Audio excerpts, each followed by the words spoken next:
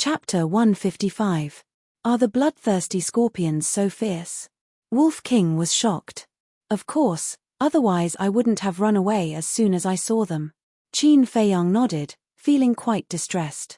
If only he had a pair of wolf eyes, he would be able to see both day and night.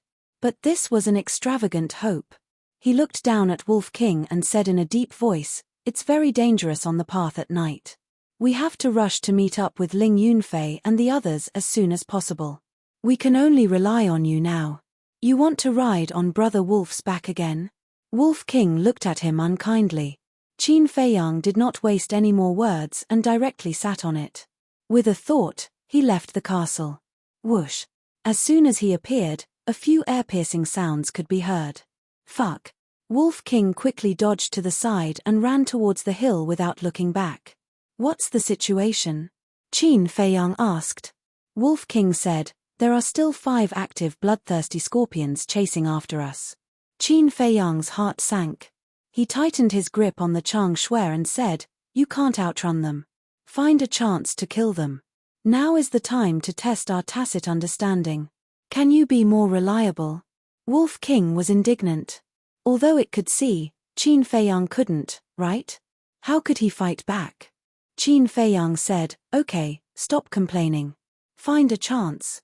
I really don't know if it's because of my previous life. What did Brother Wolf owe you? Now you're tormenting me like this." Wolf King jumped a few times and landed on the hill. The 5 bloodthirsty scorpions also jumped up and pounced towards the man and wolf. "Good chance." Wolf King's eyes lit up and shouted, "To the left." Qin Feiyang did not hesitate and suddenly swung out the Chang Shui. At the same time, Wolf King squatted down, and 2 bloodthirsty scorpions were directly cut in half by the Chang Shui. Behind, following closely, Wolf King growled again. Qin Feiyang turned his arm and swung it back. Wolf King also jumped up, and 2 more bloodthirsty scorpions were cut into pieces. "Up there!" Wolf King roared again. Qin Feiyang swung his saber. The Wolf King moved a few inches to the left and struck the bloodthirsty scorpion's heart. In just the blink of an eye, he had killed 5 bloodthirsty scorpions. It seemed simple, but in reality, it was extremely difficult.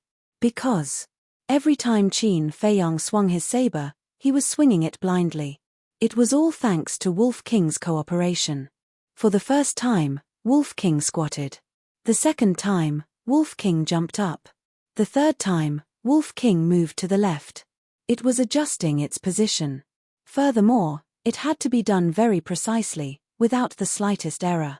Only in this way could Chang Shui kill the bloodthirsty scorpion in one blow. Otherwise, Qin Feiyang wouldn't have been able to kill those 5 bloodthirsty scorpions. Of course, the most important thing was the tacit understanding. If the tacit understanding was slightly worse, they might lose their lives. Phew. Qin Feiyang exhaled and asked, "Is there anything else?" "No." Wolf King stood on the hillside and turned around to look below. The forest and river were beyond recognition, and corpses were everywhere. Blood dyed the ground red and the river water soaked. The scene was extremely bloody. Although Brother Wolf doesn't want to admit it, we do have a tacit understanding. The Wolf King said indifferently, then turned around and ran towards the small path. Along the way, they encountered many ferocious beasts. A man and a wolf cooperated seamlessly and dealt with them one by one. But even so, they suffered different degrees of injuries. After returning to the path, Wolf King led Qin Feiyang and chased after Ling Yunfei and Chang Shui. Not long after, Wolf King saw the corpses of ferocious beasts on the path. Blood mixed with the rain and dyed the ground red. Wolf King said, "Little Qin Zi, I have a bad feeling." "What do you mean?" Qin Feiyang frowned. "Can't you smell the smell of blood in the air?" Wolf King said in a deep voice. Qin Feiyang sniffed hard and his expression changed. There was indeed the smell of blood. Wolf King said, "There are many corpses of ferocious beasts on the path. They might have been killed by Ling Yunfei and Chang Shui." The mood of the man and wolf became heavy. There was no moonlight. There was no way to make torches on a rainy day. Ling Yunfei and Fengling were also blind. They could only rely on their ears to listen. and a large number of ferocious beasts appeared on the path at night. Even if they could distinguish the location by listening, they would be in danger. Haha, I actually found a good treasure. After running for a while, Wolf King suddenly laughed. What is it? Qin Feiyang was surprised. Wolf King said, there is an blacktung tree here. Really? Qin Feiyang was overjoyed. The blacktung tree itself was not valuable, but the bark of the blacktung tree contained rich oil and could be made into torches. Moreover, as long as it was not soaked in water, it would not go out. Wolf King sighed again. We were happy for nothing. The bark has been stripped off, and the traces are still new. Qin Feiyang's veins bulged and he really wanted to slap him. Hey! The traces were new. Could it be that Ling Yunfei and Chang Shui pulled them out? Thinking of this, Qin Feiyang hurriedly said, quickly take out your full speed. With a torch, although they could see the surroundings clearly, there was also a fatal drawback. Because the torch would attract the nearby ferocious beast. Wolf King ran at full speed, mud splashing everywhere. Hundreds of breaths later, a little fire suddenly appeared in front of them. Is it them? A man and a wolf approached quickly with a nervous heart. When they got closer, Qin Feiyang discovered that there were actually more than 20 figures. Obviously, it couldn't be Ling Yunfei and Feng Ling.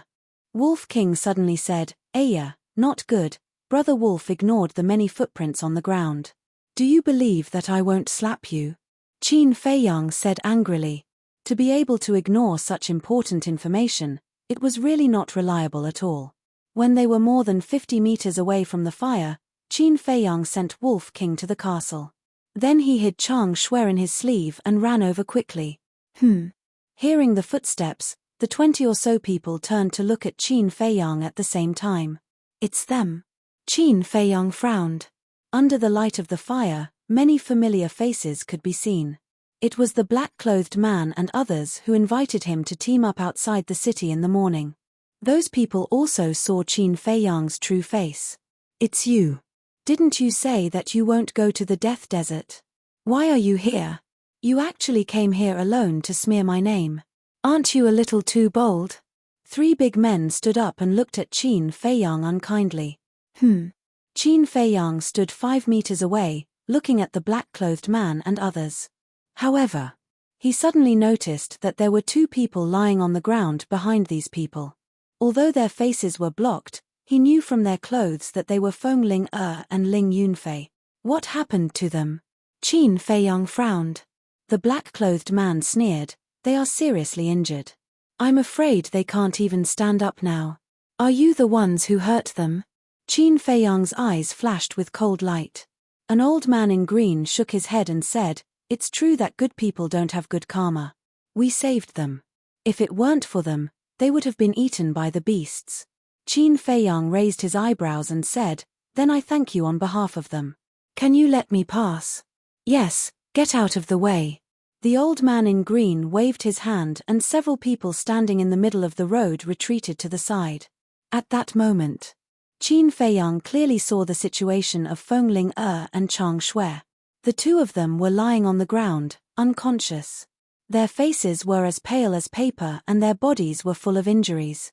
There were even a few claw marks that were so deep that bones could be seen. In the grass next to the 2 of them, there were 2 beasts lying. There was a fist-sized bloody hole in their heads. Blood was gushing out. They were already dead. Qin Feiyang hurriedly walked over. However, the black-clothed man suddenly stood in front of him and sneered, if you want to see them, hand over the Chenkuan bag first. At the same time, the others rushed forward and surrounded Qin Feiyang in the middle. What do you mean? Qin Feiyang narrowed his eyes and glanced at them one by one. Everyone's face was filled with greed. Isn't it obvious? The black-clothed man shrugged his shoulders and said with a face full of ridicule, if you had accepted my invitation in the morning and traveled with us, wouldn't everything have been fine? Qin Feiyang said, people of different paths can't work together. Are you implying that we are villains? The black-clothed man's face sank. Qin Feiyang said, whether you are a villain or not, you know it in your heart. I advise you to get out of the way immediately. Otherwise, when we return to Xingyue City, it will be your death date. Hee hee. We already know that the three of you are disciples of the Martial Emperor Hall. But if you die here, I bet the Martial Emperor Hall won't be able to find out who did it. So, you better be smart and hand over the Chenkuan bag. If that's the case, we can consider letting you live. The old man in azure clothes sneered. If I didn't get rid of those bloodthirsty scorpions, would you be able to make it here alive? But now, not only did you not say thank you, you even took our Chenkuan bag. You're worse than a dog. At least a dog knows how to repay kindness. Qin Feiyang's face sank. You. Haha, are you talking in your sleep? You think you can get rid of the bloodthirsty scorpions with your strength? The group laughed in disdain.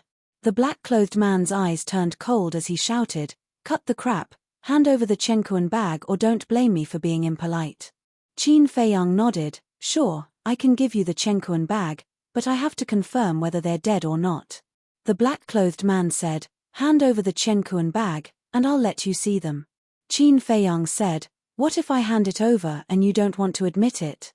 I don't trust you anyway. Do you think you have a choice?" The black-clothed man waved his hand, and the others immediately approached Qin Feiyang step by step. Qin Feiyang hurriedly stretched out his hand. "Fine, fine, fine, I'll give it to you. That's a wise choice, hand it over." The black-clothed man smiled, took a step forward, and stretched out his hand in front of Qin Feiyang. Qin Feiyang glanced around. There was only the black-clothed man in front of him. Beside him was the old man in azure clothes and a middle-aged woman. As long as he took the black-clothed man by surprise and tore open a gap, he would be able to quickly rescue Ling Yunfei and Qin Feiyang. However, since these people were taking his Chenkuan bag, it meant that Ling Yunfei and Feng Ling-er's Chenkuan bags had already been taken by them.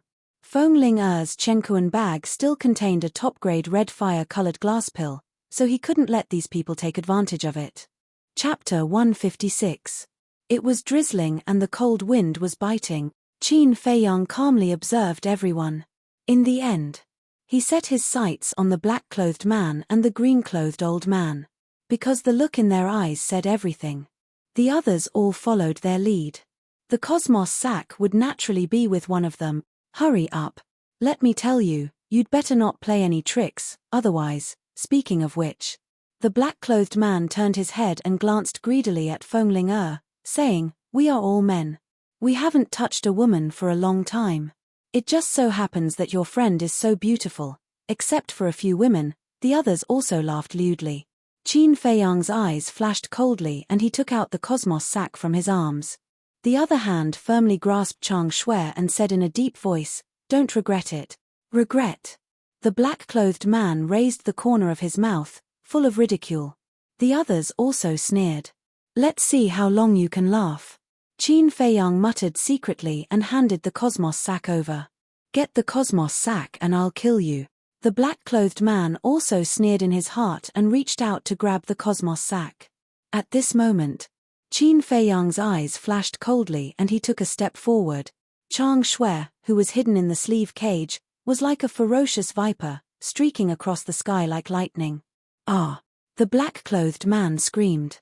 The hand that was grabbing the cosmos sack was removed on the spot and fell to the ground. Blood. Like a gushing spring, it spurted out crazily. At the same time, Qin Feiyang brushed past him and pounced towards Ling Yunfei and the other man. "Bastard! Stop him!" The black-clothed man roared. The people present were all caught off guard by this sudden scene. They only reacted when they heard the man's roar. "Little bastard, you're courting death." The green-clothed old man and the middle-aged woman beside him immediately pounced on Qin Feiyang. "You're the ones courting death. Very soon, you will know who you have offended."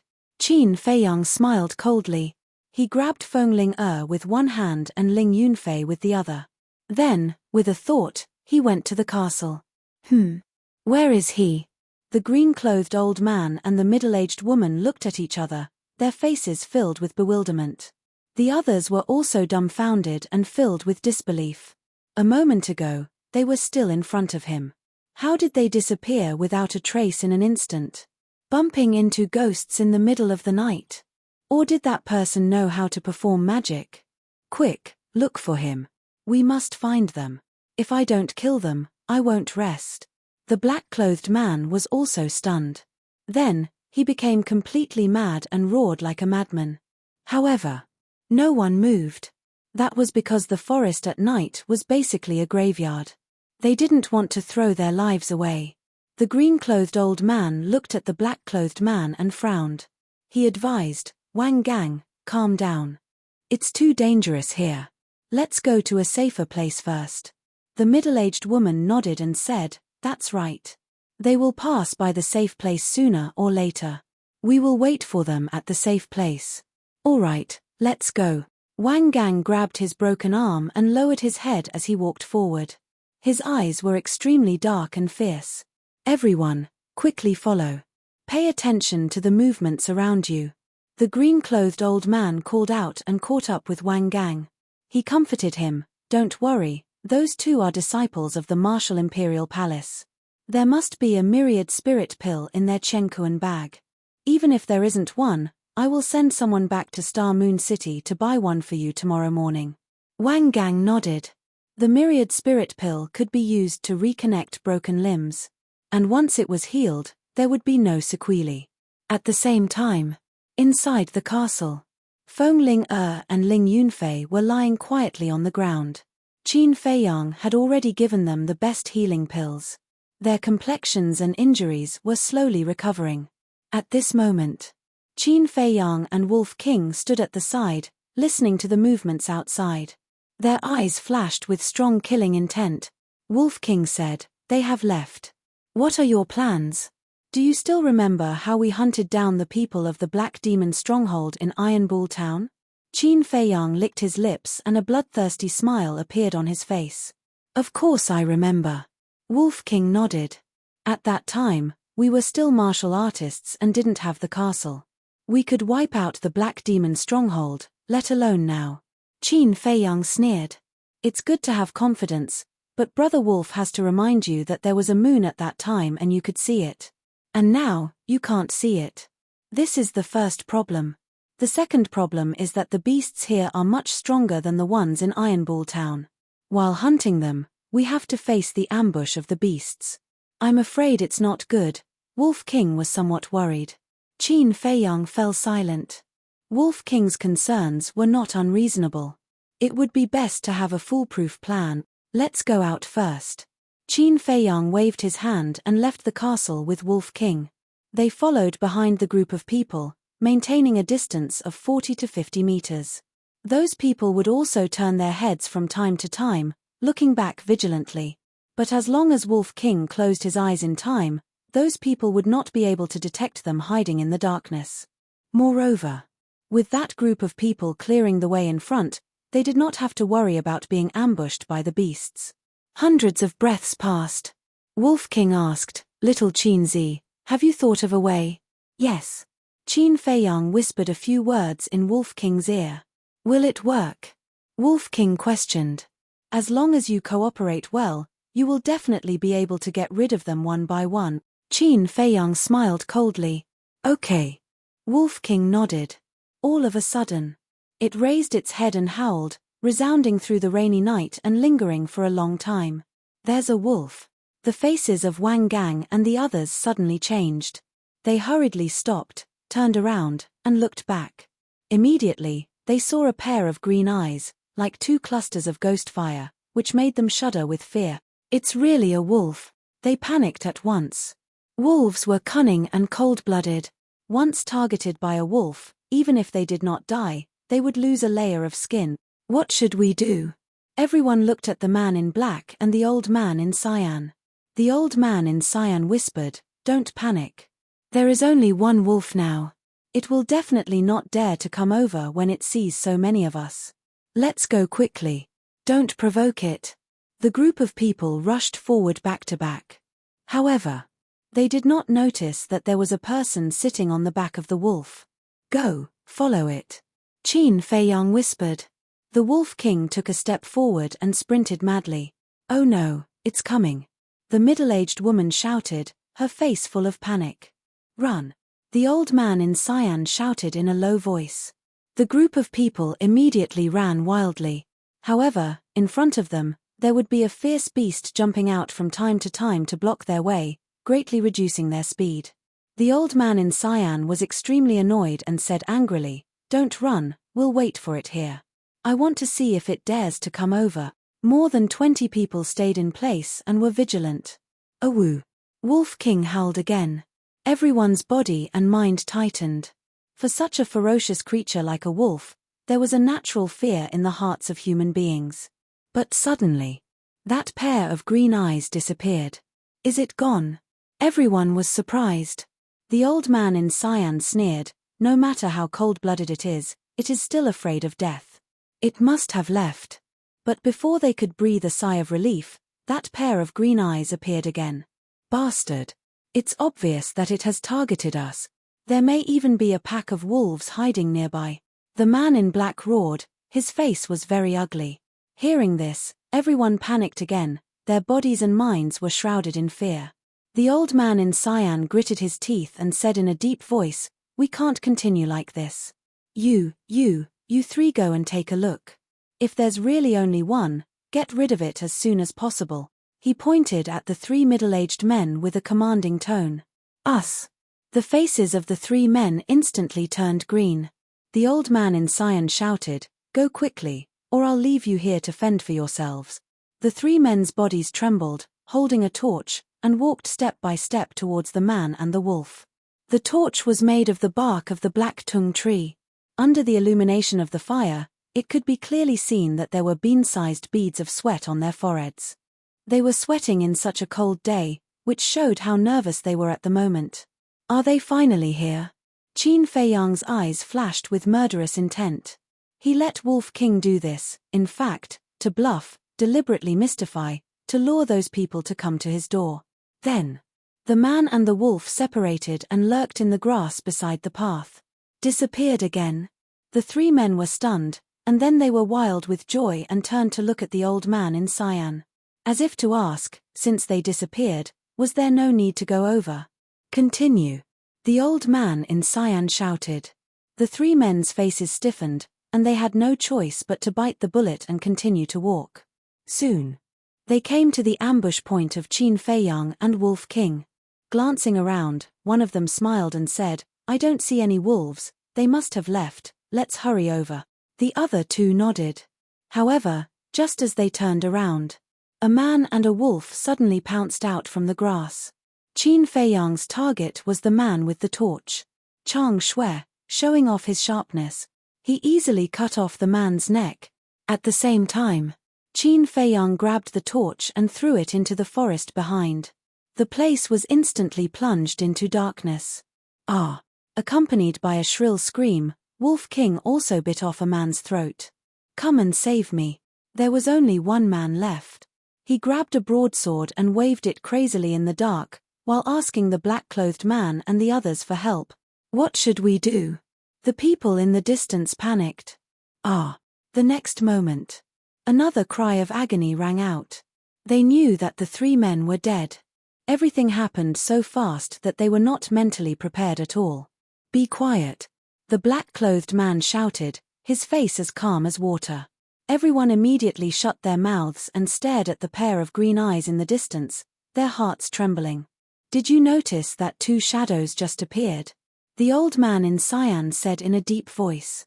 The middle-aged woman nodded and said, "There are indeed 2 shadows. It seems that there is not only one wolf, but 2. Although Qin Fei Yang had immediately thrown away his torch, the majority of the people were still able to catch sight of his shadow. But they did not see it clearly. So they thought that there was another wolf. "No, if there are really 2 wolves, shouldn't there be 2 pairs of eyes?" someone said. The old man in cyan said, "Wolves are cunning by nature. The other wolf may have been closing its eyes or squinting its eyes in order to confuse us and make us careless." Hearing this, the group of people could be said to be panicking to the extreme, completely at a loss. Why were they so unlucky to encounter such a cunning beast? What should they do now? Chapter 157. Of course, this kind of result was also what Qin Fei Yang wanted. Only when the other party panicked would he have the chance to eliminate them one by one. Wolf King walked in front of Qin Fei Yang and asked, "What do we do next?" Qin Feiyang sat on Wolf King's back and sneered, "Continue to walk towards them. I want them to be scared out of their wits. Let them taste the taste of despair." Heh heh. Wolf King laughed sinisterly and walked over step by step. "It's here again. Wang Gang, old he, what should we do now?" The middle-aged woman and the others panicked and looked at the black-clothed man and the green-clothed old man. To be honest, the two of them didn't have any idea now. Wang Gang said in a deep voice, "Old he, why don't you personally bring people over and get rid of them? Why don't you go?" The green-clothed old man sneered. Wang Gang said angrily, "If my arm wasn't broken, I would have gone long ago. Would I still be here talking to you?" The middle-aged woman frowned. "Old he, other than Wang Gang, you are the strongest here. You can't stay out of this. Yeah, if we don't get rid of them as soon as possible, I'm afraid we won't have a peaceful journey. Old he, help us, please." The others also cupped their hands and pleaded. The green-clothed old man glanced at everyone, his eyes flickering. Finally, he gritted his teeth and said in a deep voice, "Which one of you will go with me?" Now he had to go. Because if he didn't go, he would definitely be ostracized by everyone and even be kicked out of the team. Once he was alone in this dangerous forest, even if he was strong, he didn't have the confidence to walk to the desert of death alive. Me. And me.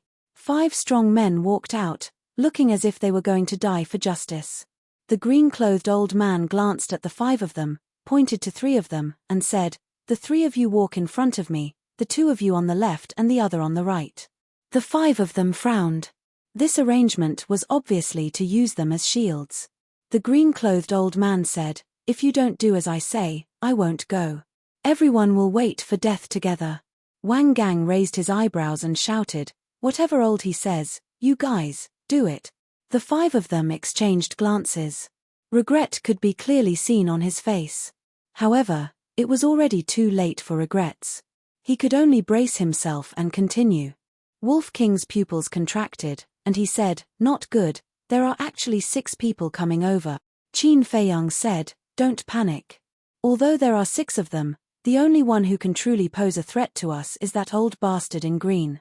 As long as we assassinate him first, the other 5 are nothing to worry about."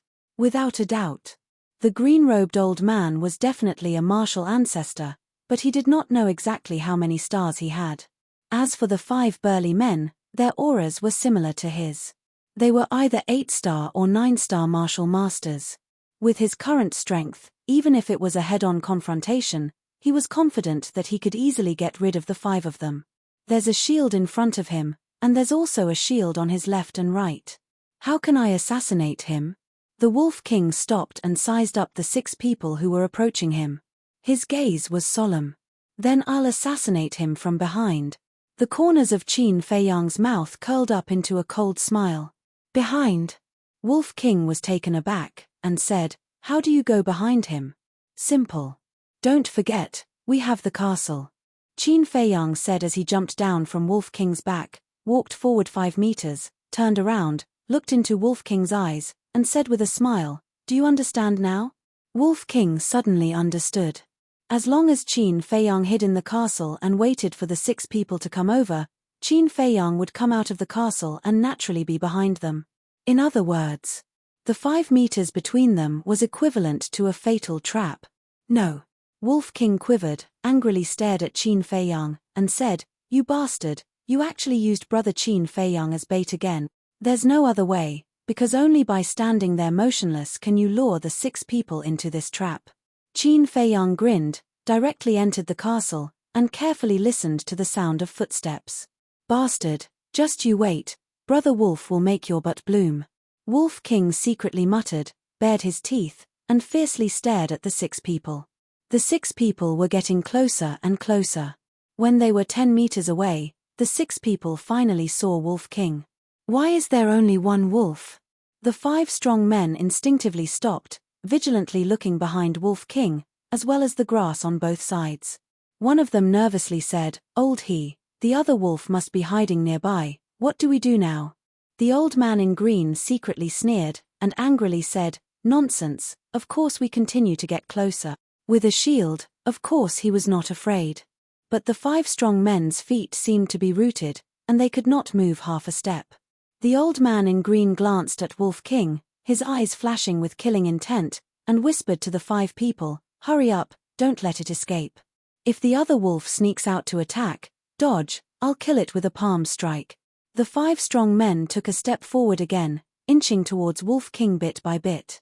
9 meters, 8 meters, 7 meters, 6 meters, 5 meters.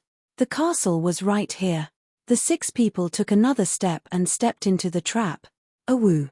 Accompanied by a wolf howl, Wolf King revealed his ferocious nature and pounced towards the 6 people. "Kill!" the old man in green shouted. The 3 strong men in front immediately raised their weapons and slashed towards Wolf King. The 2 strong men on the left and right each held a torch, staring at the grass in front of them to prevent the other wolf from sneaking an attack. The old man in green also swept his eyes back and forth, his face full of vigilance. In the distance, Wang Gang and the others looked at the situation with smiles on their faces. There should be no problem now, right? But the next moment, their gazes focused. Behind the old man in green, a person actually appeared out of thin air. Just like a ghost, there was no sign at all. The back view is so familiar, it's him, that disciple of the martial imperial palace.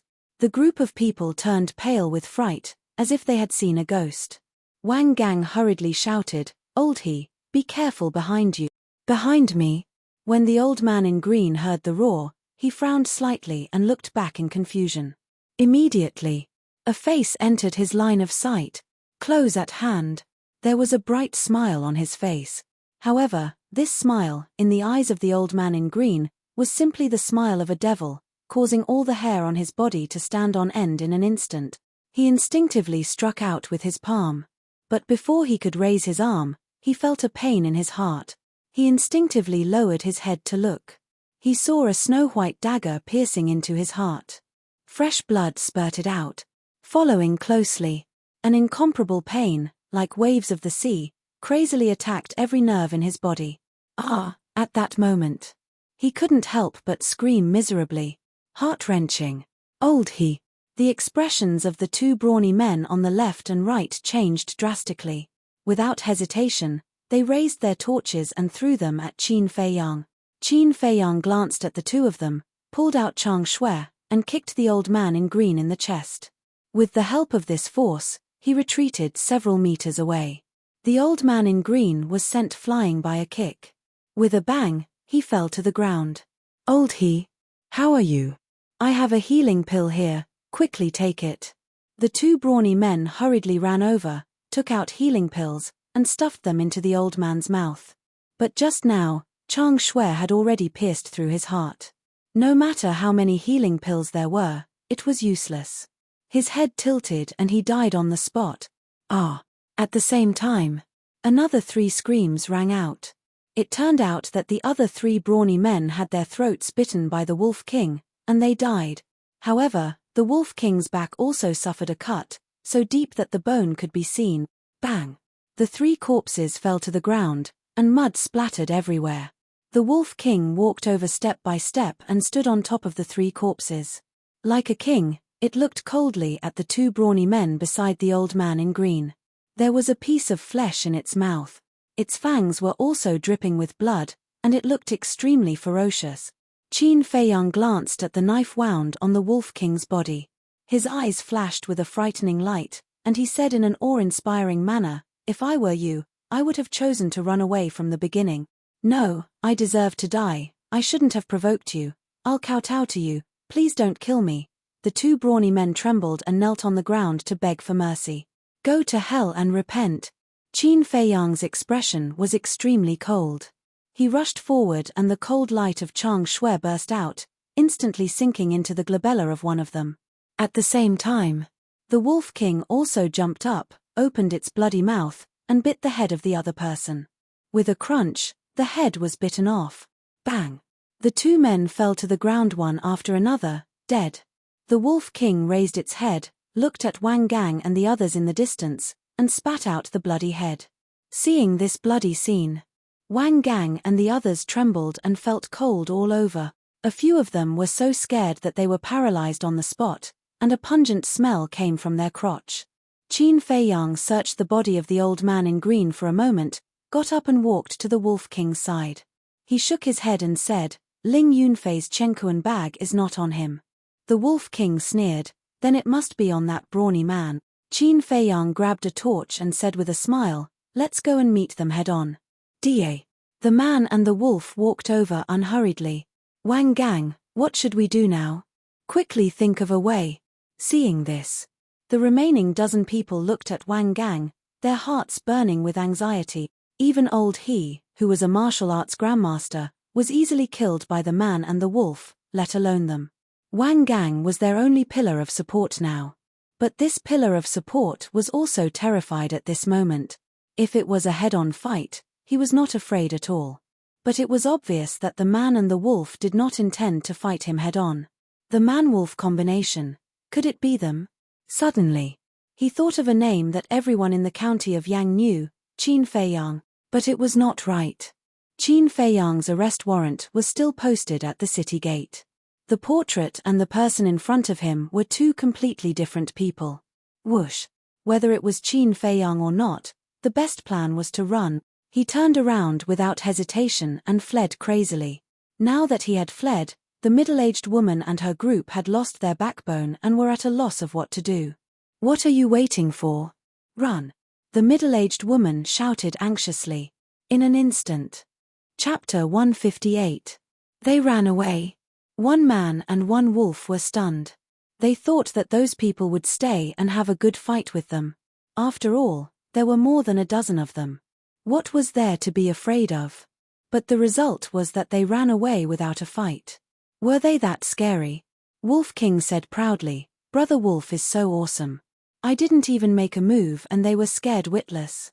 "It's not that you're awesome, it's that you're too shameless." Qin Feiyang rolled his eyes. He had never seen such a narcissistic guy. Wolf King said disdainfully, "Brother Wolf knows that you're jealous, so I'm not angry at all." "I'm jealous?" Qin Feiyang was really speechless. He was too lazy to talk nonsense and directly sent Wolf King into the castle. Then, he used the smoke-gathering steps and chased after the middle-aged woman and the others. "He's chasing us. So fast. Almost 4 times faster than me." More than a dozen people's faces turned pale. Fear and despair drowned them like a tide. "I can't run anymore." A young man in black collapsed on the ground, his body trembling and at a loss. The others didn't care about him. This team was temporarily formed. Everyone had their own little thoughts. Unity was simply a joke. In the face of a disaster, everyone flew away. The young man in black turned his head with difficulty and looked at Qin Feiyang, who was rushing over. He begged, "This brother, no, this lord, I was also forced, please spare my life." "Okay." Qin Feiyang nodded. So easy to talk to. The young man in black was stunned and wild with joy. However, the next moment, Qin Feiyang swept past him. Chang Shui flashed and the head of the young man in black was directly removed. A bowl-sized wound and blood spurted several meters high. "He's a devil. He kills people without blinking. Quick, quick, quick, run." The middle-aged woman and the others in front were scared out of their wits. "Do you remember what I said at that time? Soon you will know who you have offended. I want all of you to be in complete despair." Qin Feiyang's ferocious nature erupted. Using the shifting smoke steps, he rapidly chased after them like a shooting star. With a wave of his saber, he chopped off another person's head. "My lord, we were blind. I'll be your slave, I'll serve you tea. I beg you to be magnanimous and let me live. I don't want to die." The dozen or so people begged as they fled. Qin Feiyang turned a deaf ear to him. With the Chang Shui in his hand, he crazily harvested heads one after another. The remaining people were scared out of their wits. 2 of them fled into the forest in a panic. But not long after, screams could be heard. Obviously, they were killed by the ferocious beasts in the forest. Fresh blood dyed the small path red. The smell of blood was pungent. Heads rolled in the mud one after another. Their eyes were wide open, filled with fear and despair before death. "Little bastard, don't go too far." The middle-aged woman roared. Other than Wang Gang, She was the only one who was still alive. I'm going too far. At that time, I clearly advised you not to provoke me, but you didn't believe me. But now, you can't blame me for being ruthless. Qin Feiyang was covered in blood. He was like a blood man, emitting an incomparable murderous aura. Yes. This was his most terrifying side. He would not let go of anyone who dared to touch him. I'll fight it out with you. Seeing Qin Feiyang getting closer and closer, the middle-aged woman suddenly turned around and slapped at Qin Feiyang. True qi surged in her palm. This was a kind of martial skill. But it was only a mid-tier martial skill. Qin Feiyang's eyes were full of disdain. He also slapped out with a palm, accompanied by the sound of wind and thunder, and sent the middle-aged woman flying. Bang! Puff! The middle-aged woman crashed to the ground and spat out a mouthful of blood. In an instant. Her face was full of despair. Who are you? She looked at Qin Feiyang in horror. Perfect killing martial skill. Perfect auxiliary martial skill. There was also a white wolf beside him. And his whereabouts were strange. He came and went without a trace. How could there be such a perverted person in the world? You want to know so much? Well, I'll tell you. I'm Qin Feiyang that you're all looking for. Qin Feiyang said. What? The middle-aged woman's body trembled violently. Qin Feiyang stepped in front of her. Chang Shui spun, and suddenly blood burst out. A head fell to the ground. There's only one left. He grabbed Chang Shui and chased after Wang Gang without looking back. Behind him, there was a ground full of broken limbs. It was like a Jura hell. On the way, Qin Feiyang encountered many dead beasts. Basically, they were killed in one move, and their wounds were still bleeding. Obviously, they were killed by Wang Gang. This meant that, although Wang Gang's speed was faster than Qin Feiyang, it was not difficult for Qin Feiyang to catch up with him because of the beasts blocking the way. However, occasionally, there would be beasts jumping out and blocking in front of Qin Feiyang. Qin Feiyang called out Wolf King. With the cooperation of a man and a wolf, coupled with the invincible Chang Shui, they were unimpeded along the way. Ling Yunfei and Feng Ling had also woken up and were recuperating in the castle. After chasing for almost an hour, they finally saw Wang Gang on the small path ahead. However, Wang Gang's strength had obviously increased a lot. A 2-star martial grandmaster level beast was actually killed by him with one punch.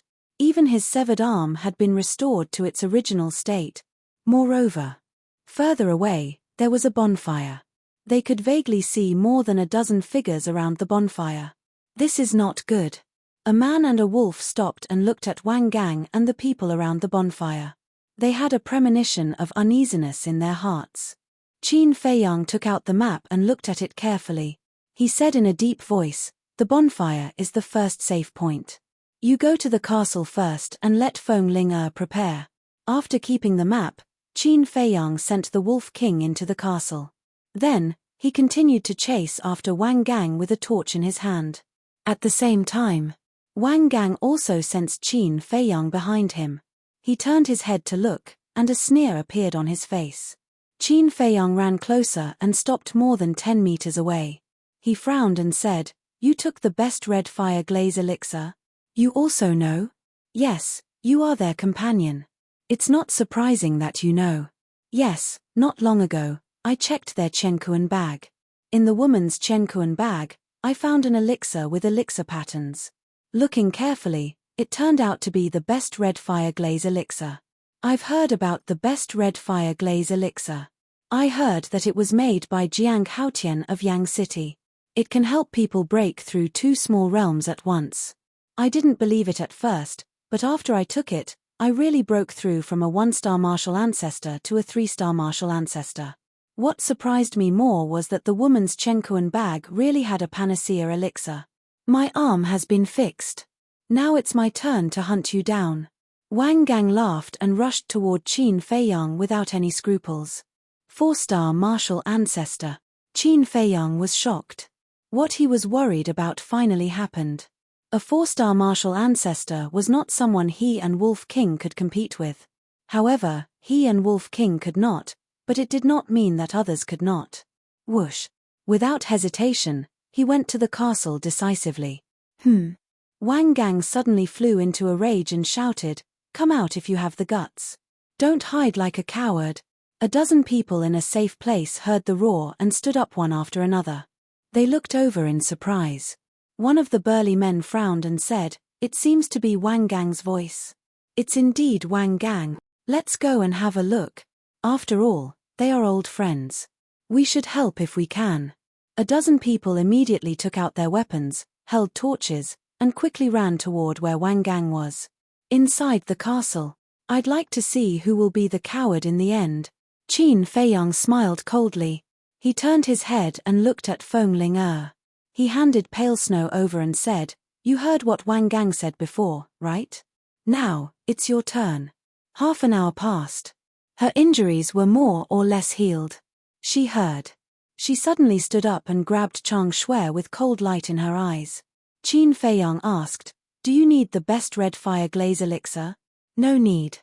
Feng Ling said coldly. "Okay." Qin Feiyang grabbed her and appeared on the path. "Die." Seeing the two of them appear, Wang Gang immediately shouted and rushed toward them with murderous intent. "You don't have the ability, barbarian elephant fist." Feng Ling's killing intent surged. Her seemingly delicate body went up to meet the attack without dodging. She clenched her jade-like hand and punched out. "Bitch, see how I'll play you to death later." Quicksand palm. Wang Gang laughed lewdly as he waved his palm, sweeping up the rain that filled the sky as he slapped towards Feng Ling. The fist and the palm collided. The two of them retreated at the same time, with a trace of blood at the corner of their mouths. How is it possible? Wang Gang's face changed. Wasn't this bitch a 2-star martial grandmaster? How could her strength be on par with his? Right. It must be because the barbarian elephant fist was a perfect martial skill. His quicksand palm was only a superior martial skill, which made up for the gap in cultivation. If it wasn't for the fact that I was seriously injured from fighting with the fierce beasts. If it wasn't for you sneak attacking me. Do you think you can knock me out with your mediocre skills? You think you can steal my Chenkuan bag? Bastard, you actually dared to take the supreme grade red fire-colored glass pill. Today, I'll dig out your eyeballs, chop off your hands, and feed the beast. Feng Ling was furious. She grabbed Chang Shui with her left hand and punched with her right hand. 9 afterimages of her palms carried a terrifying pressure and rushed toward Wang Gang, the Martial Imperial Hall's exclusive perfect martial skill, Illusion Palm. "You're a core disciple of the Martial Imperial Hall." Wang Gang's face turned pale. Because only core disciples were qualified to practice the perfect martial skill, Illusion Palm. The rest of the disciples could only practice the superior martial skill, Illusion Palm. In his heart, he had the intention to retreat. He punched with his palm and the palm wind was bitingly cold, but what he hit was only an afterimage. Feng Ling took the opportunity to slap him in the chest. With a crisp crack, the bones in Wang Gang's chest broke on the spot. Bang! At the same time, his body flew out horizontally and smashed into the ground a few meters away, creating a deep pit. Feng Ling chased after him, her whole body was cold. Puff! Wang Gang spat out a mouthful of blood. Enduring the pain, he hurriedly climbed out of the deep pit and turned around to escape. But at this time, Feng Ling had already caught up, bent down and waved Chang Shui, instantly cutting the tendons of his feet. Bang!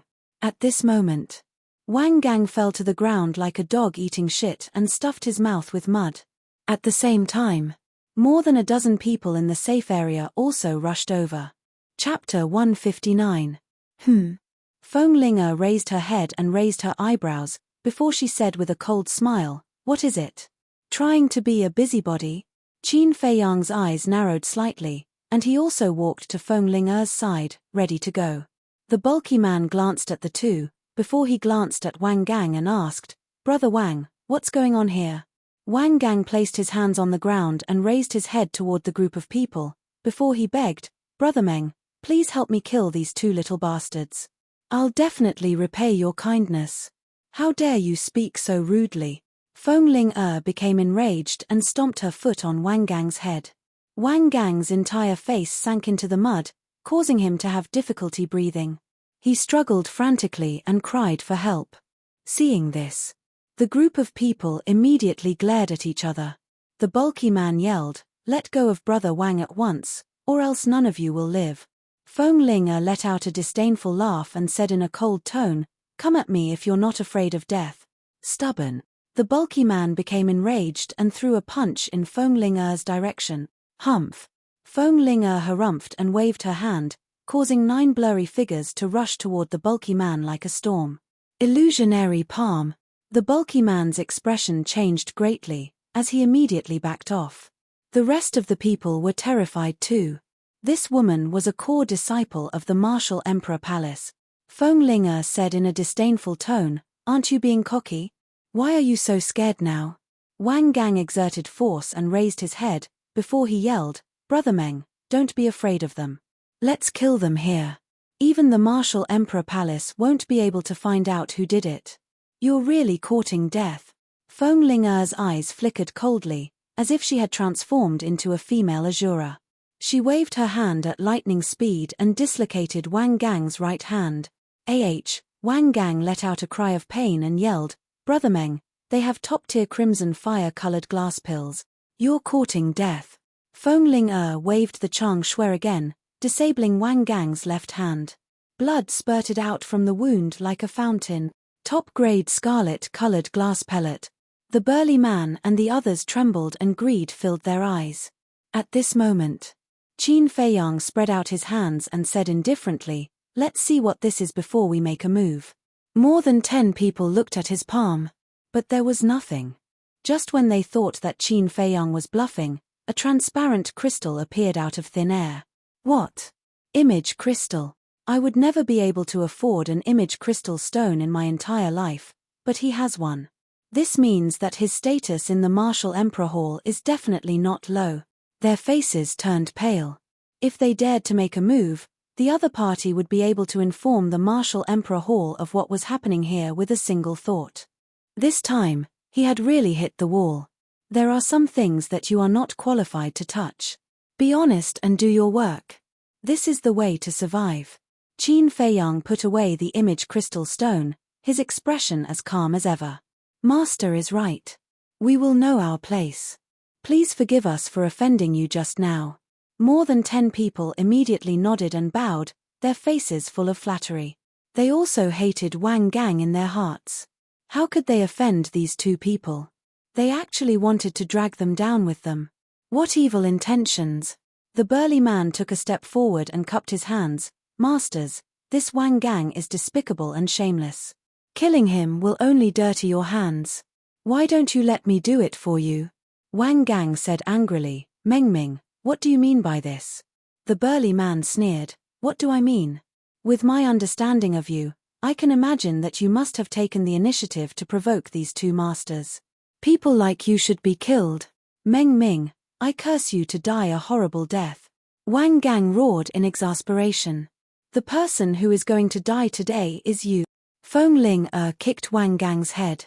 Wang Gang was kicked out, howling miserably. His head felt like it was about to split open, and he was in so much pain that he wished he was dead. If it wasn't for Feng Ling showing mercy, his head would have already split open. "I deserve to die. I have eyes but failed to recognize Mount Tai. I will kowtow to you, please give me a way out." He endured the pain and kept begging. "Scum like you deserve to die. Living is a waste of air." Feng Ling walked up and Chang Shui descended like lightning, digging out Wang Gang's eyeballs. Immediately. Wang Gang let out a scream like a pig being slaughtered, rolling in the mud. His entire body was covered in blood, looking extremely terrifying. Qin Feiyang watched with trepidation. If a woman was angered, she was much more terrifying than a tiger. In the future, try not to provoke women if you have nothing to do. The burly man and the others also broke out in cold sweat. It was the first time they had seen such a ferocious woman. Feng Ling raised her head and glanced at them, instinctively taking a few steps back. They were afraid that the next target would be them. Feng Ling snorted from her nose, her face full of disdain. She walked in front of Wang Gang, took back the Chenkuan bag, grabbed Wang Gang's clothes, and threw him into the nearby forest. He lost his eyes, and his hamstrings were broken. His hands were also gone. His fate was destined to be tragic. Not long after, he was cut into pieces by a few fierce beasts that rushed over after hearing the news. He died in endless despair, and in the end, not even his bones were left. Those fierce beasts wanted to attack Qin Feiyang and the others again. But when they saw so many of them, they tactfully left. The burly man smiled and said, "Two lords, please follow us to a safe place." As he spoke, he waved to the others. Those people immediately retreated to the side and made way. Feng Ling'er nodded and looked down at the Chang Shui. The more she looked at it, the more she liked it. She turned to look at Qin Feiyang and asked hesitantly, "This? You see, we are so familiar with each other. This dagger, can you lend it to me to play with for a few days? In your dreams?" Qin Feiyang snatched the Chang Shui, wiped the blood off, and put it into the Chenkuan bag. Feng Ling'er could only watch helplessly. How stingy. She snorted coldly and walked toward the safety point without looking back. This has nothing to do with being stingy. Chang Shui is the only thing my mother left for me. I can't let anyone take it. Qin Feiyang muttered and followed her silently. "Let's go." The burly man waved his hand, and more than a dozen people quickly followed. After dozens of breaths, the group arrived at the safe place. The so-called safe place was actually a piece of flat land about a dozen meters wide. There was a canopy on it, and there was a bonfire in the middle, which gave people some warmth. Although it was simple, at least it could shelter them from the rain. Above the bonfire, there was a piece of barbecued meat, but the surface was burnt, and there was a pungent smell of burnt meat. Feng Ling'er frowned and shouted, "It smells too bad. Take it away." "Yes, yes, yes." The burly man nodded repeatedly, grabbed the barbecued meat, and threw it directly into the forest next to him. Then, he said, "My lords, why don't we go and get you some fresh meat? Just don't disturb me. You can do the rest." Qin Feiyang said lightly. Then, he sat aside, took a supreme-grade healing pill, and began to recuperate. "What about you?" The burly man looked at Feng Ling'er again. Feng Ling'er glanced at Qin Feiyang. The more she looked, the more unhappy she was.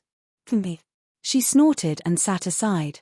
Then, she said to the group of people, "Don't say I didn't warn you.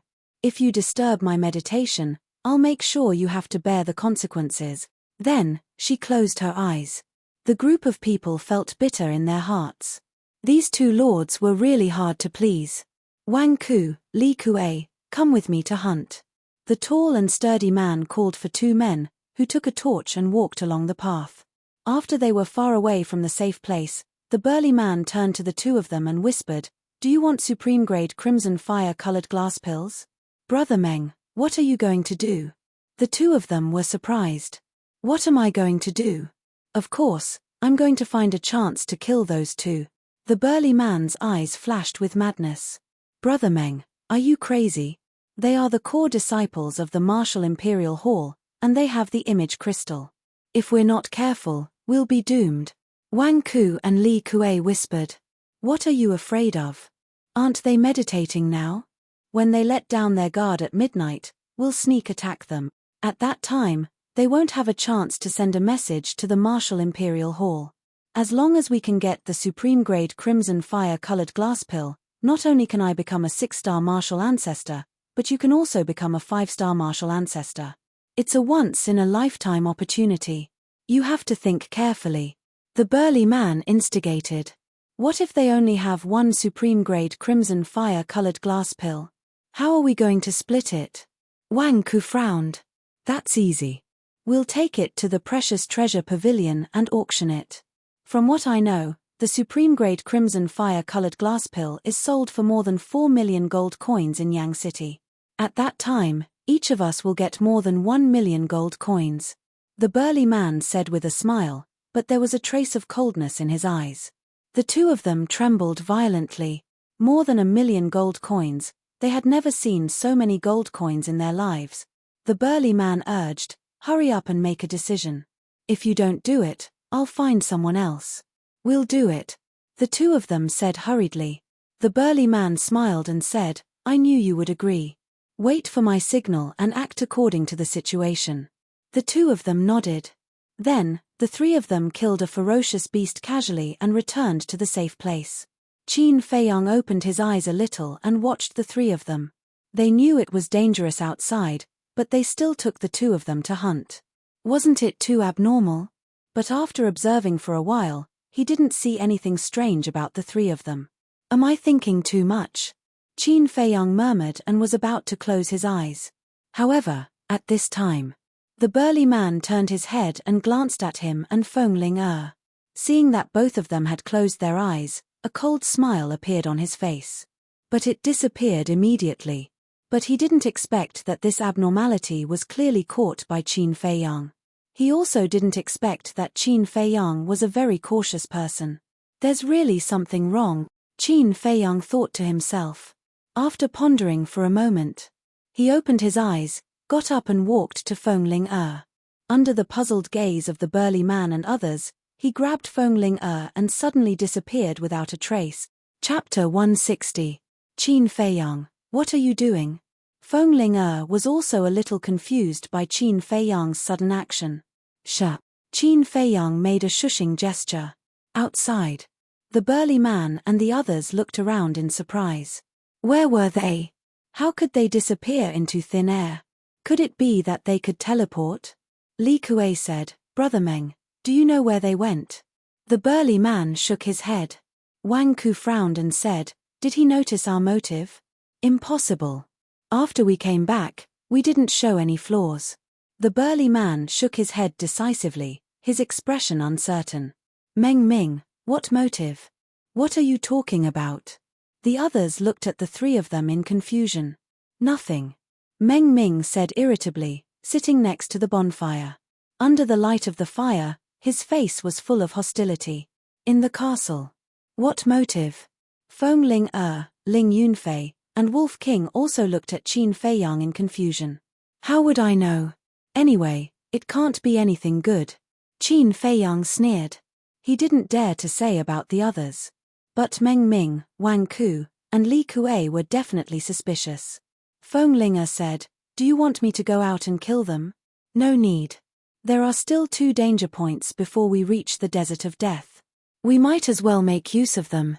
Besides, their strength is not bad. With your current ability, it won't be easy to kill them all.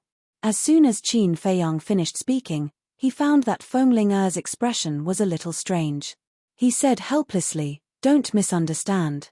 It's not that I don't have confidence in you. I just don't want you to get hurt. Oh, you still care about me? Feng Ling didn't dare to be surprised. Forget it. Qin Feiyang's face twitched. He walked to the iron box and continued to copy the Huan formula. Feng Ling asked, Wolf Cub, what did Qin Feiyang write? What's the point of doing that? Nonsense. Would he do something meaningless? Wolf King glared at her and continued to nap on the ground. Feng Ling pinched its ear and asked curiously, then tell me, what's the point? Wolf King said angrily, with my bad temper, do you believe that I won't bite you? Then bite me. Feng Ling stared at it unkindly. A good wolf doesn't fight with a woman. Wolf King's eyes were full of disdain as he said indifferently, let me put it this way. If he didn't write that thing, his cultivation level would have long surpassed yours. Feng Ling was dumbfounded. In front of him, your talent is only a little better than trash. Wolf King said contemptuously. How dare you compare me to trash? Wolf Cub, you really need to be taught a lesson. Feng Ling scowled and pinched hard with her jade-like hand. One of Wolf King's ears was suddenly deformed and he grimaced in pain. Brother Wolf needs to be taught a lesson. What do you want? Bite my balls if you have the guts. Wolf King roared. Shameless, dirty, dirty. Feng Ling was so angry that her teeth itched. Seeing the girl and the wolf fighting fiercely, Ling Yunfei shook his head helplessly. However, he firmly believed in Wolf King's words. Qin Feiyang's martial arts talent was indeed much better than Feng Ling's. It could even be said that in the entire county of Yang, no one could be his match. That night, Feng Ling made a breakthrough. She was thick-skinned and asked Qin Feiyang for a supreme-grade red fire glaze elixir. She became a 5-star martial grandmaster, and Qin Feiyang only had 6 supreme-grade red fire glaze elixirs left. The next morning, not only did the rain not stop, but it also became heavier. Meng Ming and the others were ready to go. Qin Feiyang also withdrew his arm and closed the iron book. He looked at Fengling and said, "Just pretend that you don't know anything. Fengling don't expose your current strength too early. I know what to do." Fengling rolled her eyes as if she was blaming him for being a busybody. Ling Yunfei shrugged and said with a smile, "We don't know anything." Qin Feiyang smiled and did not talk nonsense with Fengling. He led the two to the safe place. They appeared out of thin air again. Meng Ming and the others were about to set off. When they saw the 3 of them, their eyes almost popped out. Ghosts were nothing more than this. Cough. Wang Ku coughed and pulled Meng Ming's sleeve. Meng Ming suddenly came back to his senses. He quickly walked to the 3 of them and bowed. He looked at Ling Yunfei in confusion and asked, "Lords, who is this?" Qin Feiyang smiled and said, "He is also a core disciple of the Martial Imperial Palace." "Greetings, Lord." The group immediately bowed. Ling Yunfei nodded faintly. Meng Ming smiled flatteringly and said, "Lords, you see that danger is everywhere. Why don't we travel together so that we can take care of each other?" "Okay." Qin Feiyang thought for a while and nodded in agreement. Meng Ming was overjoyed and asked, "When shall we set off?" Qin Feiyang looked at the sky and saw layers of dark clouds. He did not know when the rain would stop, so he might as well set off now. Therefore, the group of people rushed through the rain. There were 5 people clearing the way in front, 5 at the back, and 3 at the left and right. Qin Feiyang and the other 2 walking in the middle had nothing to do. Meng Ming killed a beast with a slash. He looked back at Qin Feiyang and asked with a smile, "Lord, where did you go last night? We were worried to death when we saw you suddenly disappear." "Thank you for your concern." Qin Feiyang smiled and said. He avoided Meng Ming's question. Meng Ming turned his head and frowned. He asked without looking back, "Lords, is this your first time in the desert of death?" Qin Feiyang nodded. "Then it's easy." Meng Ming sneered inwardly and shouted, "All of you, stay alert. Let's try to reach the second safe point before it gets dark." "Okay." Wang Ku and the others shouted. The path during the day was much safer. It took a long time to encounter a beast blocking the way.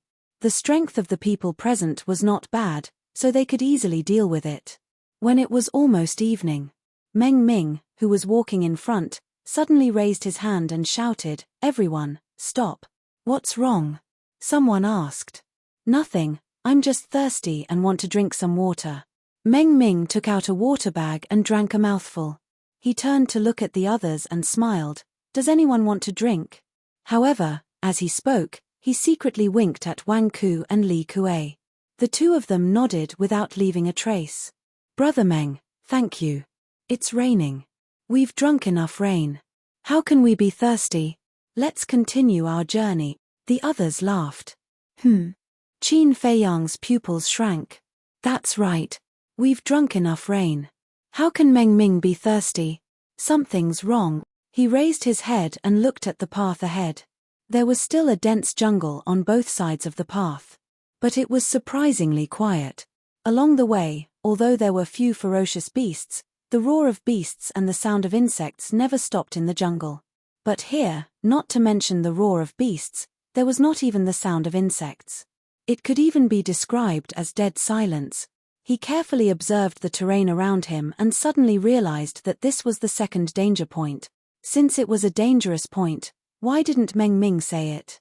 Meng Ming had already put away the water bag and smiled, "Everyone, there's still an hour's journey to the safe point. We should be able to reach it before dark. Let's go." The group continued to set off. However, Meng Ming, Wang Ku, and Li Kuei had unknowingly retreated to the middle of the crowd.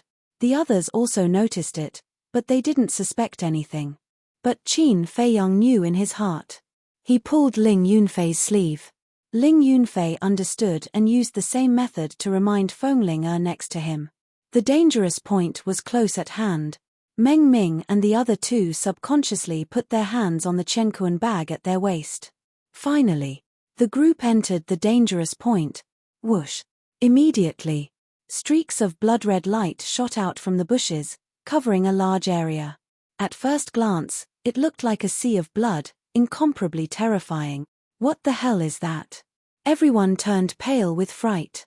But even Qin Feiyang, who had long been prepared, couldn't help but turn pale when he saw the blood-red flowing light clearly. This is blood leech, he roared loudly. Blood leech. Hearing this name, everyone's face instantly turned pale. There was no desire to fight at all, only despair and helplessness.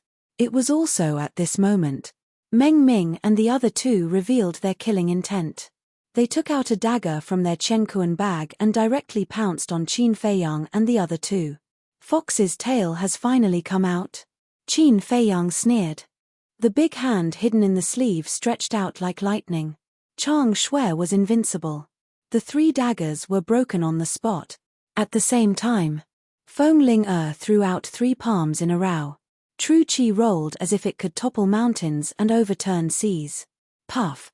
Meng Ming and the other two spat out a mouthful of blood. Their chests instantly caved in. Immediately after, Qin Feiyang and the other two reached out with their big hands. Each of them grabbed one person and used them as a meat shield. They rushed forward violently. The swarm of blood leech all gathered on Meng Ming and the other two and crazily drilled into their bodies. The others were also drowned by the blood leech. Screams could be heard incessantly. Qin Feiyang and the other two rushed out without looking back. Then, they threw Meng Ming and the other two aside and ran more than 10 meters away. Only then did they turn around and look at Meng Ming and the others. Those blood leech were only the size of a thumb. They were blood-red and extremely disgusting.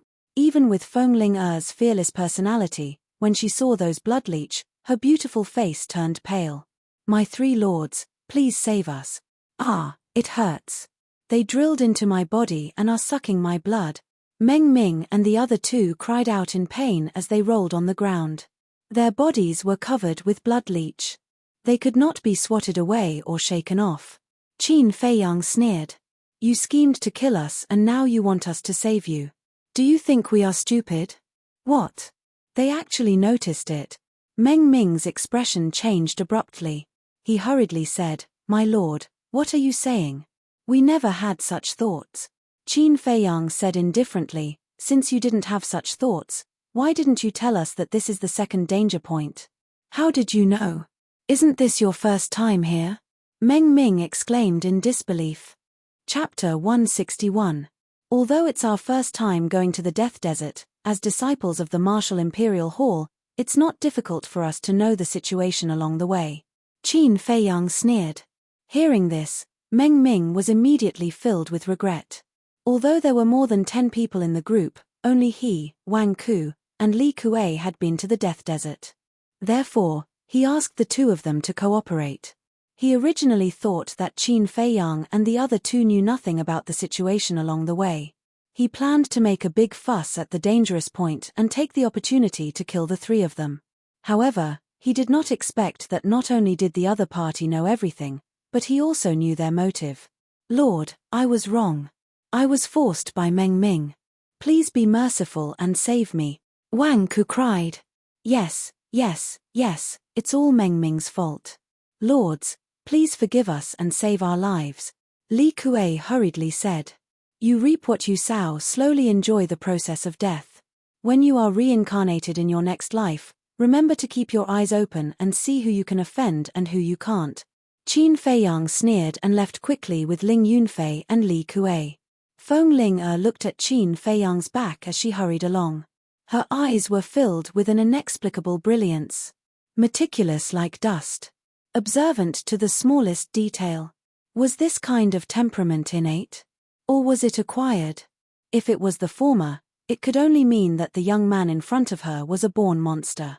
But if it was the latter, how did he survive all these years?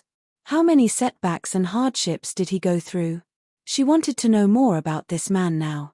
She had never had such an impulse before. Swoosh. However, only 100 breaths had passed. A white figure suddenly descended from the sky and blocked their path. Qin Feiyang and the other two were shocked and immediately attacked. However, when they saw the person's face, they quickly turned around and fled. This was because the person who had arrived was Elder Wan. "Stop!" Elder Wan shouted with a ghastly expression. The three of them stiffened and looked at each other helplessly. When they turned around and saw the pair of eyes filled with anger, they immediately lowered their heads and remained silent like children who had done something wrong. What happened? Why didn't Fatso send me a message? Qin Feiyang was very upset. Elder Wan glanced at the three of them. His face was dark, and the veins on his forehead were bulging. It was obvious that he was on the verge of exploding with rage. Qin Feiyang and Ling Yunfei swallowed their saliva and pulled Feng Ling-er's sleeves at the same time. Do what?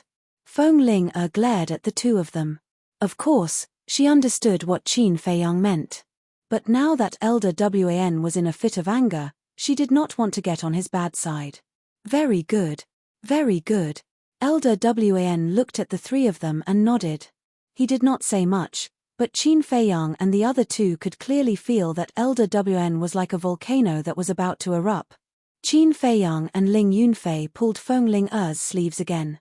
Ling Yunfei whispered, "Senior sister Ling-er, go quickly, or we'll all be finished." "Why don't you go?" Feng Ling-er said angrily. The two of them felt bitter. They looked up at Elder Wan and laughed awkwardly. "What are you laughing at? Is it very funny?" Elder Wan roared.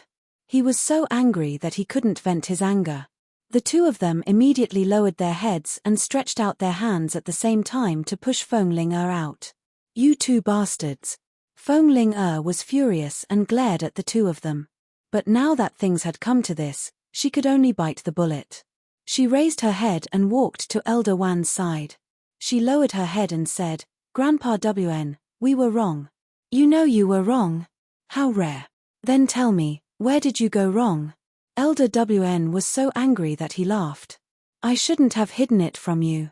I shouldn't have gone to the desert of death without permission. It's all my fault. I was too willful. I shouldn't have listened to Jiang Haotian and Ling Yunfei's slanderous words." Qin Feiyang and Ling Yunfei were initially grateful to Feng Ling-er for taking the blame alone. But when they heard the fifth sentence, they were dumbfounded. Did they think too much? This woman was simply shirking the responsibility. "Grandpa Wan, I shouldn't have been instigated by them. I should have stopped them from the beginning and reported them. Grandpa Wan, I'm sorry for your nurturing. I feel guilty." Feng Ling-er looked very wronged. She was about to cry. "Pretend. Keep pretending." Qin Feiyang and Ling Yunfei looked at her with disdain. It would be a pity if she didn't become an actress. Feng Ling-er secretly glanced at the two of them. She looked a little smug, as if saying, "Who told you to push me? This is the consequence of offending me." She looked at Elder Wan pitifully and said, "Grandpa Wan, although I was instigated by them, I don't deny my fault. Please punish me. You shouldn't be so shameless." Qin Feiyang sighed. He couldn't count on this woman. If he continued to let her speak, it would only add fuel to the fire. He looked at Elder Wan and consciously admitted his mistake. "Elder, it's our fault for sneaking out of the martial imperial hall, but I was also forced. It was Ling Yunfei who instigated me." "What?" Ling Yunfei stared at Qin Feiyang in disbelief. Feng Ling-er was also dumbfounded. Elder Wan's face was twitching uncontrollably. After Ling Yunfei came back to his senses, he hurriedly shouted, "Elder Wan, I don't know anything. They asked me to follow you." "Ah." Qin Feiyang and Feng Ling-er were stunned. This was the rhythm of refusing to admit defeat no matter what. Elder Wan glanced at the three of them. He was angry and amused. "Humph, don't think that this matter will be over just because you don't admit it. I'm not afraid to tell you that before I left, I asked Elder Ji to imitate the Danwang Hall and make a pig cage. I'm afraid it's already ready. If you don't tell the truth, you'll live in a pig cage for a while when you go back. I believe that you'll be very satisfied." Elder Wan said expressionlessly. "Pig cage."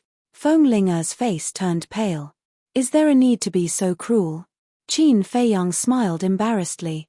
"Humph, To deal with disobedient people like you, I have to use extreme means. Elder Wan snorted. Qin Feiyang's face stiffened. He said helplessly, Elder Wan, in fact, this is what happened.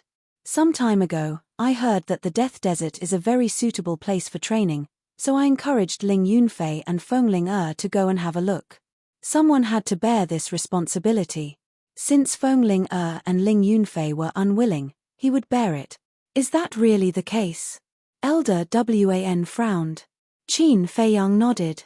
During this period, Ling Yunfei was struggling. In the end, he made up his mind. He couldn't let Qin Feiyang take the blame. He shook his head and said, No, it's all my fault. I wanted to find out the cause of my father's death, so I asked Jiang Haotian and senior sister Ling to help. Elder, if you want to punish someone, punish me alone. I'm willing to go to the pig cage. Fengling stared blankly at Qin Feiyang and Qin Feiyang. She gritted her teeth and said, Grandpa Wan, they originally planned to wait until they became stronger before coming. It was I who couldn't wait and forced them to come now. You can punish me, but can you not go to the pig cage? Have you found your conscience? Qin Feiyang and Elder Wan were a little stunned. The three of you are really reckless. With your little strength, let alone going to the Death Desert, it's your luck to be able to come here. I say, can you guys save us some trouble? Do you know how worried Elder Ji and I were when we found out that you sneaked out of the Martial Imperial Hall?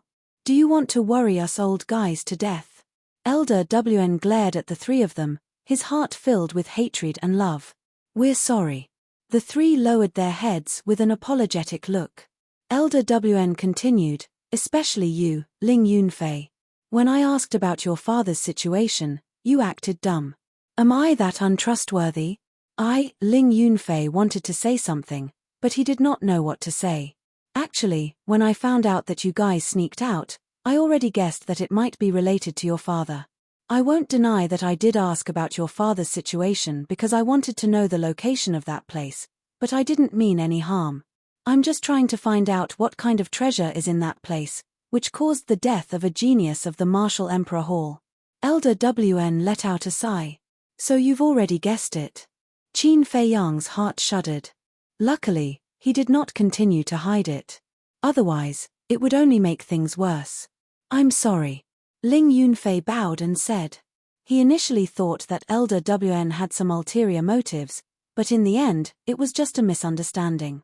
Elder Wan waved his hand and said, That's enough, I'll let it go. Since I have nothing else to do during this period, I'll bring you guys to the Desert of Death. The three were overjoyed. This old man was a real battle dominator. It would save them a lot of trouble if he were to tag along. Elder Wan shook his head and let out a smile, before he waved his hand and unleashed his battle chi, bringing the three into the sky and sprinting toward the Desert of Death. That's incredible speed.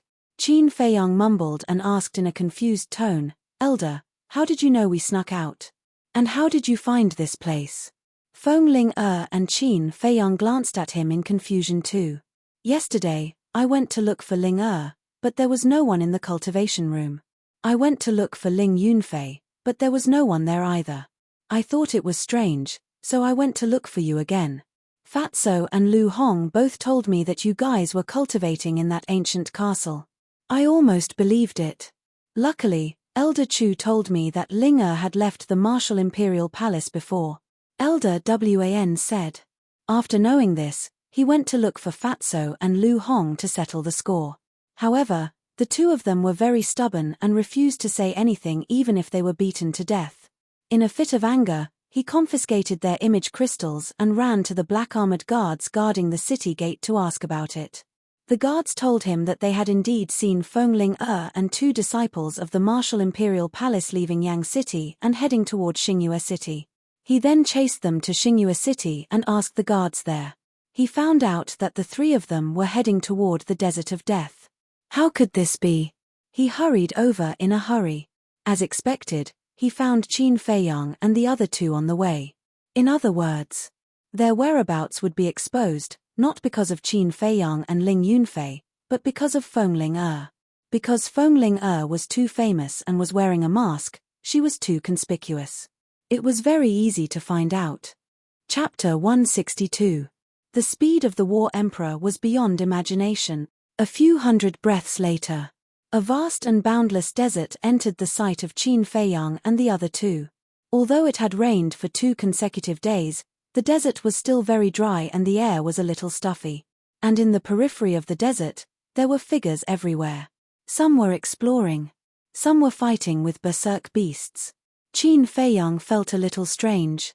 What kind of treasure could there be in the endless dry desert? Was it worth the people of Xingyue City risking their lives to come here? Feng Ling whispered, "There are many minerals under the Death Desert, such as gold, silver, and some iron ores used for refining weapons. If you are lucky, you can even find a few rare herbs." Qin Feiyang suddenly understood. Although the desert was dry, there were indeed herbs. Because some rare herbs were suitable for this environment.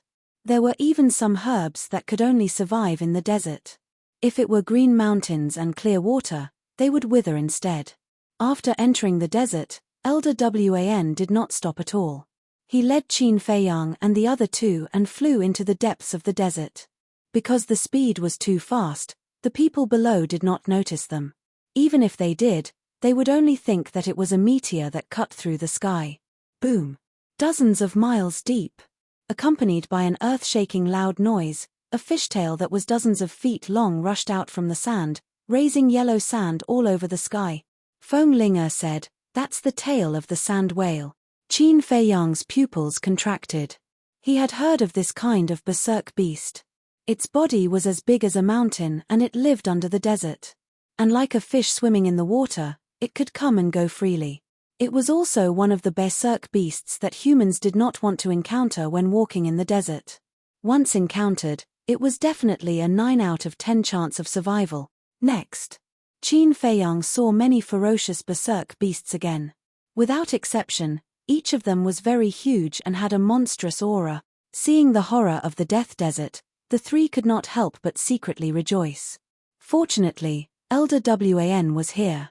Otherwise, with their little strength, they would not be enough to fill the gaps between the teeth of these berserk beasts. The sky gradually darkened. The sky and earth fell into the deepest darkness. They could no longer see the desert below, and could only hear the roars of the ferocious beasts. From time to time, the roars would ring in their ears, causing their blood and qi to surge.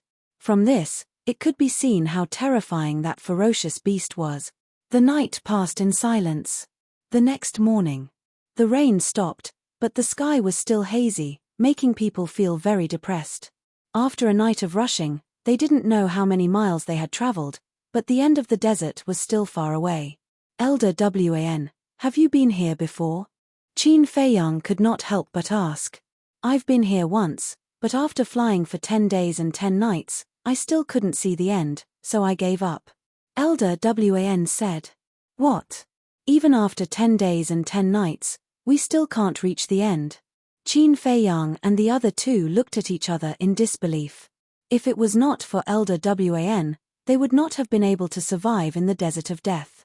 It would have taken them at least 1 or 2 years to reach the end. Only now did the three of them realize that they had greatly underestimated this desert. Qin Feiyang lowered his head and pondered. Waiting like this seemed to be a waste of time, so he said, "Elder Wan, I'd like to cultivate." "Sure." Elder Wan nodded and put up a battle aura barrier. He smiled and said, "Sit inside the barrier and focus on cultivating. I'll call you when we reach the end. Is that okay?" Ling Yunfei was surprised. Elder Wan said proudly, "Of course. There are no more than 10 people in the entire county of Yang who can destroy this barrier." "That's not a lie." Feng Ling smiled and sat down with her legs crossed. She took out a few qi-amassing pills and threw them into her mouth, entering a state of cultivation right away. Obviously, it was not the first time she had done so. Ling Yunfei watched in amazement and imitated him. Seeing Qin Feiyang standing still, Elder Wan was puzzled. "Aren't you going to cultivate?" Qin Feiyang shook his head and said, "I'm not going to cultivate here." "Then where are you going?"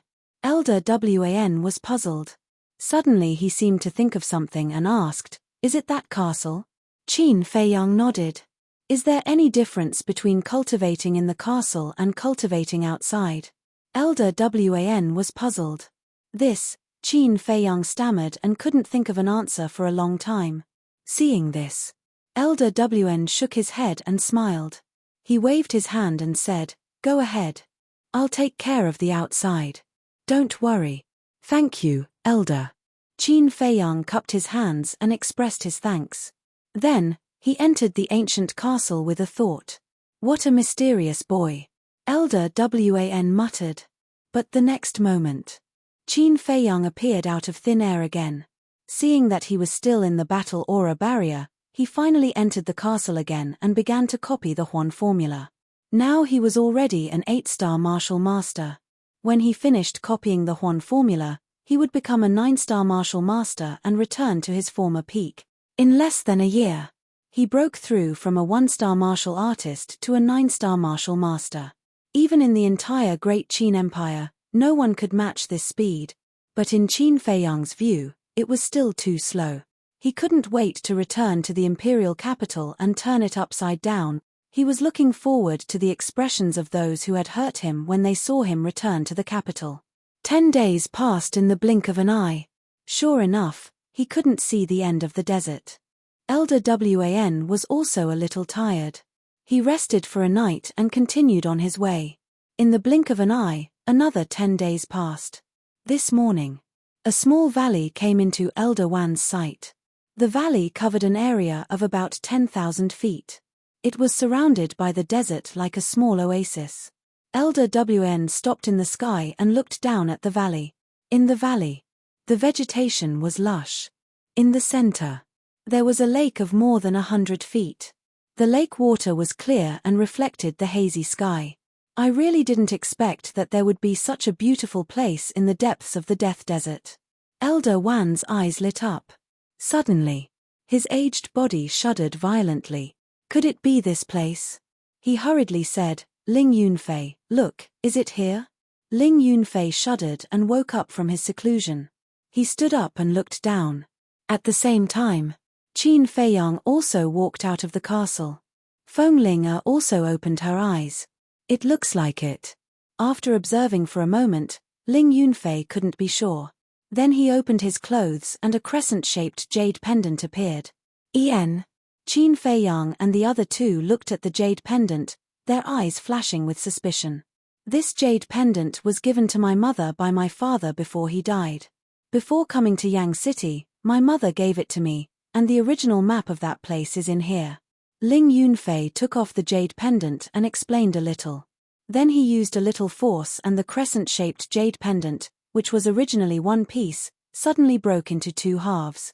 And the inside was hollow. There was a piece of paper hidden. Ling Yunfei took it out and spread it out. The paper was as thin as a cicada's wing and there was a drawing of a valley with a lake in the middle. The drawing on the paper was almost exactly the same as the valley below. Without a doubt, that was the place they were looking for. The few of them looked down at the valley, looking rather excited. After so many hardships, they finally found it. Feng Ling suddenly frowned and looked into the distance. "That's not right. Didn't you say that it was at the end of the desert? But look, where is the end of the desert?" Ling Yunfei put away the map and said sadly, "Perhaps in my father's eyes, this is the end of the desert." Qin Feiyang patted him on the shoulder and said with a smile, "The dead are already gone. As a living person, you still have to continue to work hard to live. I believe that your father in the underworld would also wish for you to live happily every day." "Thank you." Ling Yunfei looked at him gratefully and said, "Before my father died, he left a sentence.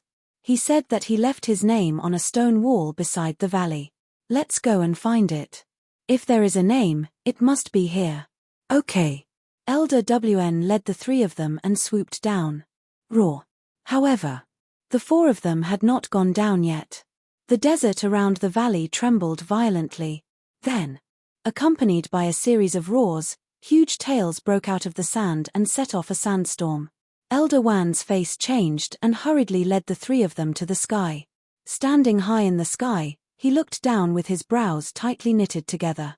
As for Qin Feiyang and the other 2, their faces and eyes were full of horror. Those were the tails of the sand whales, but each tail was as big as a house and was fierce. One could only imagine how shocking the body hidden in the sand was, and there were a lot of them. There were at least 30 to 40 of them wandering around the valley in the sand. Elder WN observed for a moment and his face suddenly darkened. He said, "The strength of these sand whales is comparable to a one-star combat emperor." What? The three of them turned pale with fright. What kind of concept was this? One had to know that there were no more than 20 combat emperors in the entire Yang County. However, there were at least 30 to 40 battle emperor level beasts in this place alone. How could they enter the valley? Fenglinger said in surprise, "Have you noticed that the behavior of these sand whales is very strange? It gives people the feeling that they are protecting the valley." That's right. They are protecting the valley. As long as we don't barge into the valley, they won't attack us. Elder WAN said in a deep voice. Although the sand whales were blocking the way, their hearts were burning with passion. 30 to 40 combat emperor level sand whales were guarding this place. There must be some kind of peerless treasure in this valley. Qin Feiyang asked, "Ling Yunfei, how did your father get in?" That year, Ling Feng was still a disciple of the martial imperial palace. At most, he was probably a martial great lord. With just the strength of a martial great lord, how could he barge in? Not to mention leaving his name on the stone wall beside the valley.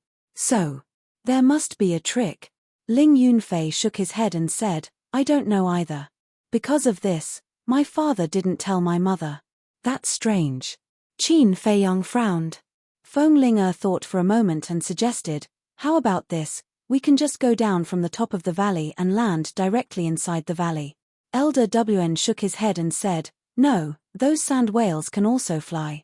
If we really do that, we will definitely anger them.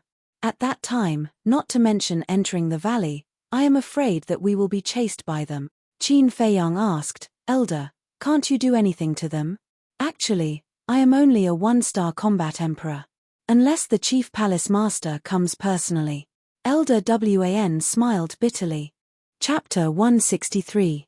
Qin Feiyang thought for a while, then turned to Elder WN and said, "Elder, why don't you lure them away and we sneak in?" Elder WAN said, "How can we do that? What if there are other beasts in the valley? Won't you be dead?" Qin Feiyang thought for a while and said, "We were able to escape from Zhuoren, we should be able to do it this time." Fenglinger and Ling Yunfei nodded. Zhuoren was an 8-star combat emperor. Even he couldn't sense the ancient castle, so it shouldn't be a problem for him to stay alive. It was impossible for there to be a beast stronger than a combat emperor in the valley. This, Elder WN pondered for a while and nodded, "All right, be careful." Qin Feiyang waved his hand and sent Fenglinger and Ling Yunfei to the ancient castle. Then, Elder WN grabbed him and landed on a hill. It was about 500 meters away from the valley. "Kid, don't try to show off. Do what you can," Elder WAN exhorted. Then, he rose into the air once again and flew towards the valley. Roar. A roar was heard. A giant creature rushed out from the sand and stood in front of Elder WAN. Its whole body was black and its body was dozens of feet long. It was like a towering mountain, ferocious and awe-inspiring. Sand whale. Qin Feiyang's pupils contracted. Elder WN stopped in the air and cupped his hands. "Everyone, I have no ill intentions. Please make way for me." However, what answered him was a giant tail. Another sand whale rushed out from the ground, its huge tail covering the sky and the sun as it fiercely smacked towards Elder WN. "If that's the case, I have no choice but to offend you." Elder WAN's body trembled, and a powerful force burst out of his body. Clang. At the same time, a giant blade appeared in the void behind him. It was dozens of feet long and its whole body was black. It emitted traces of black light and rolled in all directions, stirring up heaven and earth. Seeing this scene, Qin Feiyang's eyes lit up. That giant blade was not a real giant blade. It was Elder WAN's fighting soul. The fighting soul was his trump card. Normally, it wouldn't be activated unless it was a matter of life and death. But now, Elder WAN had activated his fighting soul right from the start. This showed how cautious he was. Slash. As he roared, the giant blade tore through the sky, and the sharp edge tore the sky and split the earth. It actually split the two sand whales in half. Voila! Blood poured down like a waterfall, dyeing the void red. Raw. This move angered the entire group of whales. One by one, the sand whales rushed out of the ground and pounced toward Elder WN with a ferocious might. Several battle spirits appeared behind them. The fighting souls were the same. They were both pitch-black eyes, as if they were formed by demonic qi. They could absorb people's mind. Jiang Haotian, those eyes can confuse a person's mind. You're too weak to resist them. Don't look. Elder WAN shouted. The old hand reached out, and battle qi gushed out like a torrent, turning into iron chains with arms. They tore through the air and tied up all the sand whales. At the same time, he shouted, I can't hold on for long. Take the opportunity to go in. Qin Feiyang immediately used the smoke-gathering steps. Like a sharp arrow, he shot out from the sand dune. 400 meters. 300 meters. 200 meters. He pushed his speed to the limit, leaving behind a series of afterimages. Puff. However, at this moment, Elder WN spat out a mouthful of blood. A sand whale broke free from its restraints and pounced toward Qin Feiyang with a terrifying ferocious might. Evil beast, die! Elder WN shouted angrily. The giant blade on his back tore through the sky like lightning and cut the sand whale in half. Raw. The other sand whales were even more irritable. The iron chains condensed from battle aura broke one after another, making loud clanging sounds. Elder WAN also spat out mouthfuls of blood. At this moment, Qin Feiyang was only 50 meters away from the valley. At most, 5 breaths. No, he only needed 3 breaths to enter the valley. However, the sand in front of him suddenly surged. Qin Feiyang's expression changed, and he hurriedly took a step forward. Whoosh! A white light flashed past his original position. It was so fast that even Qin Feiyang could not catch its true appearance. Following closely, the blood-red light turned in the air and attacked his back again. Qin Feiyang felt cold all over and entered the castle without hesitation. What is it? It's so fast. He was extremely surprised. However, in the current situation, it was a race against time. He could not continue to hide. Taking out the Chang Shui, he left the castle without hesitation. Immediately, he saw a small snow-white snake on the ground in front of him. The small snake was only the length of a chopstick. Its whole body was like jade. Its pair of long and narrow eyes were emitting a soul-stirring cold light. White jade devil snake. Qin Feiyang could not help but exclaim. The white jade devil snake was very beautiful. It was even more beautiful than jade. However, its toxicity made one's scalp tingle. Once bitten, even an antidote pill could not completely eradicate it. Moreover, its toxin could destroy one's cultivation. One's body would be good and bad until one finally died. That's right. Ling Yunfei's father must have been poisoned by the white jade devil snake, which was why his injuries kept repeating. Hiss. When the white jade devil snake saw Qin Feiyang, it immediately turned into a ray of light and shot towards the space between Qin Feiyang's eyebrows. Jiang Haotian, hurry up. Elder Wan's voice came from the sky. At this moment, his entire body was dripping with blood. The war spirit was about to collapse. Qin Feiyang was burning with anxiety. Although this white jade devil snake was not a war emperor-level beast, its speed was extremely fast. It was almost impossible to catch with the naked eye. How could he fight with his little strength? Let's go all out. He gritted his teeth and rushed forward, his gaze locked onto the white light. Seeing that he was about to collide with the white jade devil snake, he suddenly raised his hand and slashed at the white jade devil snake's head. Hiss. The white jade devil snake was split into 2 on the spot. Chang Shui was unharmed. However, Qin Feiyang was sent flying by that terrifying force. Chang Shui also flew out of his hand.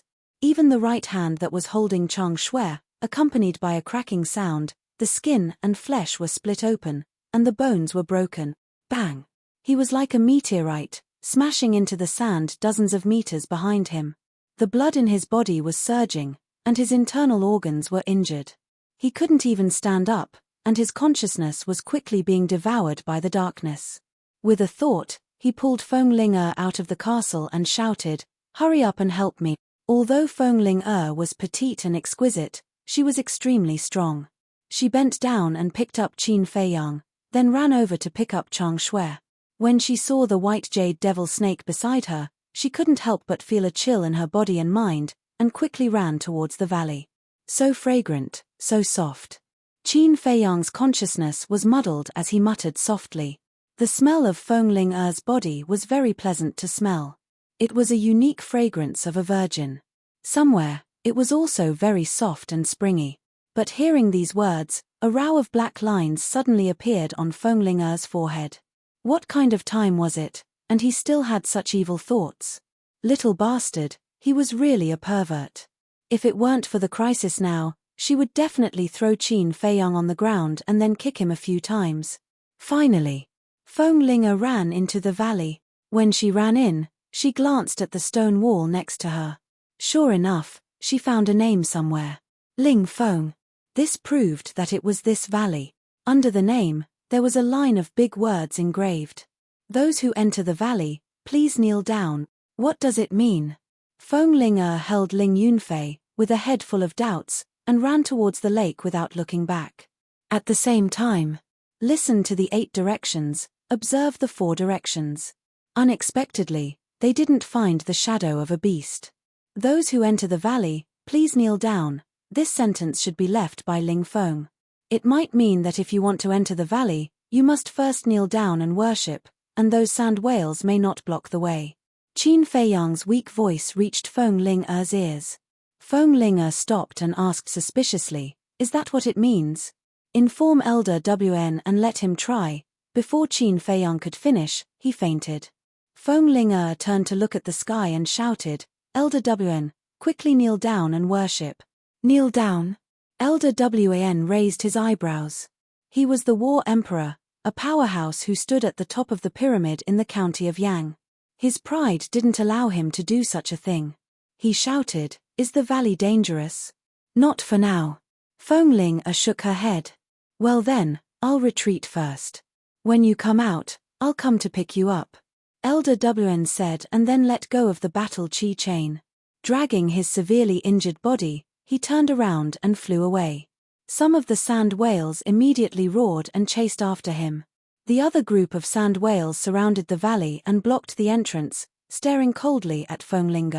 Feng Ling's face was a little pale.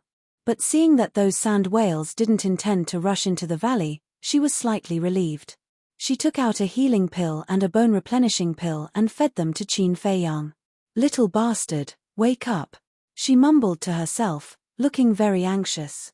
Although the sand whales didn't come in, she felt a little scared to be stared at by so many powerful beasts. Dozens of breaths passed. Qin Feiyang's closed eyelids finally moved. He slowly opened them and whispered, "Am I dead?" "Not dead." Feng Ling was overjoyed. Finally, there was someone who could talk. Qin Feiyang also breathed a sigh of relief. "No, my injuries are too serious. I have to recuperate first," he muttered to himself. He grabbed Feng Ling and entered the castle. "Little Qinzi, are you okay?" Wolf King hurried forward and asked with concern. "I'm lucky that I'm not dead." Qin Feiyang forced a smile. He took out a supreme healing pill and a bone-replenishing pill and stuffed them into his mouth. Although Feng Ling had fed him before, the effect of ordinary pills couldn't be compared with that of supreme pills. Half an hour later, his injuries had more or less recovered. "Let's go out and have a look." Qin Feiyang got up. His eyes flashed, and he appeared in the valley with Feng Ling. When they saw those sand whales, the 3 of them couldn't help but feel numb. Why didn't they come in? Ling Yunfei was puzzled. Qin Feiyang shook his head and said, "I don't know, but this is a good thing. Let's look around and see if there are any treasures." "Wait, I want to see the name left by my father first." Ling Yunfei turned around and looked at the sand whales blocking the entrance. He swallowed and walked over slowly. Chapter 164. All the sand whales stared at the 3 of them. Their huge pupils were filled with a terrifying, ferocious light. However, not a single sand whale stepped into the valley. It felt like in their eyes, this valley was a sacred and inviolable place. After a dozen breaths, the three of them carefully came to the front of the stone wall, almost a meter away from the sand whale blocking the entrance. They could even clearly feel its breathing and hear its heartbeat.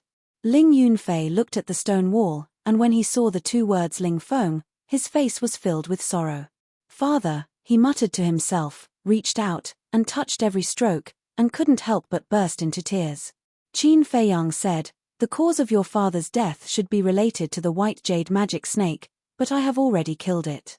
It can be considered as revenge for your father." Feng Linger glanced at the yellow sand outside the exit and asked, "Is there only one white jade magic snake?" Qin Feiyang shook his head and said, "White jade magic snake is rare. To be able to meet one, our luck is already very good." "Very good luck?"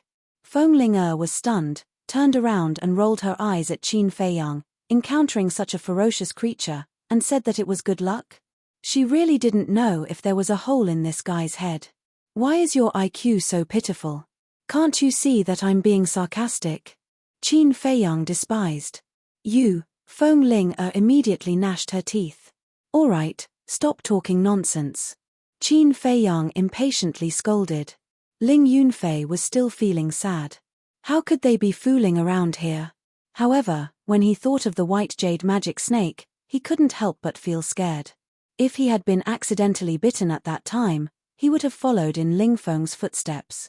Moreover, that white jade magic snake was not weak, at least the strength of the War King. If not for Chang Shui, it would be as difficult as ascending to heaven to enter the valley. A moment passed. Ling Yunfei wiped away his tears and smiled. "All right, let's go." In the valley, silence reigned. Along the way, the three of them did not see a single ferocious beast. Not to mention ferocious beasts, there wasn't even a bug. Strange. Is a place like this worth the protection of so many sand whales? Feng Linger frowned, her face full of puzzlement. After searching for half a day, he still couldn't find a single medicinal herb, let alone a peerless treasure. Ling Yunfei said, "There doesn't seem to be any danger at the moment. Why don't we split up?" "I agree. This will save a lot of time." Feng Linger raised her hand. "I don't agree." Qin Feiyang shook his head. What if he encountered danger? He was not afraid. He could just hide in the castle. However, Feng Linger and Ling Yunfei had nowhere to hide. Until evening. They almost turned the entire valley upside down, but still couldn't find anything of value. The three of them sat on a rock by the lake and lowered their heads. They were very frustrated. They spent a lot of effort to break in, but in the end, there was nothing. Wasn't it obvious that they were playing tricks on them? Qin Feiyang turned his head and looked at Ling Yunfei. "Think about it again. What else did Auntie say to you?" Ling Yunfei shook his head. Qin Feiyang frowned and said, "Show me the map your father left." Ling Yunfei took out the map and handed it to Qin Feiyang. Spreading out the map, Qin Feiyang looked at it carefully. He didn't miss any small detail. After a while, a trace of disappointment crept into his eyes. This was a very pure map of the entire valley, and there were no hidden mysteries. He was going to return it to Ling Yunfei. But suddenly, he sniffed with force, and a trace of suspicion crept into his eyes. Then, he put the map on the tip of his nose and sniffed it. There was a faint fragrance that went into his nostrils. "Did you find something?" Ling Yunfei and the other two looked at him in surprise. Qin Feiyang remained silent, his brows tightly knitted. "I understand." After a while, a bright smile crept onto his face. "Understand what?" Ling Yunfei and Ling Yunfei were puzzled. What was this guy up to? "Look carefully." Qin Feiyang smiled mysteriously, walked to the lake, put the map in the water, and soaked it. "What are you doing?" Ling Yunfei's face changed greatly and hurriedly rushed up. Although the map was no longer useful, it was left to him by his father. It had the meaning of treasuring. "Don't worry. This paper has been waterproof. It won't rot." Qin Feiyang reached out to stop him and said with a smile. He took the map out of the water and opened it again. The map didn't change at all, but there was a red arrow symbol on the lake. Qin Feiyang, what's going on? Feng Ling and Ling Yunfei were very surprised. There's a special kind of ink. It will show up when it meets water. When the water dries up, it will disappear. And it can be preserved for hundreds of years. And this kind of ink usually emits a wisp of fragrance, but it's very light. If you don't pay attention, it's easy to miss. Qin Feiyang smiled. Fragrance. The two were stunned and went up to smell it carefully. There really is. Feng Ling looked at Qin Feiyang strangely and said, Ling Yunfei has been carrying it with him for so long, but he didn't smell it. You can smell it at once. Do you have a dog's nose? Qin Feiyang's face darkened and said angrily, I say, woman, can't you be a little bit more virtuous? Besides, I can smell it, which means that I'm careful. Unlike you, careless and heartless. Be careful that you don't become a leftover woman one day. How dare you curse me? Feng Ling gnashed her teeth and suddenly said with a teasing smile, who was the one lying in my arms and saying that I smell good? Little brother, are you interested in me? Ling Yunfei was stunned and looked at the two strangely. Qin Feiyang was also a little stunned. Being molested by a woman? If this could be tolerated, what else could be tolerated? He stepped closer to Feng Ling and put his arms around her slender waist. He said with an evil smile, little girl, are you going to play with fire? Do you want me to help you? Feng Ling pretty face immediately turned crimson. Bastard, how dare you molest me? The next moment, she flew into a rage out of humiliation and pushed her knee up. Qin Feiyang hurriedly retreated and was so scared that he was sweating all over. If he was hit, wouldn't his balls be smashed on the spot? This stinky woman was really ruthless.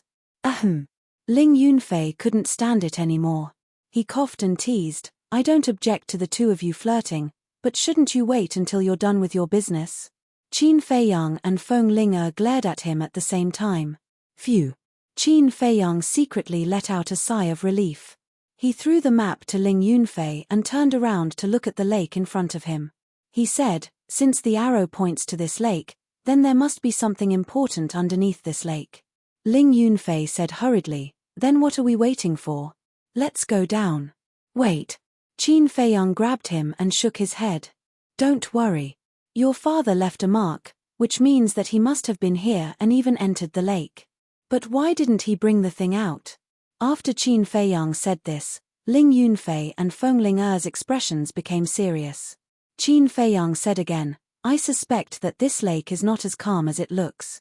After that, he picked up a wash-basin-sized stone and threw it out with force. It smashed into the center of the lake and immediately splashed up big waves. Whoosh. At the same time, streaks of white light shot out of the waves.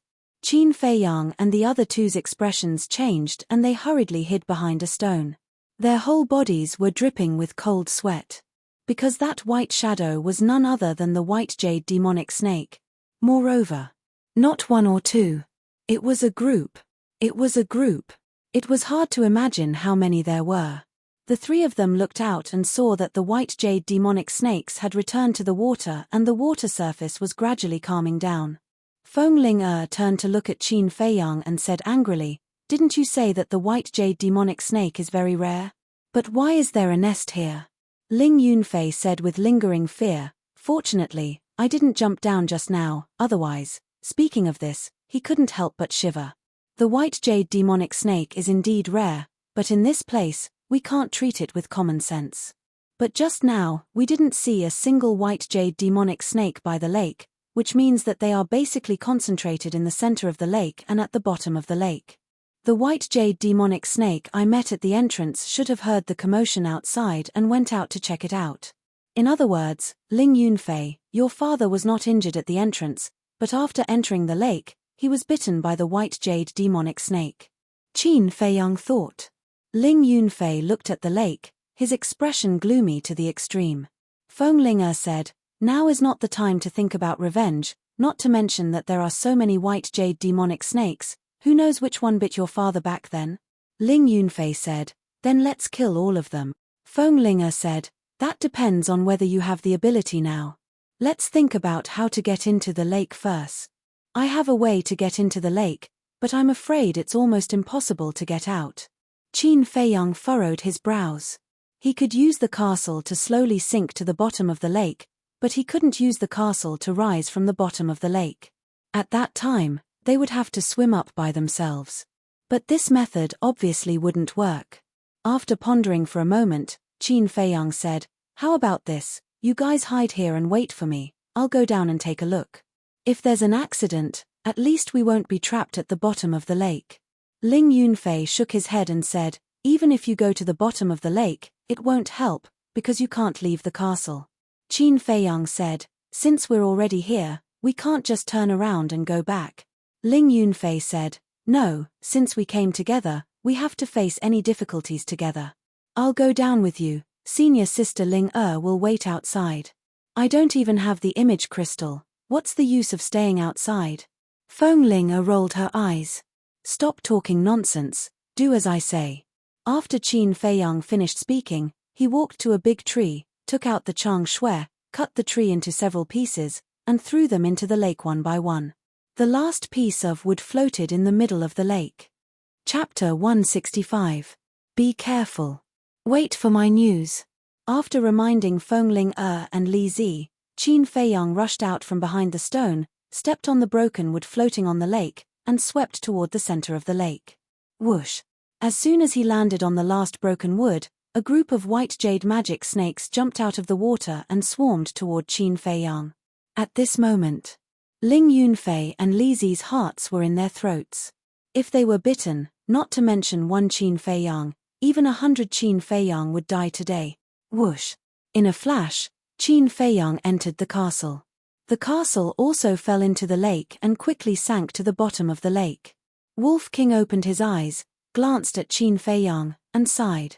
"Little Qin Zi, you're courting death." Qin Feiyang smiled faintly and said, "Nothing ventured, nothing gained. Haven't you heard of this saying?" Wolf King said disdainfully, "Brother Wolf wants to see what kind of treasure you can get. Don't be trapped at the bottom of the lake and cry for your parents. Don't I still have you to accompany me?" Qin Feiyang smiled slyly. "Fuck, Brother Wolf forgot." Wolf King suddenly got up and roared at Qin Feiyang, "You bastard, you actually dragged Brother Wolf into this. Do you still have a conscience? Brother Wolf must have been blind to be friends with a bastard like you. You're really slow." Qin Feiyang shook his head in disdain. He calmed down and listened carefully to the movements outside. "What should we do? Brother Wolf hasn't fallen in love yet. He can't be trapped here. Who can save Brother Wolf? Little Qin Zi, you scammer, Brother Wolf won't let you go even if I become a ghost." The Wolf King cried out in grief and paced around anxiously. "Shut up." Qin Feiyang glared at it and mocked, "Look at your cowardly face. Why don't you think about which female wolf would like you?" Wolf King said disdainfully, "TSK, there's nothing in this world that Brother Wolf is afraid of. Today, Brother Wolf will risk his life to accompany you." "Villain." Qin Feiyang's face twitched. He was too lazy to talk nonsense with this ruffian wolf. He focused all his attention on the movements outside. The sound of water could be heard in the castle. It was like the sound of a fish swimming in the water. But it was definitely not a fish. It was the white jade devil snake. Moreover, as the castle continued to sink, the sound became louder and louder. This meant that, the more white jade demonic snakes he encountered, the more white jade demonic snakes there were. The Wolf King asked in puzzlement, "Little Qin, is the speed at which this ancient castle is sinking fast?" "I'm sensing it. It's quite fast," Qin Feiyang said. Wolf King sighed, "If only I could see the scene outside. It's too hard to listen like this. Don't be naive. It's good enough to hear the sound outside." Qin Feiyang shook his head. If he couldn't even hear the sound, it would be even more difficult. Hundreds of breaths passed. The noise outside actually gradually became softer. A man and a wolf looked at each other. Was there no white jade demonic snake at the bottom of the lake? Gradually, the sound disappeared completely, and the castle fell into a dead silence. Qin Feiyang said, "Do you want me to go out and take a look?" Wolf King hurriedly said, "Don't alert the snake. Wait until it reaches the bottom. About 100 breaths passed. Qin Feiyang sensed that the castle was not moving.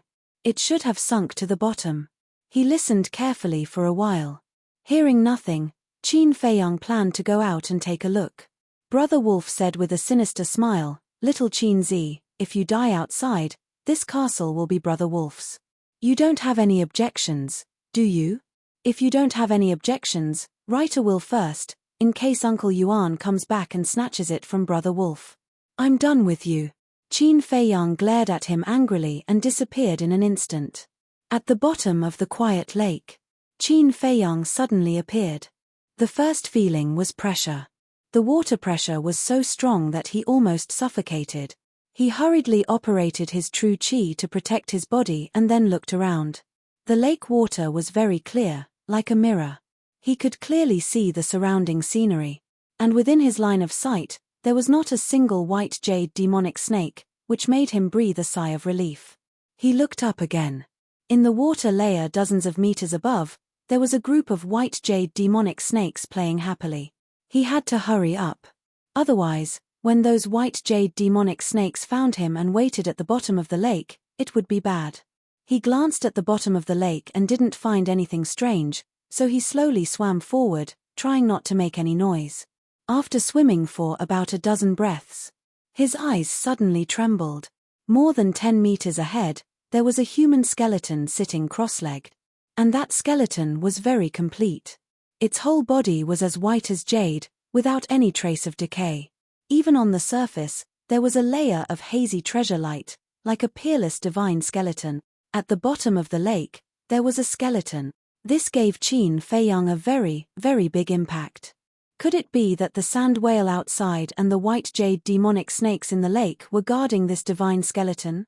He temporarily suppressed the doubts in his heart and carefully observed the skeleton's surroundings. He didn't find any white jade demonic snakes, so he swam over. Looking closer, he found a jade box next to the skeleton's feet. The jade box was pure white, about a foot long, with a strange pattern engraved on it, which seemed to be the symbol of a cluster of flames. "What's this?" Qin Feiyang reached out to grab the jade box and was shocked to find that the jade box was as heavy as a mountain. Even if he used both hands, he couldn't move it half an inch. "Is it stuck to the bottom of the lake?" Qin Feiyang frowned. He simply let go and entered the castle. "What did you find?" Wolf King asked. "I found a skeleton and a jade box, but the jade box is very heavy. I can't move it." Qin Feiyang explained the general situation. Wolf King's pupils constricted and he said in surprise, "Soaking in the water, the skeleton didn't show any signs of decay. How strong was he when he was alive?" Qin Feiyang said, "It's very likely that he was a peerless expert." Wolf King's spirit was lifted, and he said with rapid breathing, "There must be some incredible treasure in the jade box left behind by such a person. Hurry up and get it in." "Okay." Qin Feiyang nodded, took a few deep breaths, and appeared next to the skeleton again. Looking up, he saw that the white jade demonic snakes didn't notice anything unusual at the bottom of the lake, so he held the jade box with both hands and used all his strength. Finally, the jade box moved. At the same time, Qin Feiyang thought, and the next moment, he appeared in the castle with the jade box. Bang! As soon as the jade box landed on the ground of the castle, it hit with a deafening sound. So heavy. Wolf King's eyes were shining, lying next to the jade box, drooling. Qin Feiyang said, "Try and see if you can open it. I'll go outside and look for other things." Wolf King said, "Go, look carefully." Qin Feiyang appeared at the bottom of the lake again and looked around the skeleton, but he didn't find anything else. He went to other places to look. After searching the entire bottom of the lake, he didn't find a second treasure. So, he returned to the skeleton and looked at it curiously. Immortal bones, according to the quality, it can definitely be sold for a high price. But who would sell a skeleton? He was quite conflicted. If someone was here, they would definitely roll their eyes on the spot and despise him. He was already thinking about money. "Let's just move to the castle first. When we go back, I'll ask Manager Li if I can sell it for money." Qin Feiyang grabbed the skeleton's arm and exerted a little force. His eyes suddenly revealed a strange light. It was actually very heavy. It was also very strong and hard. Next, he used 120% of his strength but still couldn't move the skeleton. He even felt that it was heavier than the jade box. Qin Feiyang was not depressed, but his eyes were shining. The strength of this skeleton must have been heaven-defying when it was alive. Every single bone could be forged into a divine weapon. He grabbed one of the skeleton's ribs and pulled with all his strength. Although he couldn't move all of it, it would be good if he could get a rib. However, dreams were beautiful, but reality was cruel. No matter how hard he tried, he couldn't break the rib. Instead, his arm was cut by the bone spur next to him, and blood was gushing out. I don't believe it. Qin Feiyang looked at the wound and his stubbornness came up. He took out the chang shui and cut it lightly, cutting off a rib. Ah, it's actually so easy. Qin Feiyang was surprised. Whoosh. At this moment, there was movement above. Qin Feiyang looked up and saw a group of white jade demonic snakes swooping down crazily. Not good, it must be the blood flowing out of my wound that alarmed them. His face changed, and he hurriedly cut off 5 more ribs, grabbed 6 ribs, and entered the castle. However, Qin Feiyang didn't notice. The blood flowing out of his wound was actually all absorbed by the skeleton. As for the skeleton, it seemed to have moved slightly. In the castle, Qin Feiyang sat on the ground. His entire body was drenched and he was gasping for breath. Wolf King glanced at him and locked his eyes on the 6 ribs. Suddenly, his eyes lit up and he pounced on it. Qin Feiyang was stunned, and his veins were bulging. He roared, "Bastard, you even want to snatch the bones, are you a dog? Brother Wolf is willing." The Wolf King smiled proudly and bit down on one of the ribs. Immediately, a crunching sound could be heard. "It's broken." Qin Feiyang was dumbfounded. He used all his strength and couldn't break it, but it was actually bitten off by Wolf King. "Oh!" Wolf King immediately howled, and blood flowed out of his mouth. As for the rib bone, it fell to the ground with a clang. "It's not broken." Qin Feiyang looked down and his expression froze. The ribs were intact. Then what was with the sound from before? Could it be? He raised his head and looked at the Wolf King. When he saw the Wolf King jumping up and down in pain, he couldn't help but laugh out loud.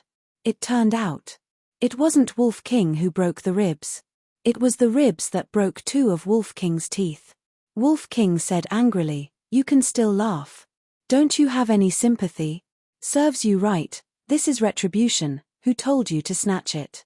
Qin Feiyang got up, crossed his arms, and did not hide the gloating on his face. This was called eating one's own medicine. Humph. The Wolf King snorted coldly and looked at the 6 ribs again. Although there was still greed in its huge eyes, there was also a trace of fear. Qin Feiyang bent down and picked up a rib. Looking at the broken part, it was as flat as a mirror. Although the bones were hard, the chang shui seemed to be sharper. Uncle Yuan said that the chang shui was given to him by his mother. But why didn't he remember that his mother had such a sharp dagger? Chapter 166. Qin Feiyang now felt that chang shui's origin was even more mysterious than Uncle Yuan's. After taking a healing pill, Wolf King urged, "Little Qin Zi, think of a way to open the jade box."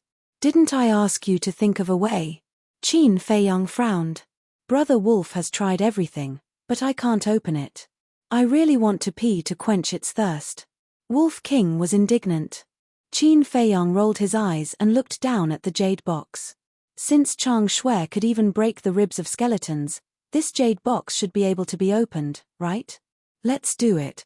He walked to the jade box, grabbed chang shui, and gently scratched the jade box. At that moment, a hole appeared. So awesome. Wolf King's eyes glowed green and he drooled.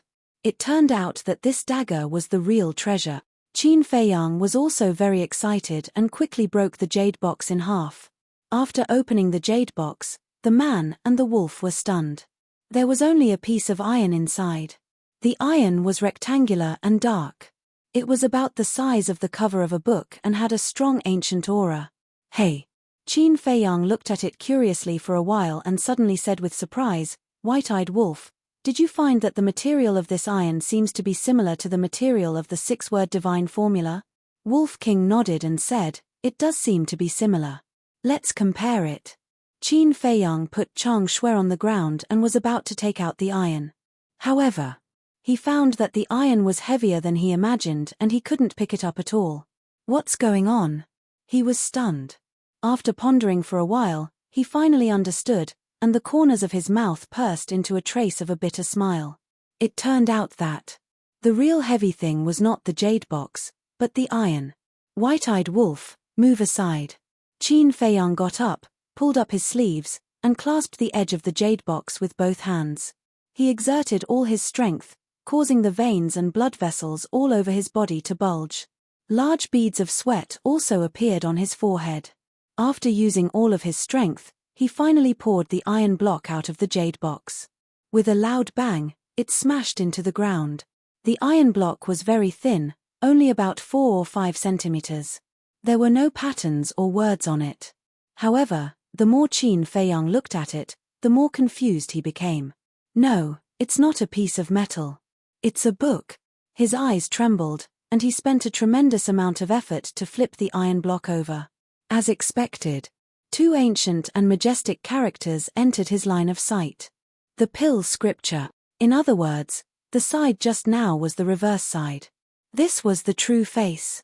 When he saw the 2 words pill scripture, Qin Feiyang's head buzzed as if it was about to explode. Although he didn't know what the pill scripture was for the time being, every stroke exuded a majestic aura that impacted his soul. It was hard to imagine how great the person who wrote these 2 words was.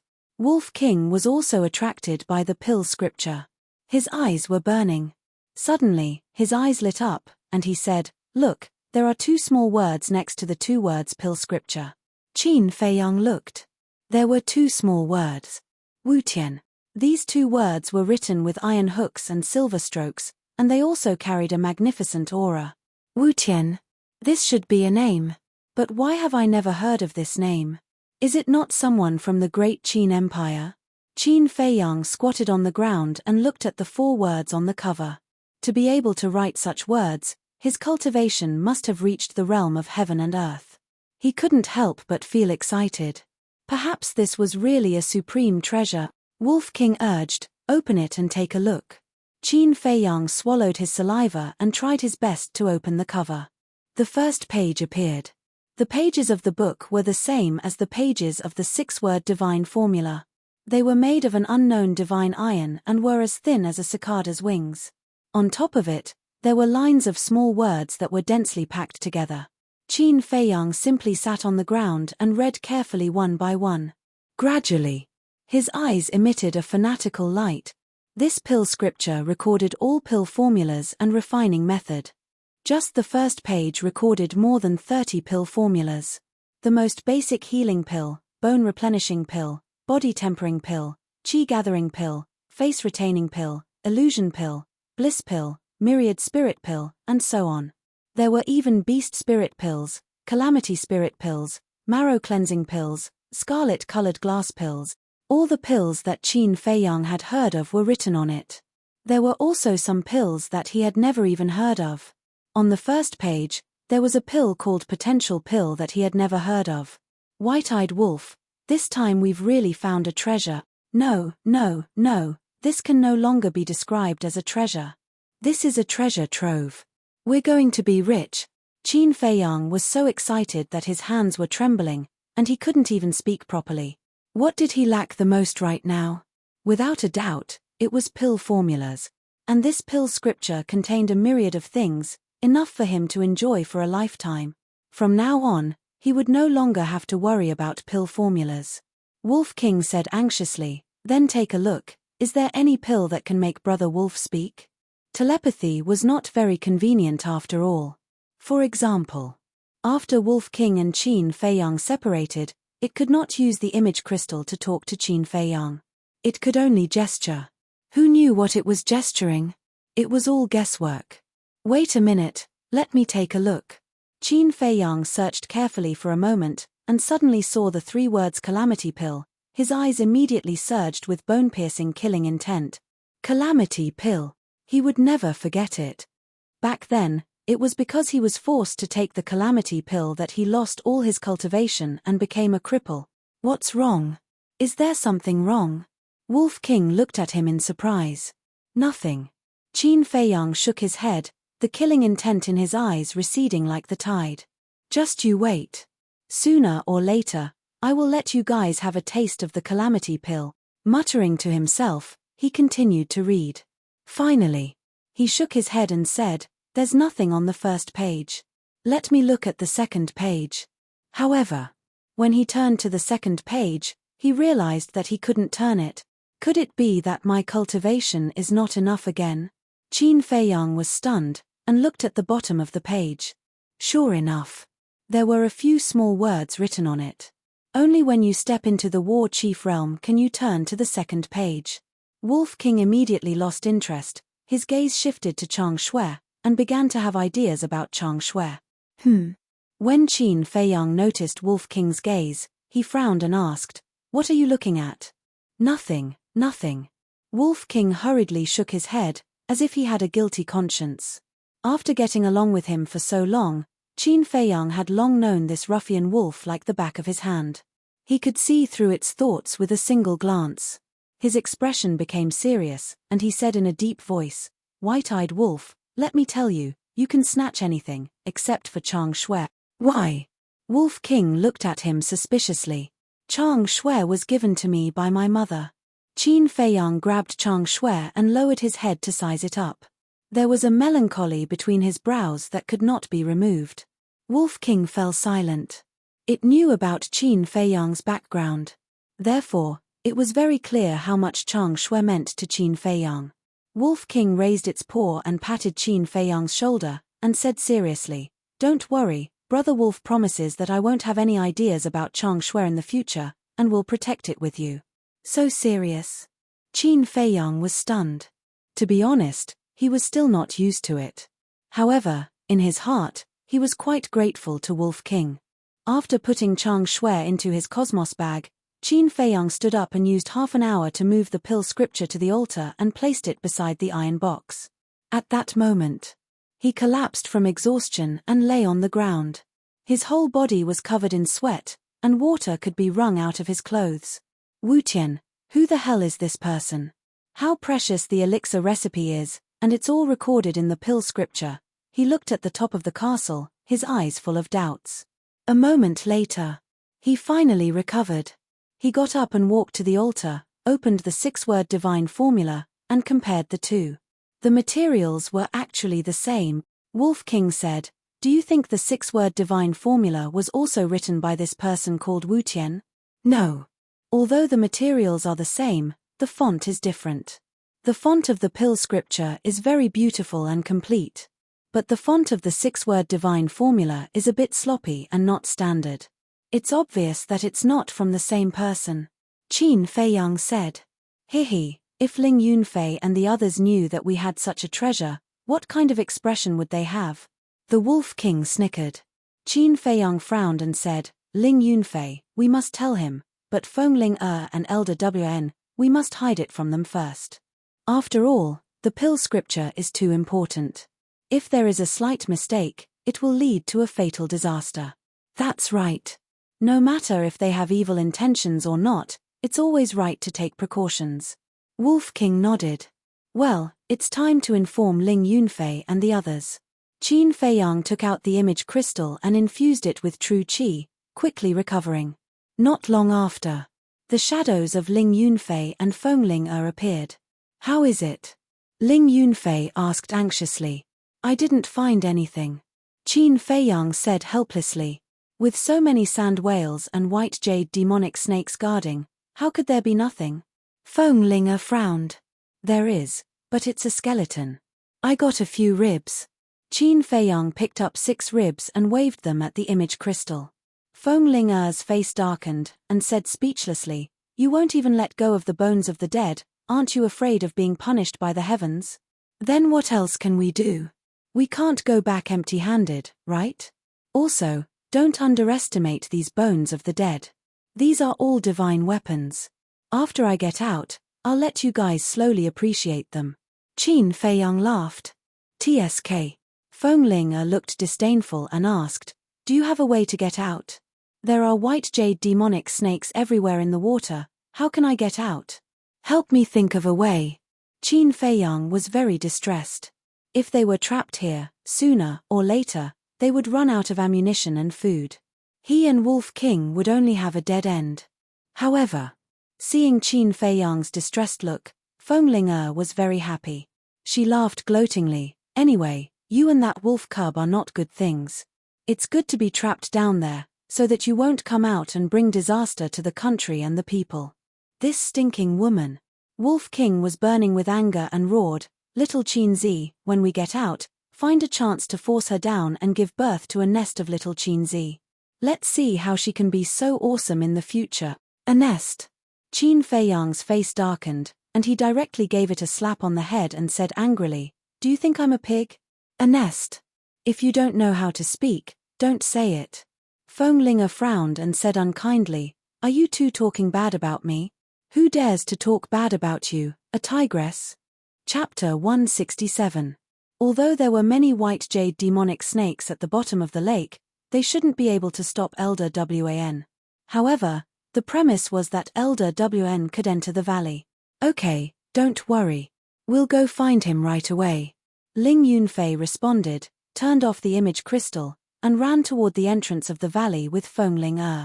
Wolf King asked, "Little Qin Zi, how long do we have to wait before Brother Wolf can openly be presumptuous in Yang City?" Qin Feiyang smiled and said, "Don't worry, it'll be soon." Wolf King said angrily, "Nonsense, how can I not be anxious? Since leaving Iron Ox Town, Brother Wolf has been hiding in this godforsaken place every day. I'm almost depressed." Qin Feiyang rubbed its head and said with a smile, "Okay, I know you've been working hard. Let me tell you something. On the day Yi and the first prince get married, I'll announce my true identity." On the day of the wedding?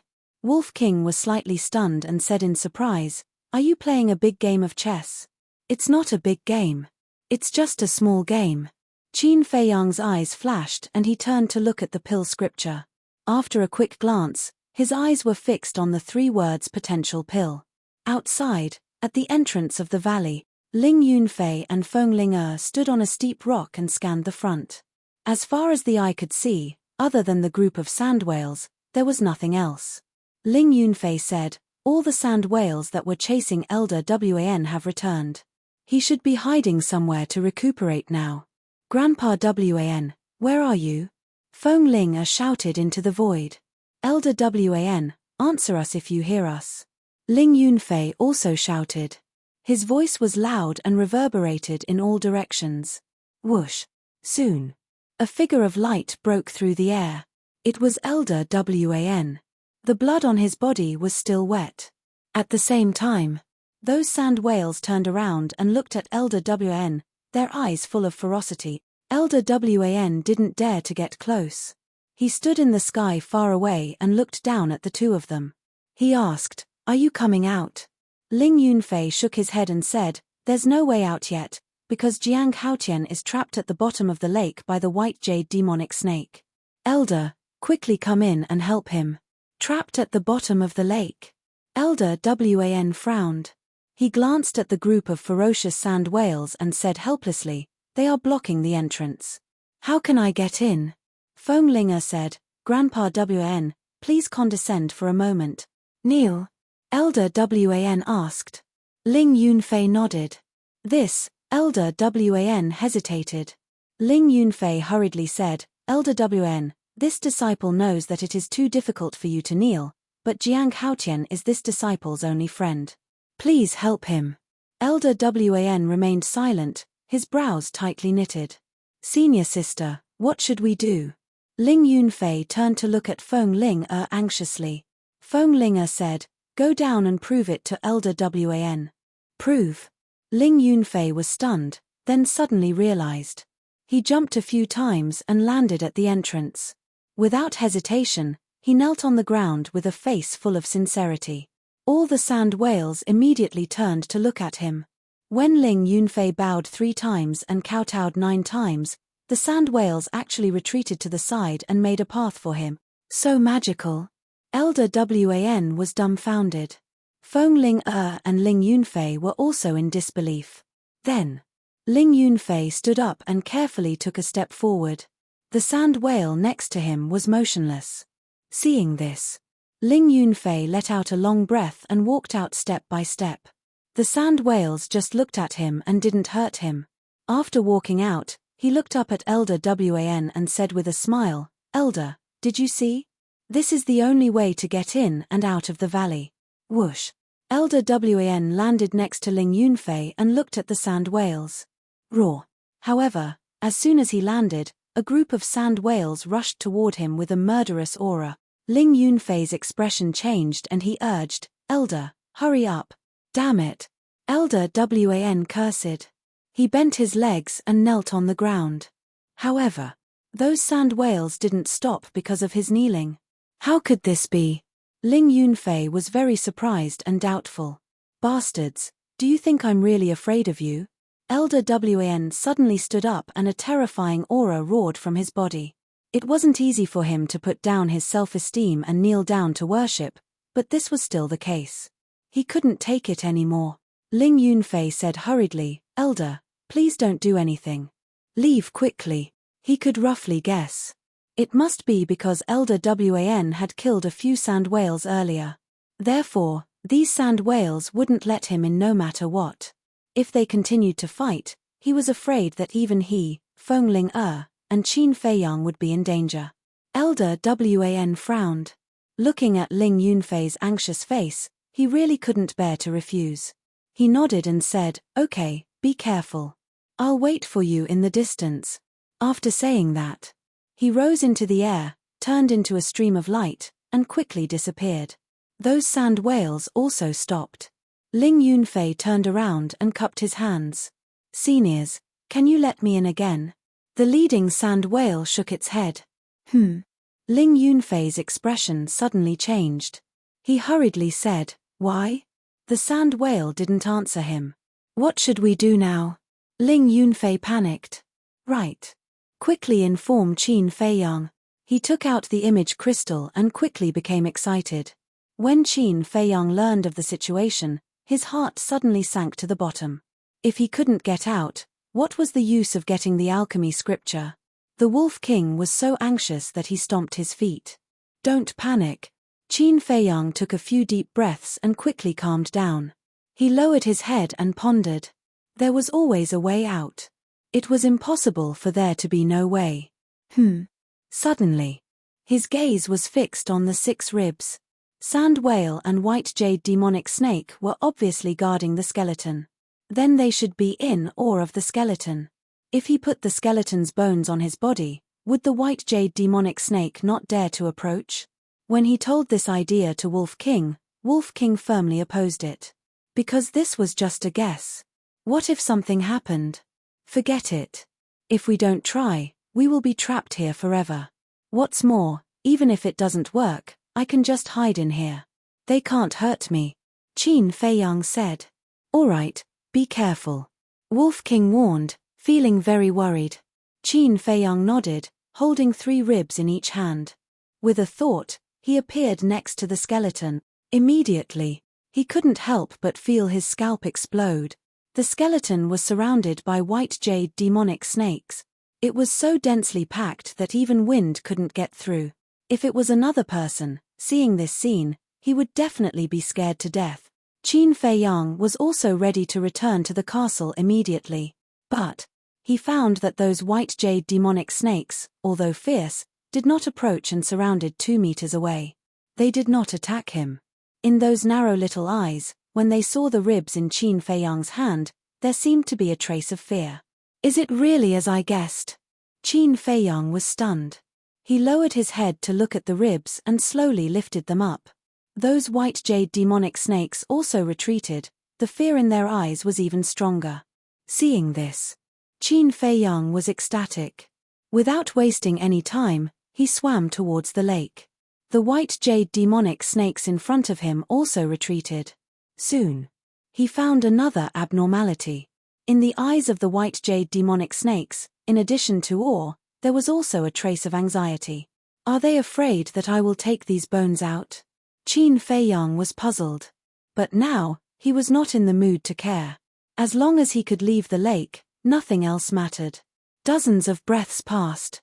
Qin Feiyang finally came out of the water and saw the sun again, making him feel as if a lifetime had passed. Whoosh! Dong! The group of white jade demonic snakes was always around him, jumping up and down anxiously. Qin Feiyang ignored them and quickly swam towards the shore. When he climbed ashore, the white jade demonic snakes also followed. Never ending. Qin Feiyang frowned and said, "If you don't hurt me, why would I do this? Don't pester me anymore." However, those white jade demonic snakes did not listen at all. Who is this person? Is he worthy of these fierce beasts' protection? Qin Feiyang looked back at the lake, full of doubts, and ran towards the entrance. Feng Ling was still standing in front of the entrance, racking her brains to think of a way. "Hey, why are you still here?" Suddenly, a puzzled voice came into her ears. Qin Feiyang. She was refreshed and hurriedly looked up. Her face suddenly turned pale, and she shouted, "Stop." Qin Feiyang stopped and looked at her in confusion. The distance between the two was only a dozen meters. "First, tell me clearly, what is this situation?" Feng Ling was very surprised. Thousands of white jade demonic snakes surrounded him but did not hurt him. This was simply a strange story in the world. It's all thanks to them. Qin Feiyang grinned and waved the 6 ribs. Feng Ling frowned. "I told you that these bones are treasures, but you don't believe me." Qin Feiyang shrugged helplessly. Feng Ling's mind was in a mess. Since when could even the bones of the dead be called treasures? Wasn't it too ridiculous? Hiss. At this moment, a white jade demonic snake, with a harsh hiss, rushed towards Feng Ling. The other white jade demonic snakes also seemed to have received orders and rushed towards Feng Ling. Damn it, what's this situation? Feng Ling's face was pale. These little things are quite smart. Qin Feiyang murmured. Obviously, the white jade demonic snake wanted to threaten him with Feng Ling. Clang. He quickly took out Chang Shuer and shouted, "Whoever dares to move again, I will destroy these bones." The white jade devilish snakes stopped in unison and turned their heads to look at Qin Feiyang.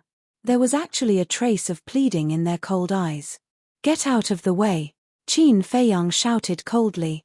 Now, he certainly could not give the 6 ribs to them. Otherwise, he and Feng Ling would be finished. However, the white jade demonic snakes did not get out of the way, as if they were in a stalemate with him. Roar. A sand whale suddenly let out a furious roar.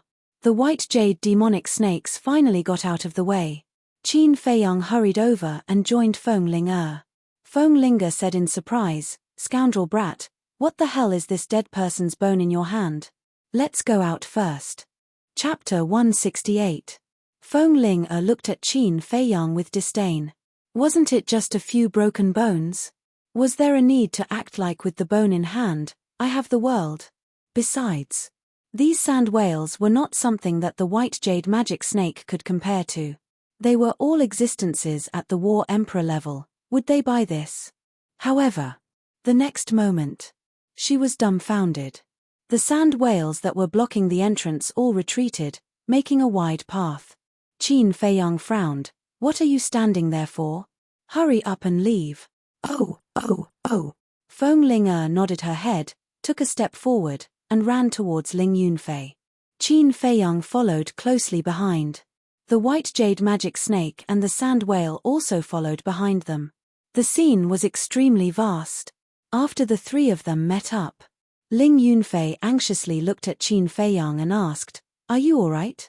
"I won't die, let's go." Qin Feiyang smiled and urged.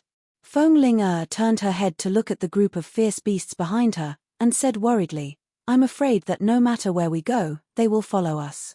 Qin Feiyang frowned, and said, "Call Elder WN over." Feng Ling shouted, "Grandpa WN, come over quickly." Not long later, Elder WN broke through the air and arrived. When he saw the scene, his old eyes were filled with bewilderment. Sure. He vigilantly landed beside the 3 of them, looked at Qin Feiyang, and asked, "Stinking brat, tell me honestly, what did you do to anger the heavens?" "Let's go first." Qin Feiyang said in a low voice. Elder Wn nodded, waved his old hand, and swept up the three of them into the sky. Roar! Dozens of sand whales roared towards the sky, bringing with them a world-shaking might as they rushed into the sky, chasing after the four of them. The group of white jade magic snake also chased after them in the desert like a madman. Elder Wan said in shock and anger, "Bastard, what exactly did you do?" Qin Feiyang said, "It's because of these bones." Elder Wan frowned. He grabbed a rib and examined it carefully. Several breaths later, his eyes shone brightly and his old face was filled with shock. This old man has never seen such hard human bones before. If it can be forged into a weapon, it will definitely be invincible and invincible. Elder Wan said excitedly. Feng Ling and Ling Yunfei looked at each other in disbelief. Elder Wn turned to look at Qin Feiyang and asked with a beaming smile, "Hao Tian, do you think you can?" without waiting for him to finish speaking. Qin Feiyang snatched it over and put it into his Chenkuan bag. He smiled and said, "Elder, don't be in such a hurry. We can discuss it slowly after we return." All right. Elder Wn nodded, but there was a glint in his eyes. Behind him, bestial roars shook the heavens. His ferocious might covered the sky and covered the earth. Their faces turned pale. Feng Ling said anxiously, "Grandpa Wn, they're still chasing after us. What should we do?" "Unless we return the bones to them." But Elder Wn frowned. It was obvious that he was reluctant. Ling Yunfei looked at Qin Feiyang. Qin Feiyang shook his head without leaving a trace. He understood what Ling Yunfei meant and took everyone to hide in the castle. But now, Wolf King was inside. Once Elder Wan went in, he would definitely associate it with his true identity. After all, this old man was the law-enforcing elder of the martial imperial palace. How could his mind be simple? Come back. Just when the four of them were at a loss, an ethereal voice sounded in the minds of all the sand whale and white jade demonic snake. However, Qin Feiyang and the other three didn't hear it. Suddenly, the sand whale and white jade demonic snake both stopped, looked at the four of them coldly, and turned back. What's going on? Why aren't they chasing? Sensing the abnormality behind them, Qin Feiyang and the others looked back and were extremely surprised. Isn't it better if they don't chase? Well, let's go back to Yang City at full speed. Jiang Haotian, tell us about the situation in the valley. Elder Wn breathed a sigh of relief and said with a smile. Then he propped up a battle chi boundary and led the three of them away without looking back. And on the same night, with a loud boom, the valley sunk into the desert. Along with it, dozens of sand whales and countless white jade demonic snakes disappeared. 21 days passed. Yang City finally entered Elder Wan's sight. Elder Wan said, "Brat, we've arrived at Yang City. Come out quickly." These days, Qin Feiyang had been in the castle, copying the return formula. The last stroke had been half successfully copied. Hearing Elder Wan's call, he closed the iron book and appeared in the boundary. At the same time, Ling Yunfei and Feng Ling also opened their eyes one after another. "We're finally back, but this time, I didn't get anything." Feng Ling sighed and glared at Qin Feiyang angrily. Qin Feiyang frowned and said, "Why are you waiting for me? It's not like I forced you to go." "Bastard." Feng Ling gritted her teeth. Whoosh. Elder Wn led the three of them and flew directly into the city. Although there were rules in Yang City that forbade flying on beasts, this was only for ordinary people. Experts like Elder Wan were not restricted. And the news of Qin Feiyang's return immediately spread like wildfire in Yang City. For a time, spies from various forces rushed to the Martial Imperial Hall. It could be said that the clouds were moving from all directions. Martial Imperial Hall. Conference Hall. The beautiful woman had been waiting for a long time. When Qin Feiyang and the other two entered, they were immediately scolded. The three of them were also unprecedentedly obedient, lowering their heads and silently being scolded. A moment later, the beautiful woman seemed to be thirsty. She picked up the teacup, took a sip, and asked, "Do you dare to sneak out again in the future?" The three of them shook their heads. The beautiful woman said, since you know your mistake, then don't go to the pig cage. What? The three of them were stunned. Ling Yunfei asked, Elder, you really got a pig cage? Do you think we're joking? Elder Wan snorted coldly. Qin Feiyang and the other two immediately broke out in cold sweat. Fortunately, they were not stubborn. Otherwise, they would really go to the pig cage for a while. It was scary just thinking about it. The beautiful woman waved her hand and said, all right, you can leave. I still have something to discuss with Elder Wan. Wait. Elder Wan hurriedly got up and said with a smile, Jiang Haotian, this old man has worked hard on this journey. Do you want to give me one of those human bones? Of course, this is what I should do. Qin Feiyang took out a rib and handed it over with both hands. The beautiful woman's face suddenly revealed a look of surprise. Then I'll take my leave first. Qin Feiyang had just turned around when he seemed to have thought of something. He looked at Elder Wan and smiled awkwardly. Seniors, now that I'm back, shouldn't you return Fatso and Lu Hong's image crystals to me? The beautiful woman took out 2 image crystals and placed them on the table. She said coldly, if you dare to run around again, I'll confiscate them all. I won't. Qin Feiyang waved his hand and went forward to put away the image crystals. Then, like a thief, he quickly slipped away. After the three of them left the main hall, the beautiful woman could not help but shake her head and laugh. Then, she looked at the rib in Elder Wan's hand and frowned. Where did you get this? Jiang Haotian brought it out from that place. Elder Wan said as he sized up the human skeleton.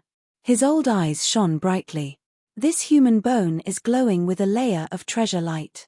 This person's strength must have reached the peak when he was alive. When did such an expert appear in the county of Yang? The beautiful woman was puzzled. Elder Wan said, I'm also puzzled. Why don't we discuss it with the Hall Master? To be honest, I want the Hall Master to go with me to the Desert of Death again and get the skeleton out of the lake. Okay.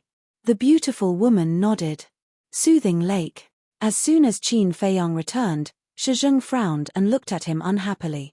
Qin Feiyang was a little embarrassed. He laughed dryly and said, Senior, I'm really sorry about that. Shizheng said, I hope there won't be a next time. Definitely not. Qin Feiyang raised his hand and promised. After sending Shizheng away, Qin Feiyang walked into the pavilion.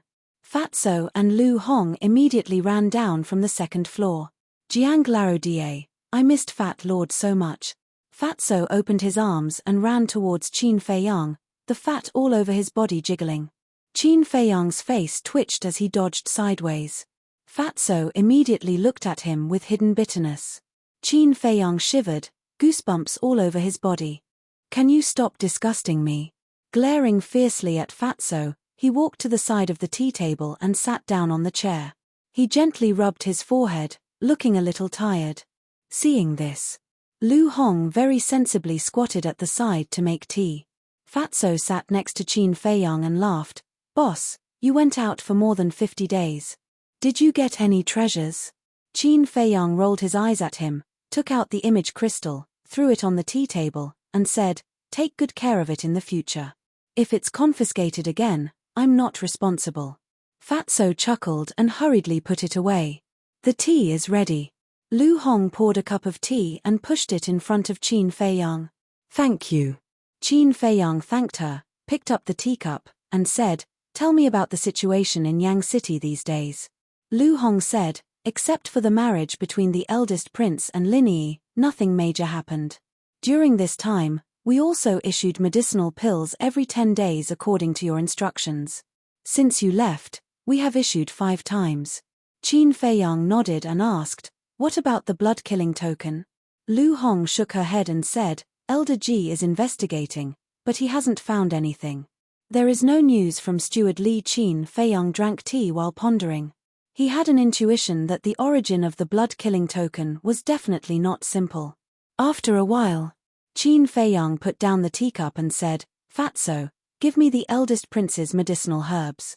Fatso frowned and said, do you really plan to refine for him? 10 sets of medicinal herbs, I can get 5 sets, which is equivalent to 20 million gold coins. Why wouldn't I refine? It's just that it's not so easy to take away these superb scarlet fire-colored glass pills. But this royal family is really rich. They actually used 5 superb scarlet fire-colored glass pills as a betrothal gift. Qin Feiyang lifted the corner of his mouth and sneered. Fatso was shocked. He took out a Chenkuan bag, handed it to Qin Feiyang, and asked, "What are you planning?" Qin Feiyang took the Chenkuan bag, looked at it a little, and said faintly, "If there is no accident, the eldest prince will definitely come to me in these 2 days. At that time, you can say that I am cultivating and have no time to receive him." "Okay." The two nodded. Qin Feiyang said, "Lu Hong, help me prepare a brush and ink." Chapter 169. After Lu Hong went upstairs, Qin Feiyang asked, "Fatso, how's her performance these days?" Fatso chuckled and said, "There's no problem at all. She's probably been completely conquered by your obscene power, boss." Qin Feiyang raised his eyebrows and said angrily, "Can you be more serious?" "Fat Lord is already very serious, okay?" Fatso said, feeling wronged. "Fine." Qin Feiyang stretched out his hand and said, "Just pretend I didn't say anything." Da. With a series of footsteps, Lu Hong came down from upstairs with a pen, ink, and paper. She came to the tea table and neatly placed them in front of Qin Feiyang. Then she sat aside and helped to grind the ink. She looked like a well-behaved little maid. Qin Feiyang observed Lu Hong for a moment and said with a faint smile, "Actually, you don't have to lower yourself. We can get along like friends, but the premise is that you don't do anything bad to me." Lu Hong was taken aback and asked, "Is it really okay?" "Of course," Qin Feiyang said with a smile. Lu Hong also smiled, her face glowing. Not to mention, it was quite charming. In fact, Lu Hong's beauty was not bad. It was just that in the past, she often wore heavy makeup, which covered her essence. Because at that time, she had no strength or background. If she wanted to survive and go further, she had to give up her dignity in this way to please others. And since she followed Qin Feiyang, she no longer had to please others. She also slowly realized that she could live so easily. So gradually, she didn't care much about her appearance, which made her more charming. Qin Feiyang shook his head and smiled. He took 2 pieces of blank paper and wrote with a pen. After a while, he made 2 lists. Then, he took out his Chenkuan bag and threw it to Fatso, saying, "Take a look. See if there are any of the herbs on this list in my Chenkuan bag." "All right." Fatso immediately picked up the 2 pieces of paper and checked them carefully. Hey! Suddenly, he turned to look at Qin Feiyang and said, "Boss Qin, Fat Lord can roughly guess what this list is. It should be illusory form pills, but why can't Fat Lord understand this list?" "This is a potential pill," Qin Feiyang said. As he spoke, 2 beams of light burst out from his eyes. "Potential pill?" Fatso was stunned and asked in confusion, "How come I've never heard of Fat Lord before?" Qin Feiyang said, "Not just you, even I haven't heard of it before. Hurry up and look for it." "Oh." Fatso responded and busied himself with a belly full of doubts. Qin Feiyang pondered for a moment, then turned to look at Lu Hong and said, "I want to talk to you about something." "What is it?" Seeing Qin Feiyang's serious expression, Lu Hong could not help but become nervous. Qin Feiyang said, "Actually, my real name is not Jiang Haotian, but Qin Feiyang." "What?" Lu Hong suddenly stood up and looked at him in shock. The person wanted by the royal family had actually been by her side all this time. What's there to be surprised about? Fatso pursed his lips and said, "You know about it too?" Lu Hong's face was filled with astonishment. Fatso said helplessly, "Not only Fat Lord knows about it, even Ling Yunfei and Feng Ling know about it. Only you, this fool, have never seen through it." "What do you mean?" Lu Hong frowned. "Have you forgotten about the wolf in the castle?" Fatso rolled his eyes. Lu Hong recalled carefully and finally understood. Her heart was filled with bitterness. Everyone who went to the castle had guessed Qin Feiyang's true identity, but she was completely unaware. She was too stupid. Qin Feiyang said with a smile, "Now you have 2 choices, leave or stay." "Leave." Lu Hong frowned and said, "Aren't you afraid that I'll tell on you?" "That's because I misjudged you." Qin Feiyang smiled faintly. Lu Hong looked at him in a daze. Originally, she thought that Qin Feiyang would say to kill her to silence her. But she did not expect that the result would be such an answer. Immediately after, Lu Hong smiled and said, "I believe in Fatso's judgment." Fatso often whispered in her ear that Qin Feiyang was not a simple person. Perhaps this was an opportunity given to her by God, a way out. She was willing to bet on this. Fatso smiled and said, "Fat Lord also has times when he misjudges." Lu Hong said with a smile, "Then I can only accept my fate." Ah! Fatso was stunned, then shook his head and laughed. He gave Lu Hong a thumbs up, his eyes full of praise. Lu Hong also never expected this ending. Once, she hated Qin Feiyang. Because back then in the pill hall, Qin Feiyang slapped her mercilessly and even almost killed her. Originally, she thought that they would be enemies forever. Unexpectedly, they became friends today. It was as if the heavens were playing a huge joke on her. And Qin Feiyang was also very satisfied with Lu Hong's performance. He took out a top-grade red fire-colored glass pill and handed it over with a smile. "Take it." In this way, Qin Feiyang only had 5 pills left. "Thank you." Lu Hong took the top-grade red fire-colored glass pill. Her hands were trembling. She had been longing for this pill for a long time. Now that she finally got it, she felt like she was dreaming. Qin Feiyang said, "Oh right, prepare 2 more bamboo slips." Lu Hong was stunned and asked doubtfully, "Prepare the bamboo slips for what?" Fatso rolled his eyes and said, "Nonsense, of course it's to give you a perfect martial skill." Lu Hong's delicate body trembled, her eyes were filled with tears, and her vision became blurred. A perfect martial skill, she didn't even dare to think about it before. Because that was an extravagant hope. It was impossible to achieve in a lifetime. But now, the person in front of her not only gave her a top-grade red fire-colored glass pill, but also a perfect martial skill. Was this really not a dream? "Why? You don't want it? Then I won't force you." Qin Feiyang teased. "Think about it, I'll go get the bamboo slips now." Lu Hong hurriedly nodded and ran upstairs happily. Fatso sighed, "She's so easily moved, seems like she's quite simple."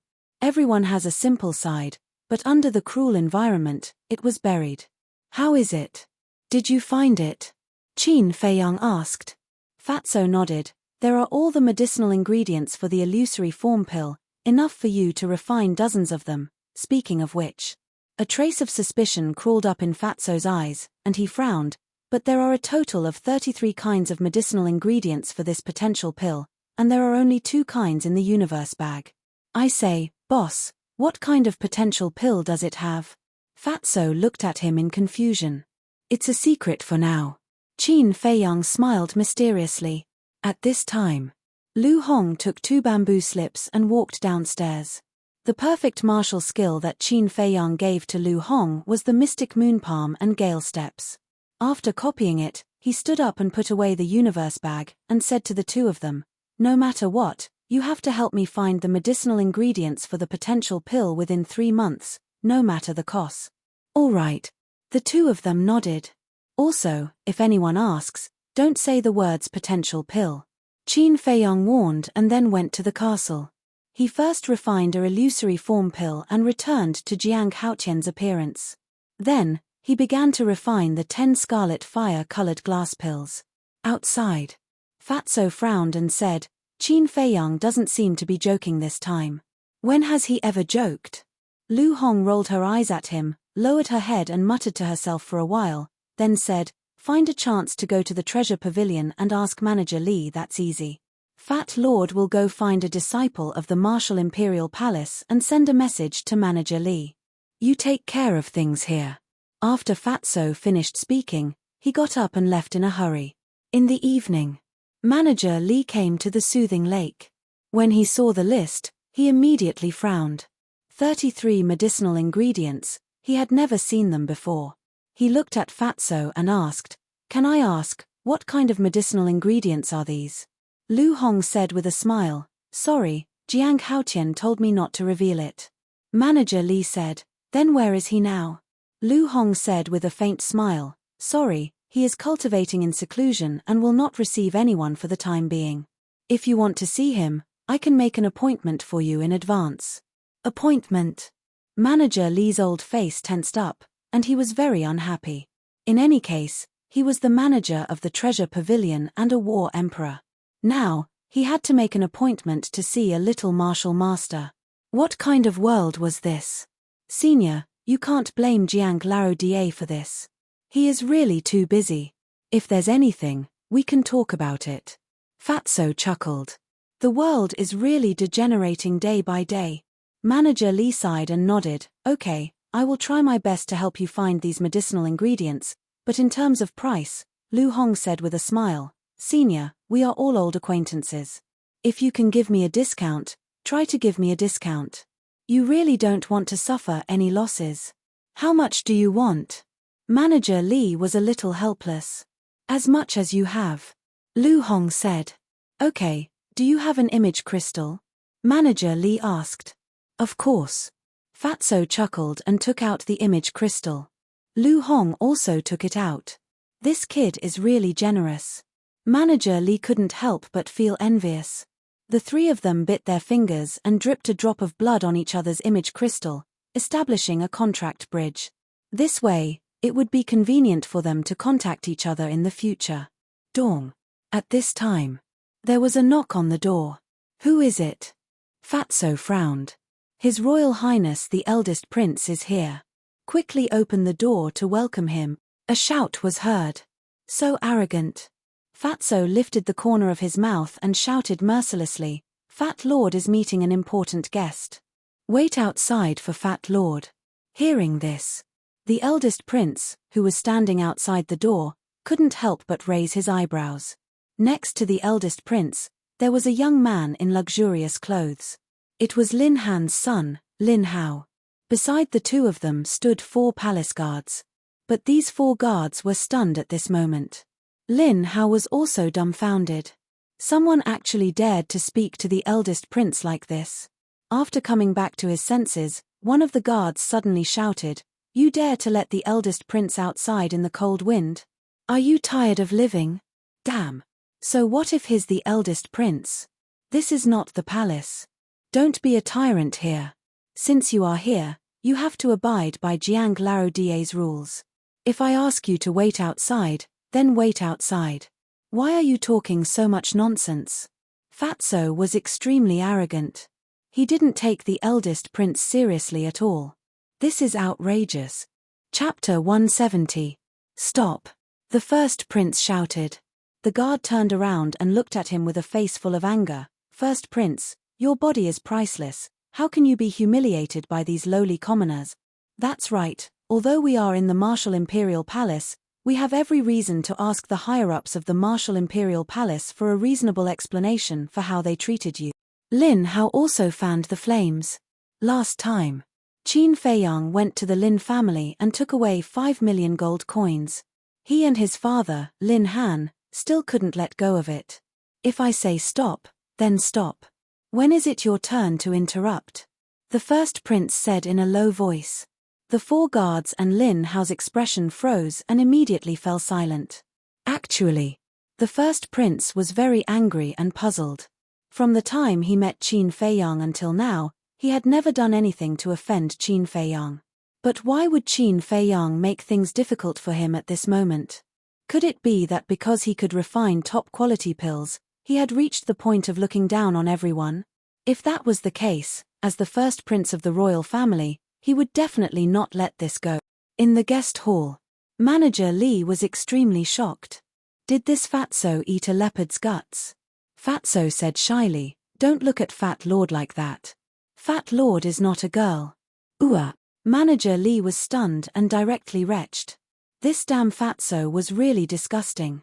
He didn't know how Jiang Haotian could stand it. Cough cough. He coughed and said in a low voice, Fatso, although the first prince doesn't dare to do anything to you in the Martial Imperial Palace, if you leave the Martial Imperial Palace, with his identity and status, he has 100 ways to kill you. You'd better keep a low profile. Fatso said disdainfully, TSK, only 100 ways. If he dares to provoke Fat Lord, Fat Lord has 10,000 ways to teach him how to behave. Manager Lee's face twitched, and he had the urge to beat Fatso up. It seemed that he couldn't stay in this place any longer.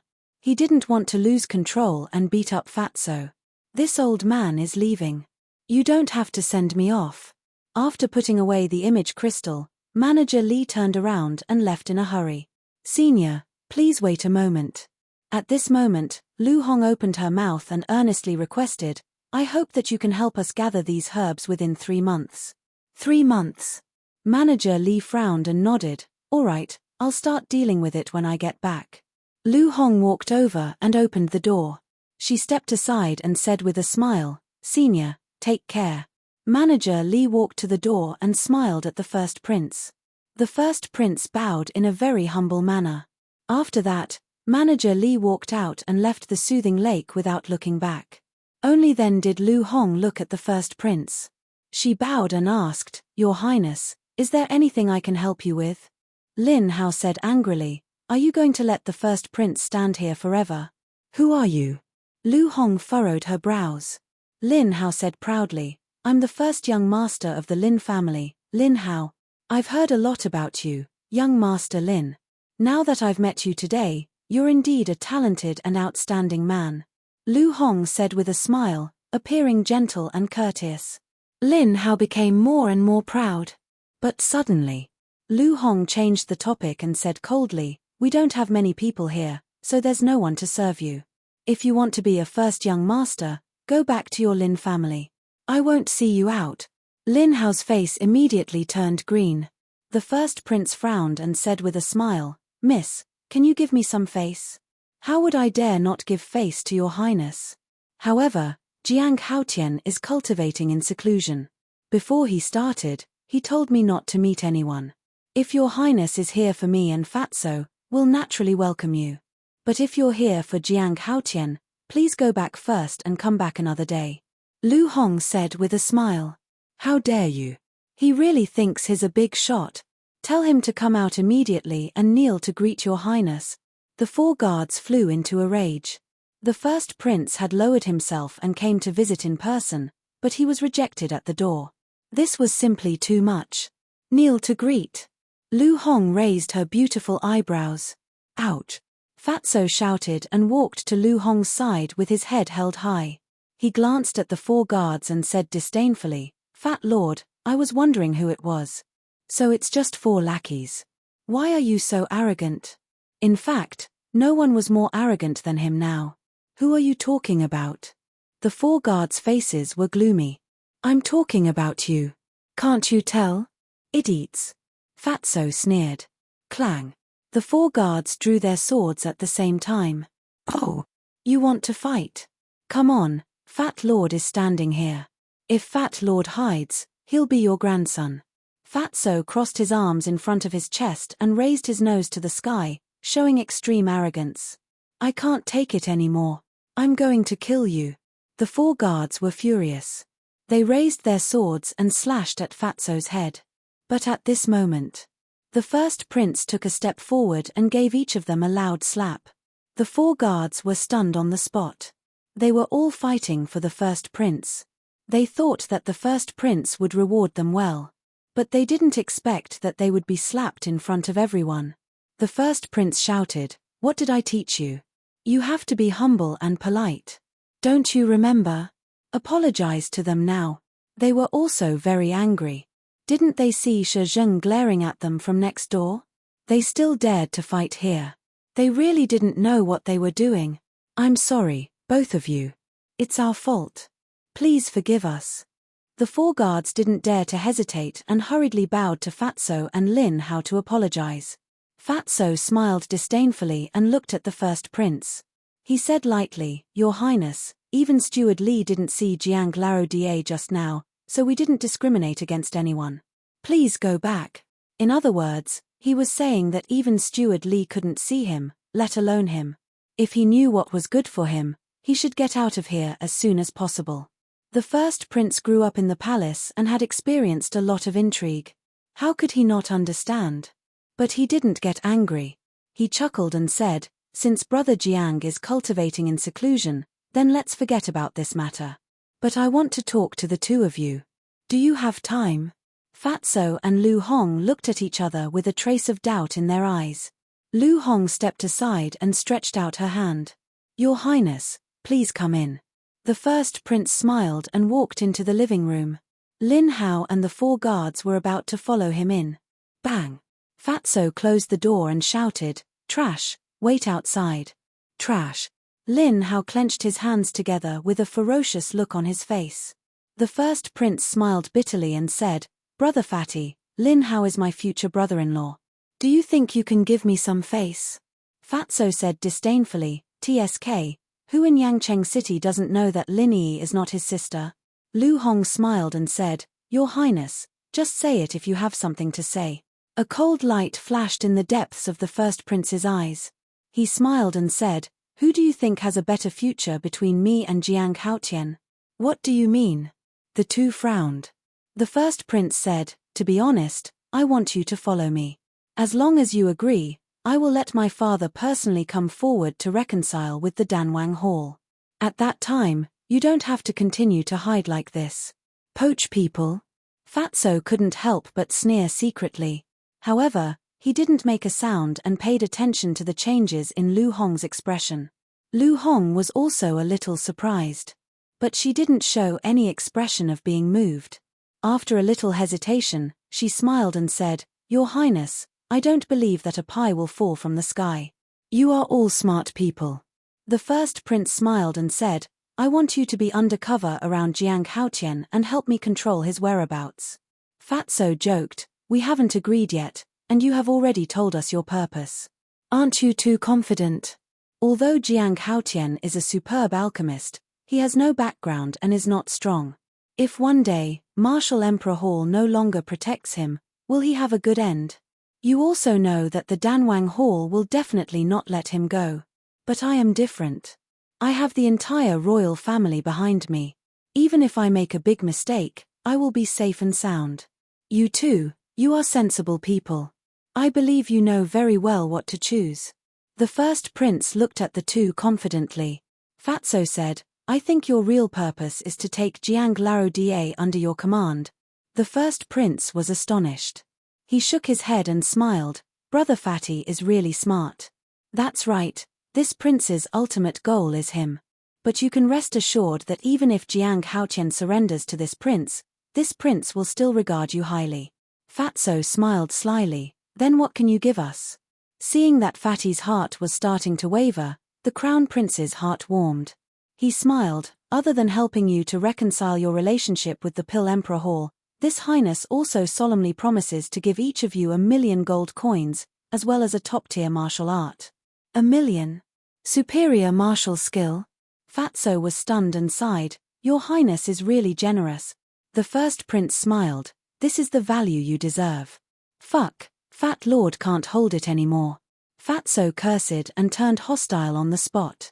He shouted, "I said you are fat, and you are really arrogant.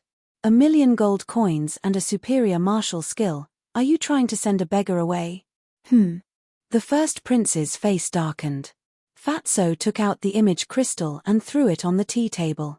He said contemptuously, "This is a gift from Jiang Laro Da to Fat Lord. How much is it worth?" The first prince's eyes widened in disbelief. Surprised by this, Fatso sneered and said to Lu Hong, "Let him see it again. Don't you know how to keep a low profile?" Lu Hong rolled her eyes at Fatso, but she also took out the image crystal and the superior red fire-colored glass pill that she had not taken yet. Because she also couldn't stand the first prince's self-righteous and arrogant face. The first prince was completely dumbfounded. Come. How much are these worth? By the way, there are 4 perfect martial skills, also given by Jiang Laro Da. Fat Lord really can't understand. You are a prince, how can you give away 1,000,000 gold coins and superior martial skills? What are you still talking about? This is the value you deserve. Fuck, Fat Lord and Lu Hong are so cheap in your eyes. Originally, Fat Lord didn't want to embarrass you, but you shamelessly came.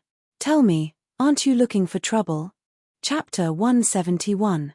The first prince was embarrassed. He blushed and wished he could find a hole to hide in. He thought that Fatso and Lu Hong were country bumpkins who had not seen much of the world and were easy to bribe. But he never expected that. In the end, he was the one who humiliated himself. He felt like a clown, making a fool of himself in front of the two. I couldn't hold back my temper. Your Highness, I'm very sorry. How about we talk again? Actually, it's not difficult to bribe us.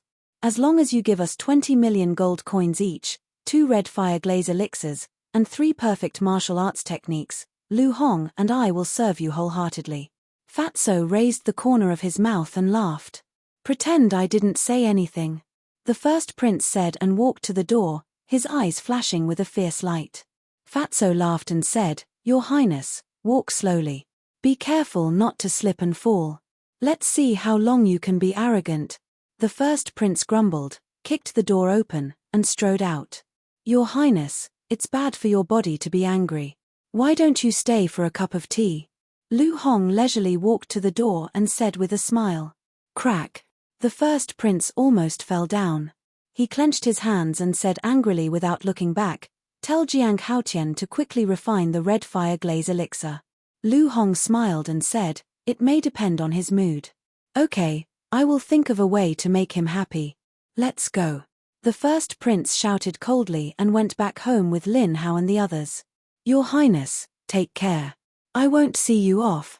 Fatso waved his hand and said jokingly, By the way, young Master Lin, Jiang Laodie asked Fat Lord to tell you that he wants to thank you and your father for giving him 5 million gold coins.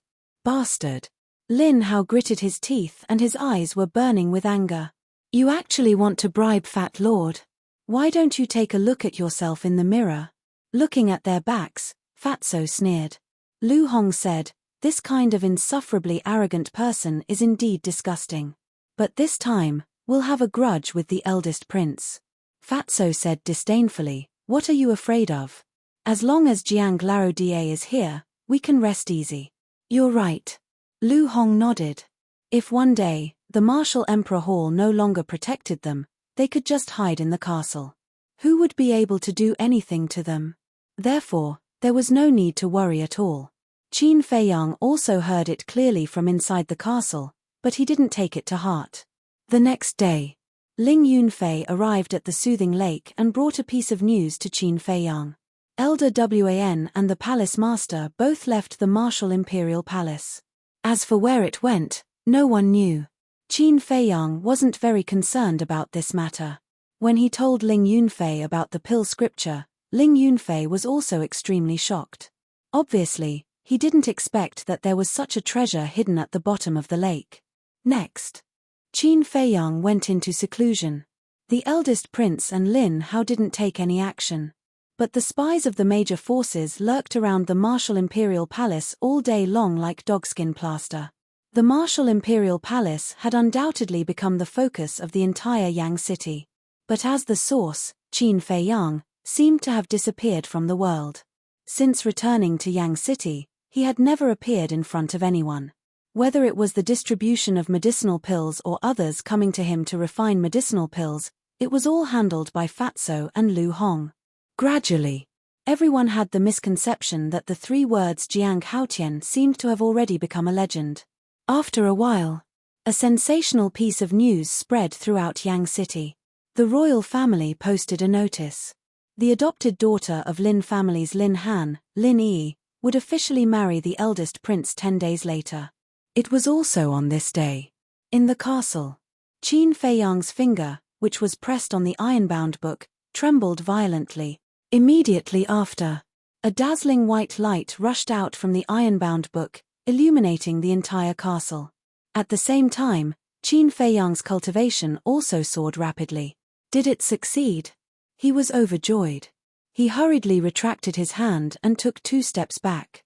His eyes were full of expectation. Wolf King also got up suddenly and ran to Qin Feiyang's side. He stood up like a human, and his pupils contracted tightly. The white brilliance was from the word return on the ironbound book. The word return was condensed by true energy. But at this moment, it was like a peerless divine weapon, releasing a vast divine power. Under this divine power, Qin Feiyang and Wolf King actually had the idea of kneeling down and worshipping.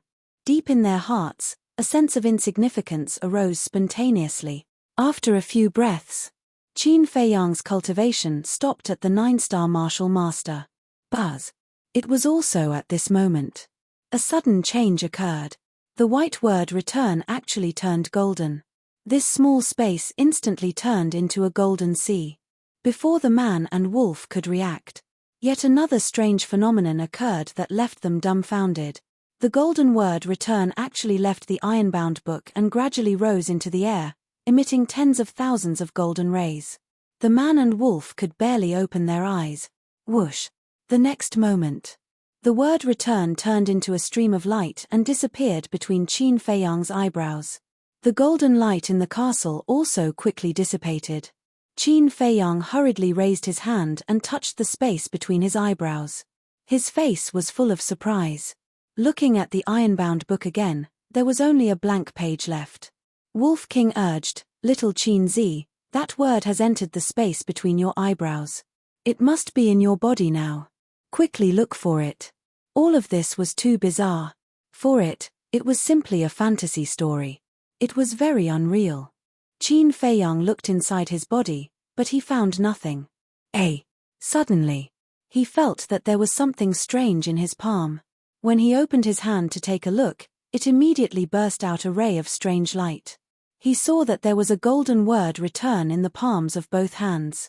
Qin Feiyang said, "White-eyed wolf, let's have a try." "Okay." Wolf King roared excitedly, seeming to be even happier than Qin Feiyang. However, it stretched out its paw and gently patted Qin Feiyang's right palm. Qin Feiyang's face darkened and he said angrily, "Are you tickling me?" Wolf King smiled embarrassedly and said, "I'm just afraid that the power will rebound. Just don't use your full strength." Qin Feiyang was quite speechless. "All right then, Brother Wolf will start." Wolf King gritted its teeth and slammed its paw into Qin Feiyang's palm. Bang! At that moment, it clearly felt that the power that was blasting towards Qin Feiyang, like a torrent, was all reflected back. Immediately after, it was shaken back by that force. "It really works." Wolf King was shocked. Qin Feiyang was also stunned, and then he became excited and urged, "Try again with all your strength." Wolf King said angrily, "Do you want Brother Wolf's life?" Qin Feiyang patted its head and laughed, "Be good, you won't die." All right, don't disgust Brother Wolf." Wolf King couldn't help but feel a chill, retreated a few steps, and then rushed towards Qin Feiyang with all its strength, slamming its paw into Qin Feiyang's palm. "Aoo!" Wolf King immediately screamed. Its 3-meter-long body was like a meteorite, crashing into the wall behind it. Its paw was also broken. Its skin was torn open, and blood was flowing. On the other hand, Qin Feiyang didn't move at all. Damn, so awesome. Qin Feiyang was stunned. It was actually a 100% rebound. Sure enough, it was a taste of his own medicine. If he fought with someone and the other party didn't know in advance, he would definitely suffer a great loss. This was a trump card. After coming back to his senses, he quickly took out a top-grade healing pill and bone-replenishing pill, ran to Wolf King, and fed it to Wolf King. Wolf King was about to scold him, but suddenly his eyes turned and he laughed. "Little Qin Zi, try and see if you can teach Brother Wolf the returning character formula." "Teach?" Qin Feiyang was stunned, looked down at his palm, and frowned. If he could teach it, he would definitely not be stingy. After all, Wolf King was loyal to him, and he naturally wouldn't forget it if there were benefits. But he didn't understand the returning character formula. How could he teach it? After pondering for a moment, Qin Feiyang shook his head and said, "I'm afraid not now, but when I figure out the meaning of the returning character formula, I will tell you as soon as possible." Wolf King couldn't help but feel a trace of disappointment in his eyes. Qin Feiyang said with a smile, "Don't be like this. Although I can't teach you the returning character formula, I am sure that I can help you open the first level of the Gate of Potential, the ultimate realm of martial artists." "What?" Wolf King's eyes trembled, and he asked, "Are you serious? When have I ever lied to you?" Qin Feiyang rolled his eyes and frowned, "But the premise is that you have to find the medicinal materials. Then, He looked at his palm again. The two golden words were really dazzling. He didn't know if they could be hidden. At this point, the word returning suddenly disappeared. Really? Qin Feiyang was startled, and with a thought, the word returning appeared once again. Wolf King was curious, and said, "Brother Wolf, why do you feel that the returning character formula is not some kind of divine art, but more like a divine weapon?" "I have the same feeling." Qin Feiyang nodded his head, seemingly deep in thought, then laughed and said, "It doesn't matter, as long as I can use the returning character formula." After hiding the word returning, he turned around and walked to the front of the iron book. He tried to flip to the second page, but he couldn't. "Looks like I really have to wait until I break through to the War King realm. The returning character formula is already so powerful. This second divine art is really something to look forward to." Qin Feiyang muttered, then closed the iron book, closed the iron box, and left the castle. In the living room, it was empty. Qin Feiyang shouted towards the second floor, "Fatso, Lu Hong, come down for a moment." Soon, Fatso and Yi Zichen ran downstairs. Qin Feiyang asked, "How are you finding the potential pill's medicinal ingredients? Ask Manager Li directly." Fatso took out the image crystal stone, and after activating it with the true qi, Manager Li's shadow quickly appeared. Manager Li said in surprise, "Yo, isn't this Brother Jiang? What kind of wind is blowing today? You actually took the initiative to look for me. Senior, can we still have fun together?" Qin Feiyang said helplessly. "Sure, tell me, why are you looking for me?" Manager Li laughed. "Have you found all the medicinal ingredients?"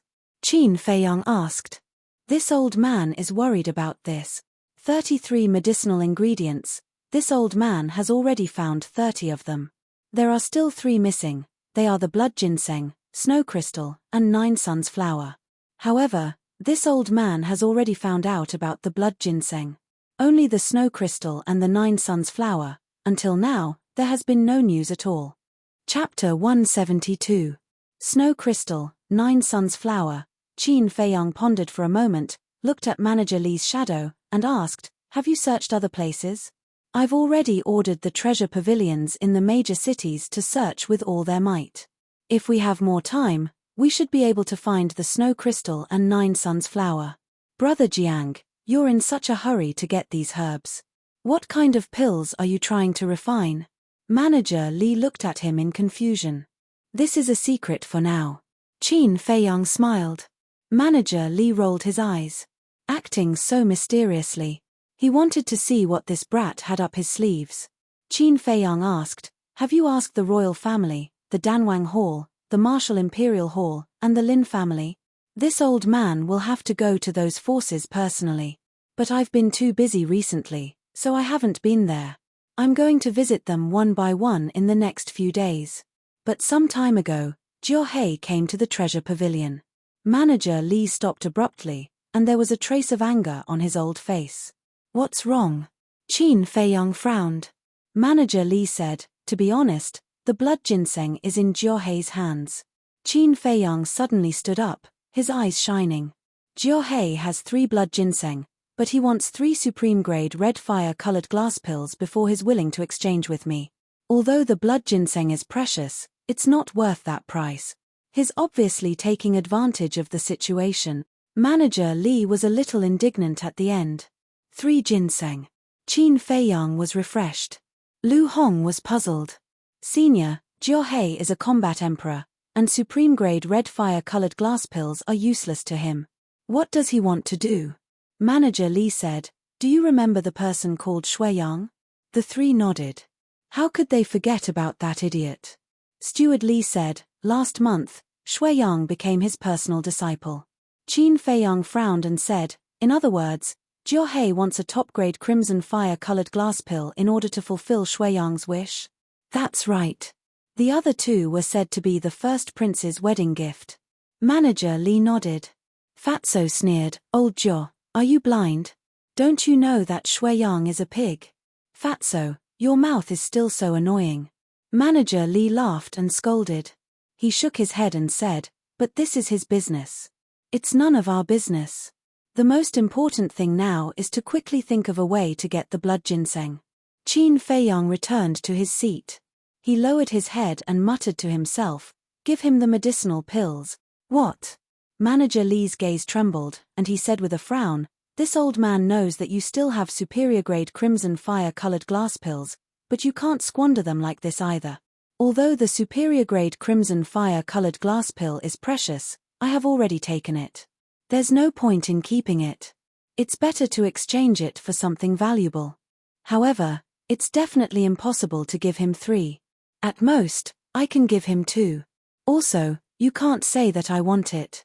Otherwise, even if you give him 10, he may not exchange it."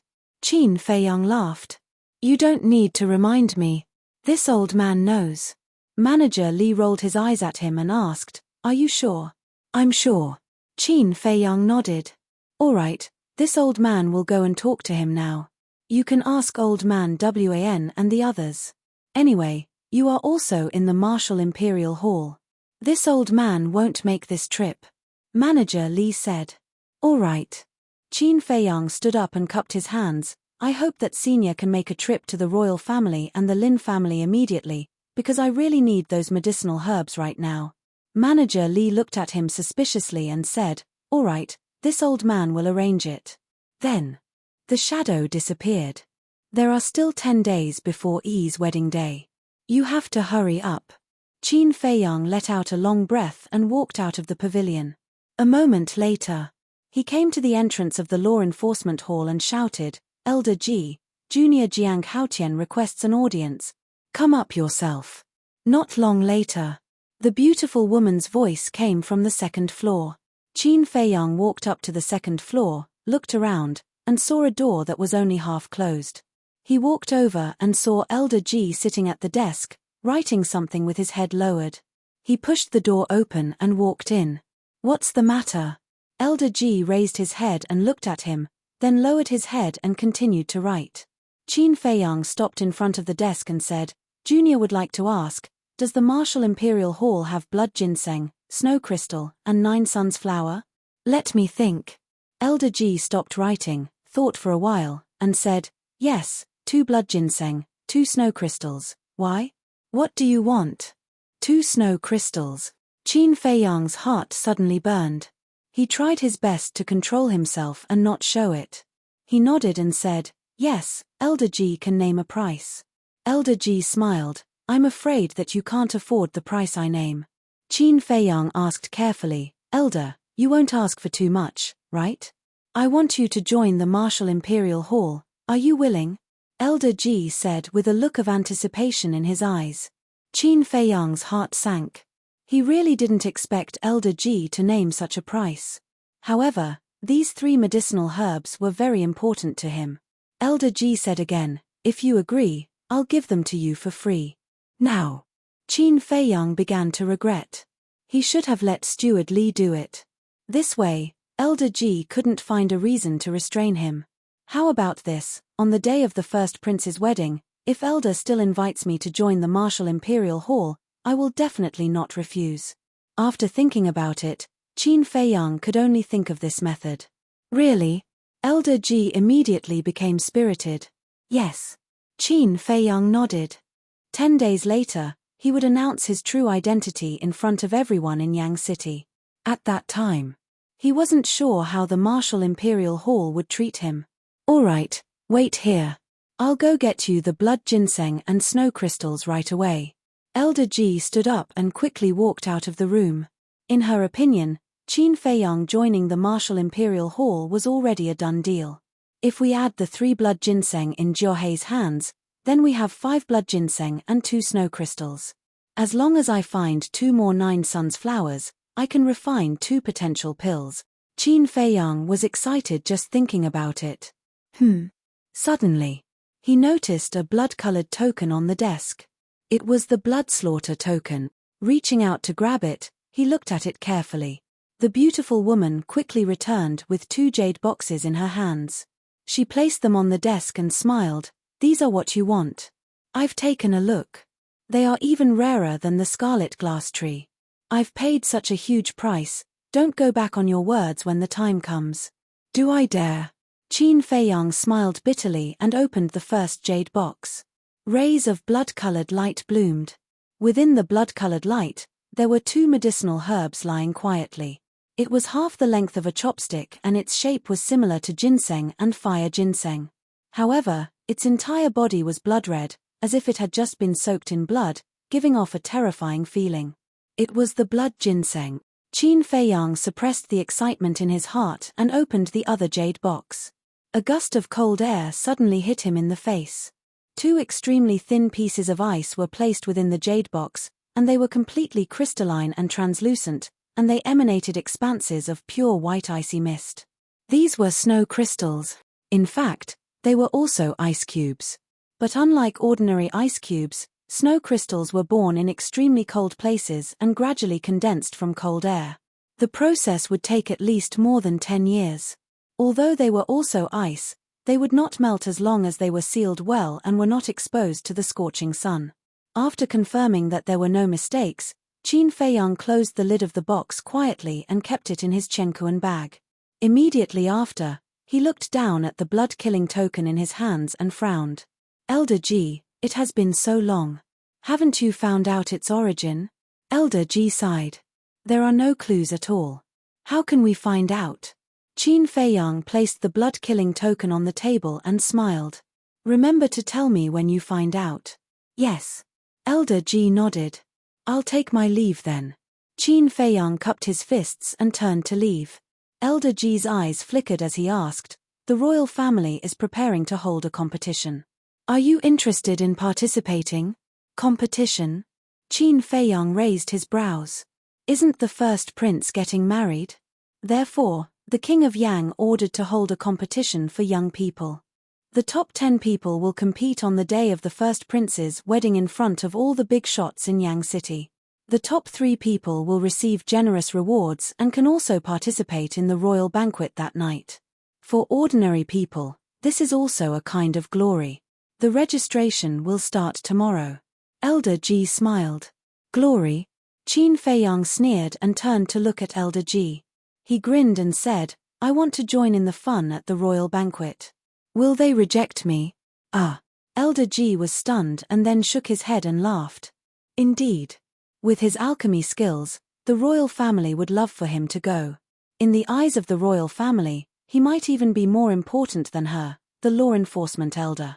There was indeed no need for him to participate in such a boring competition. She waved her hand and said, Go back. If you want to leave the Martial Imperial Hall, report to me first. Okay. Qin Feiyang agreed readily and left the law enforcement hall quickly.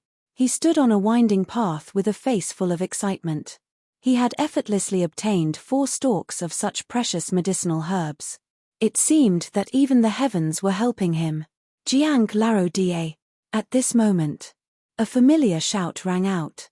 Qin Feiyang looked in the direction of the voice and saw Fatso running over. He asked in confusion, What are you doing here? Fatso chuckled. Steward Li just sent me a message saying that Jiuhei agreed and even obtained a 9 Suns flower from old dog He. 9 Suns flower, that's great. Qin Feiyang was extremely excited. In this way, he finally gathered the herbs for the first set of potential elixir. He really did not expect that it was Elder He who helped him so much. If those 2 old dogs know that Steward Li bought the 9 Suns flower and blood ginseng for you, they will definitely be furious. Fatso laughed sinisterly. This is nothing. When they find out the power of the potential elixir, they will definitely vomit blood on the spot. Qin Feiyang sneered. Vomit blood. Fatso was shocked. He hugged Qin Feiyang's arm and begged, Boss, just tell Fat Lord what kind of magical effect the potential elixir has. If I tell you now, there won't be any surprises. Just wait. Qin Feiyang patted his shoulder and turned to walk towards the tranquil lake. Buzz. At this moment. Chapter 173. Fatso took out the image crystal, and Manager Li's shadow immediately appeared. Is there any good news?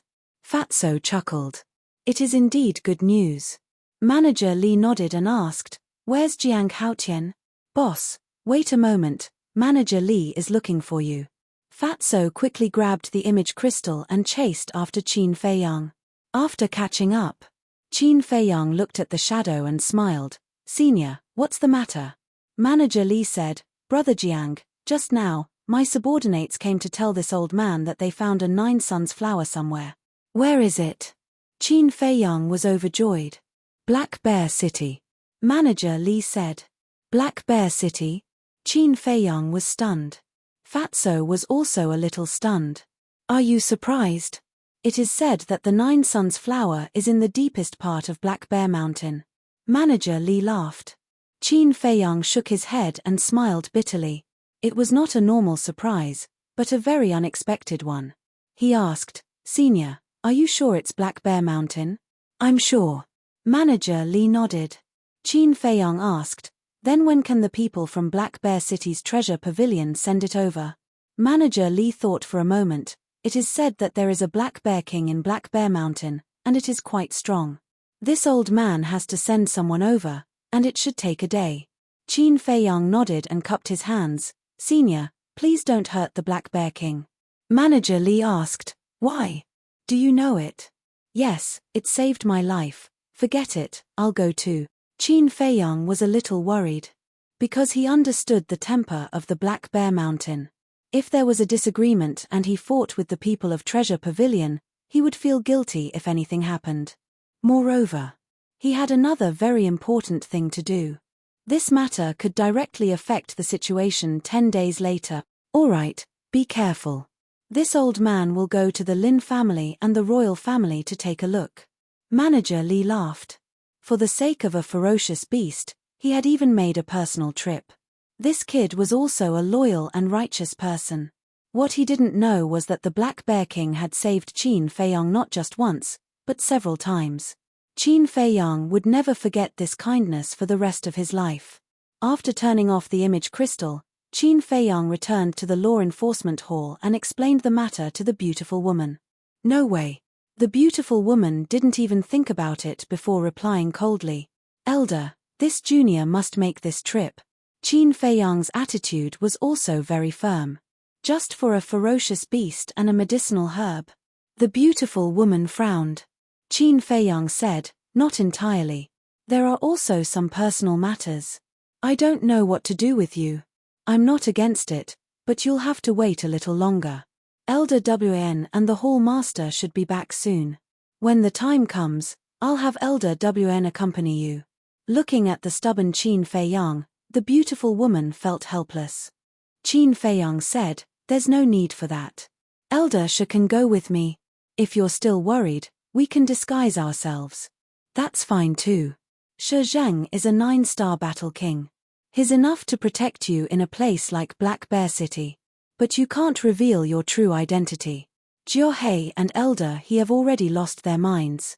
The 2 battle kings who attacked Fatso and Lu Hong last time are the deacon elders of the Danwang Hall. If they know that you're going to Black Bear City, they'll definitely kill you. The beautiful woman warned with a serious face. Yes. Qin Feiyang nodded and asked in confusion, Since we already know their identities, why don't we take them down?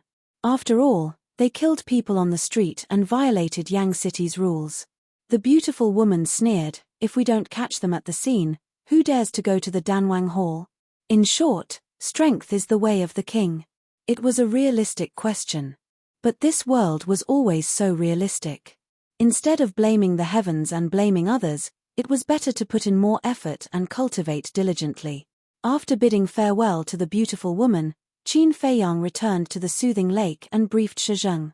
Then, the 2 took the phantom elixir, changed their appearances, and left the martial imperial hall. None of the spies hiding outside the gate noticed anything. This was the magic of the phantom elixir. After leaving Yang City, Elder Shi brought Qin Feiyang and rushed to Black Bear City. Noon. The 2 finally entered Black Bear City. A few months passed. Black Bear City didn't change much. The Jiang family was still the dominant family. It would take a lot of effort for the other small families to rise.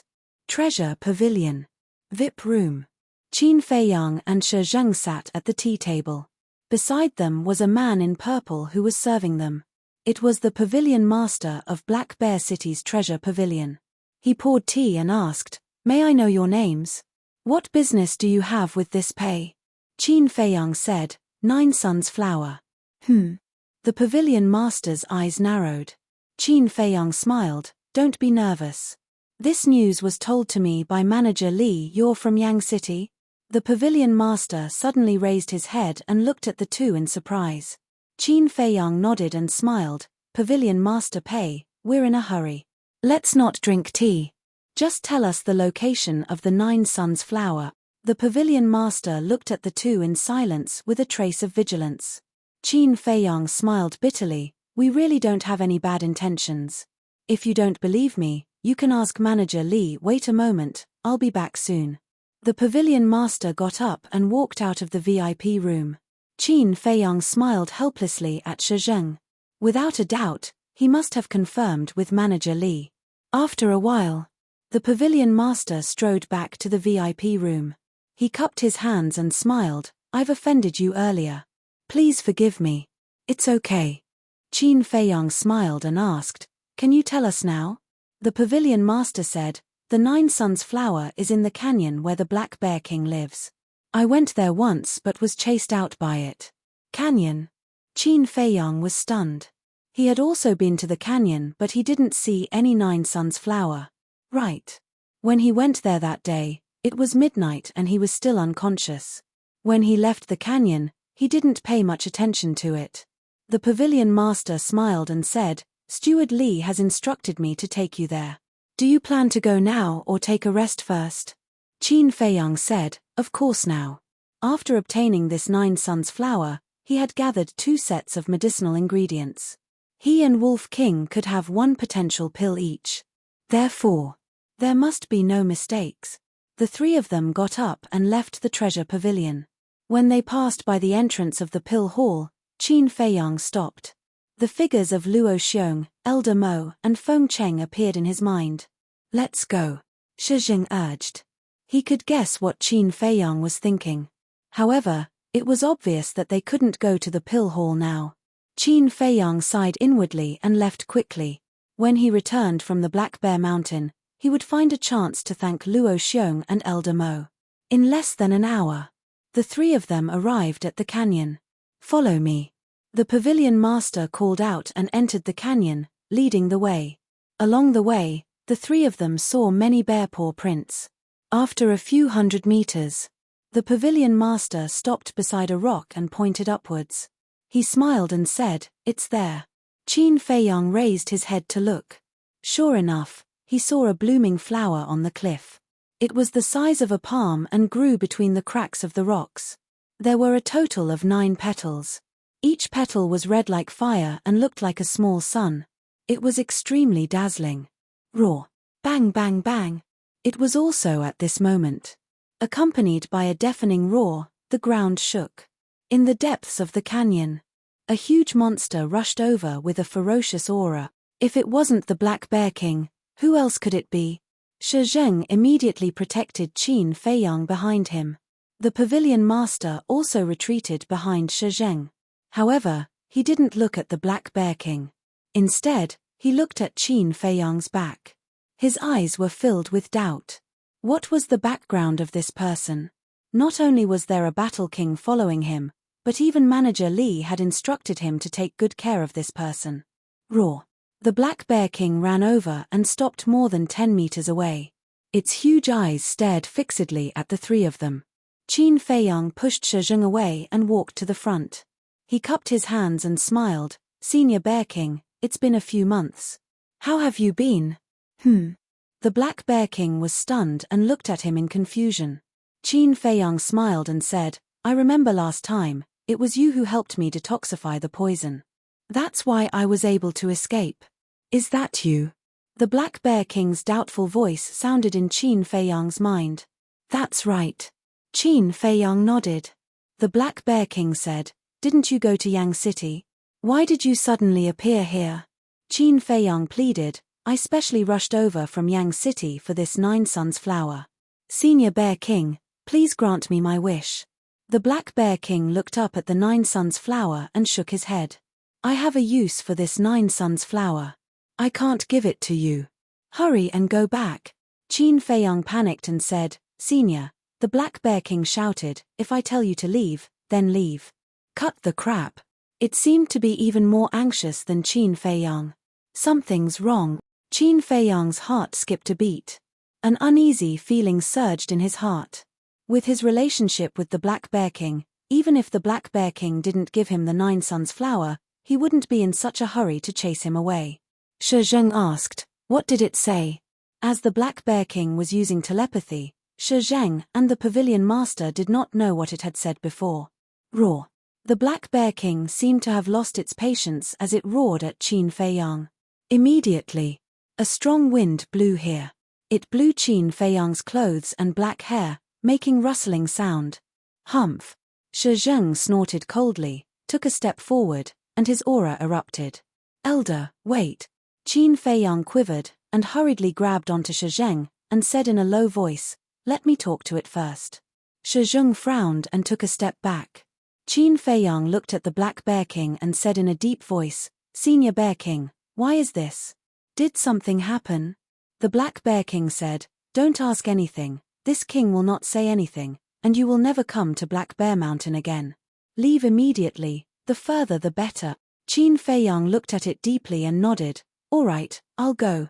"You're leaving just like that?" The Pavilion Master and Shi Zheng were somewhat stunned. "Let's go." Qin Feiyang turned around and said to the two of them, then sped towards the exit of the canyon.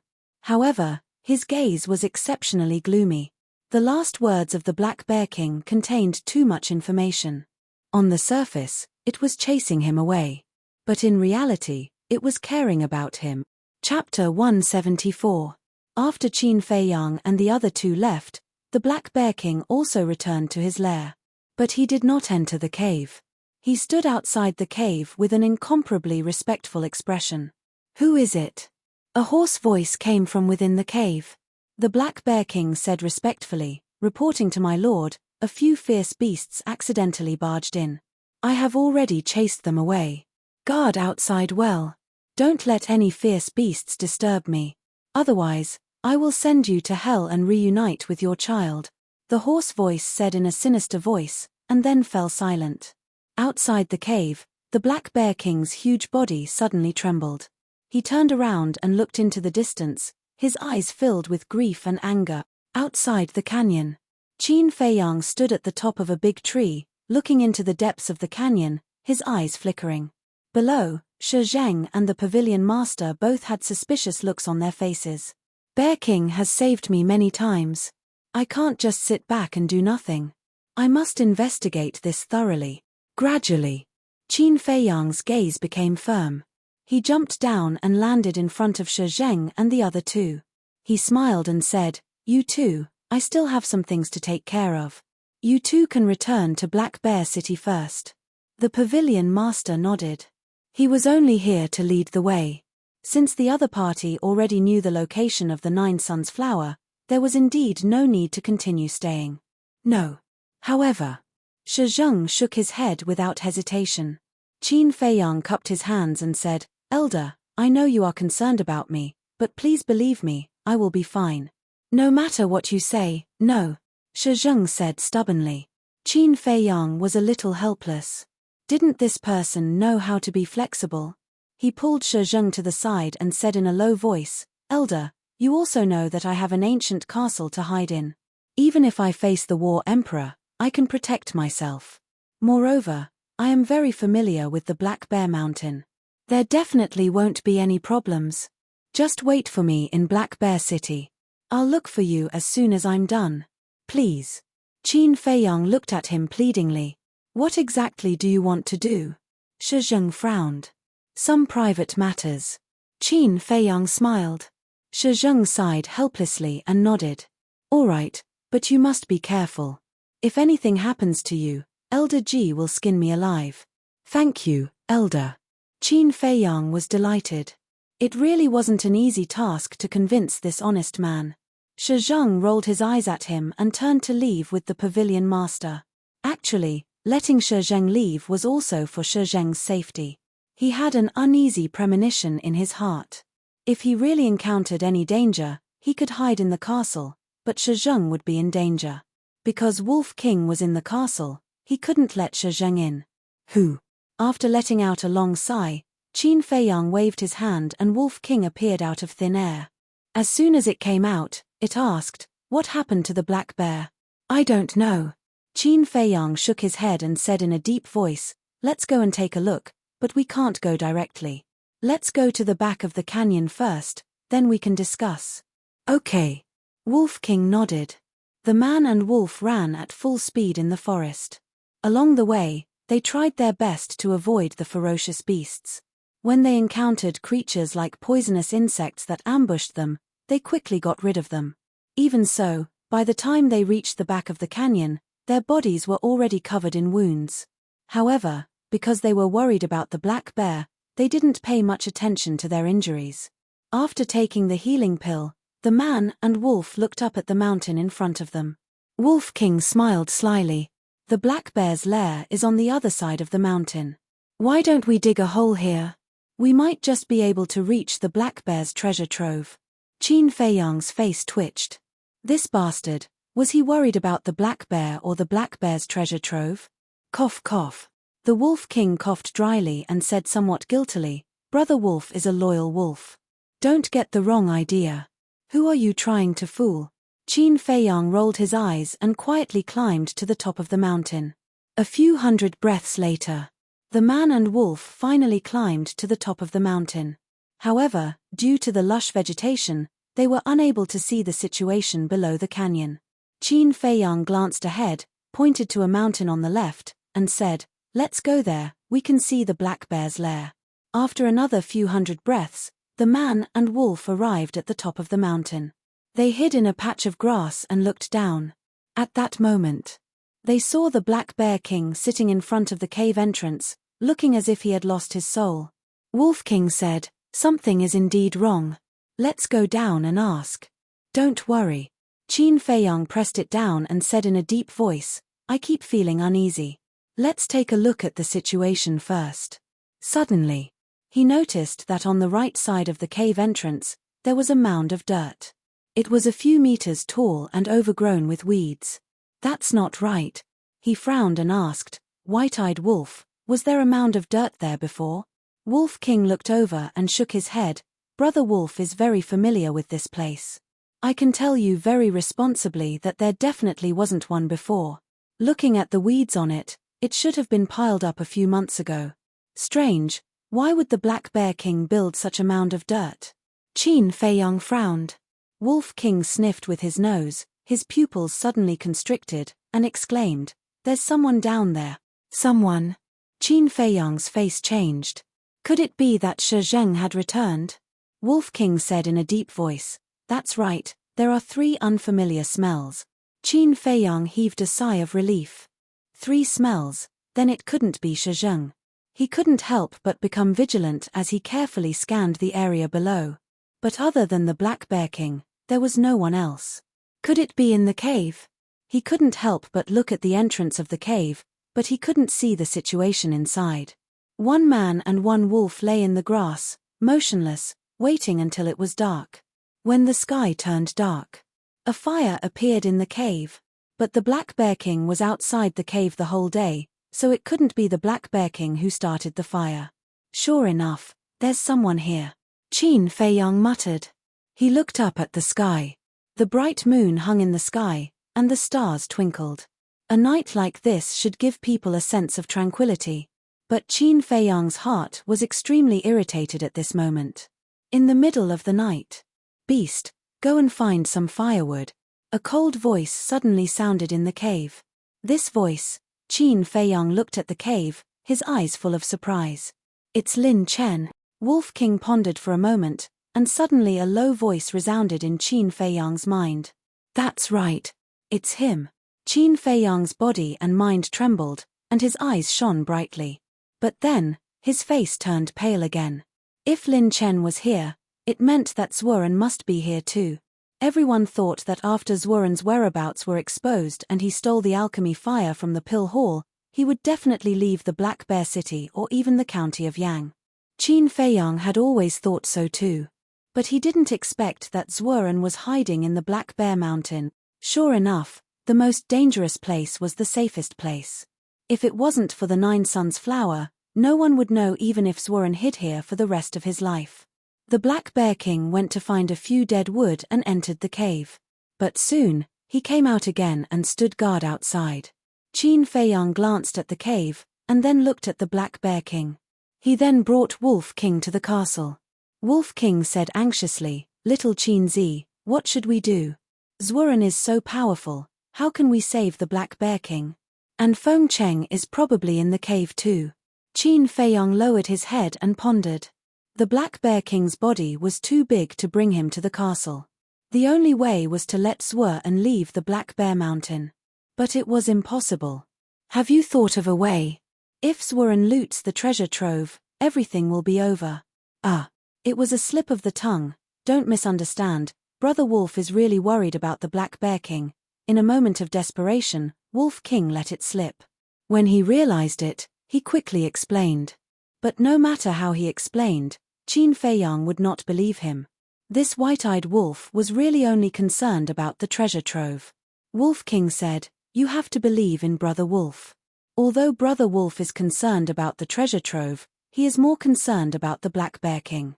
"That's enough." Qin Feiyang glared at him fiercely. He pondered for a moment, and the corners of his mouth gradually pursed into a cold smile. "Today is different from the past. Now that we have the image crystal, we can catch them all in one fell swoop." As soon as he finished speaking, he took out the image crystal and quickly became excited. Soon, Fatso's shadow appeared. "Jiang Laro Da, what are you doing? Have you found the Nine Suns flower?" Fatso half reclined on the chair with his legs crossed, looking leisurely. Qin Feiyang said, "Go to Elder Ji immediately and tell her that I have found Zworen's whereabouts." Fatso was so frightened that he immediately flipped over from the chair. He hurriedly got up in a hurry and shouted angrily, "What did you say? You found Zworen?" "Yes." Qin Feiyang nodded.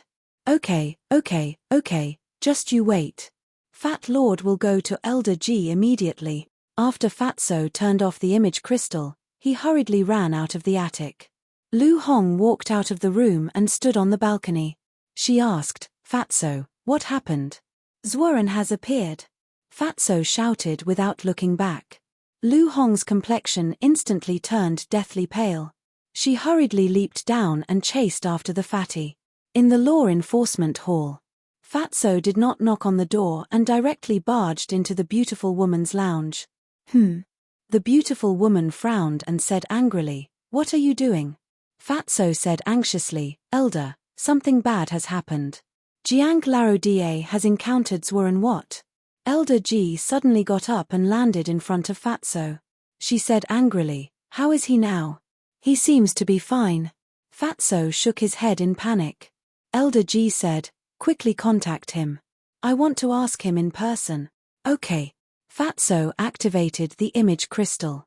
When Qin Feiyang's shadow appeared, the beautiful woman asked anxiously, "Where is Zworen? Are you okay?" Qin Feiyang shook his head and said, "Zworen is at Black Bear Mountain. He has not found me yet." Wolf King hid in a corner to avoid being seen by the beautiful woman. The beautiful woman heaved a sigh of relief and said, "I will inform the temple master immediately. You must be careful. Do not let him find you. This time, no matter what, we must not let this old fox escape. We will contact you again when we reach Black Bear City." "Okay." Qin Feiyang nodded. Chirp. As soon as the image crystal was turned off, the loud cry of an eagle could be heard in the castle. Chapter 175. Why is there an eagle's cry? Qin Feiyang left the castle with Wolf King. He quickly lay down in the grass and looked at the valley. Then, Qin Feiyang's eyes flashed with a cold light. Above the cave, a huge falcon was circling in the air. There were at least 20 people in its two huge claws. Those people were all dead. Below the falcon stood a young man. It was Lin Chen. He glanced at the people in the falcon's claws and smiled at the falcon.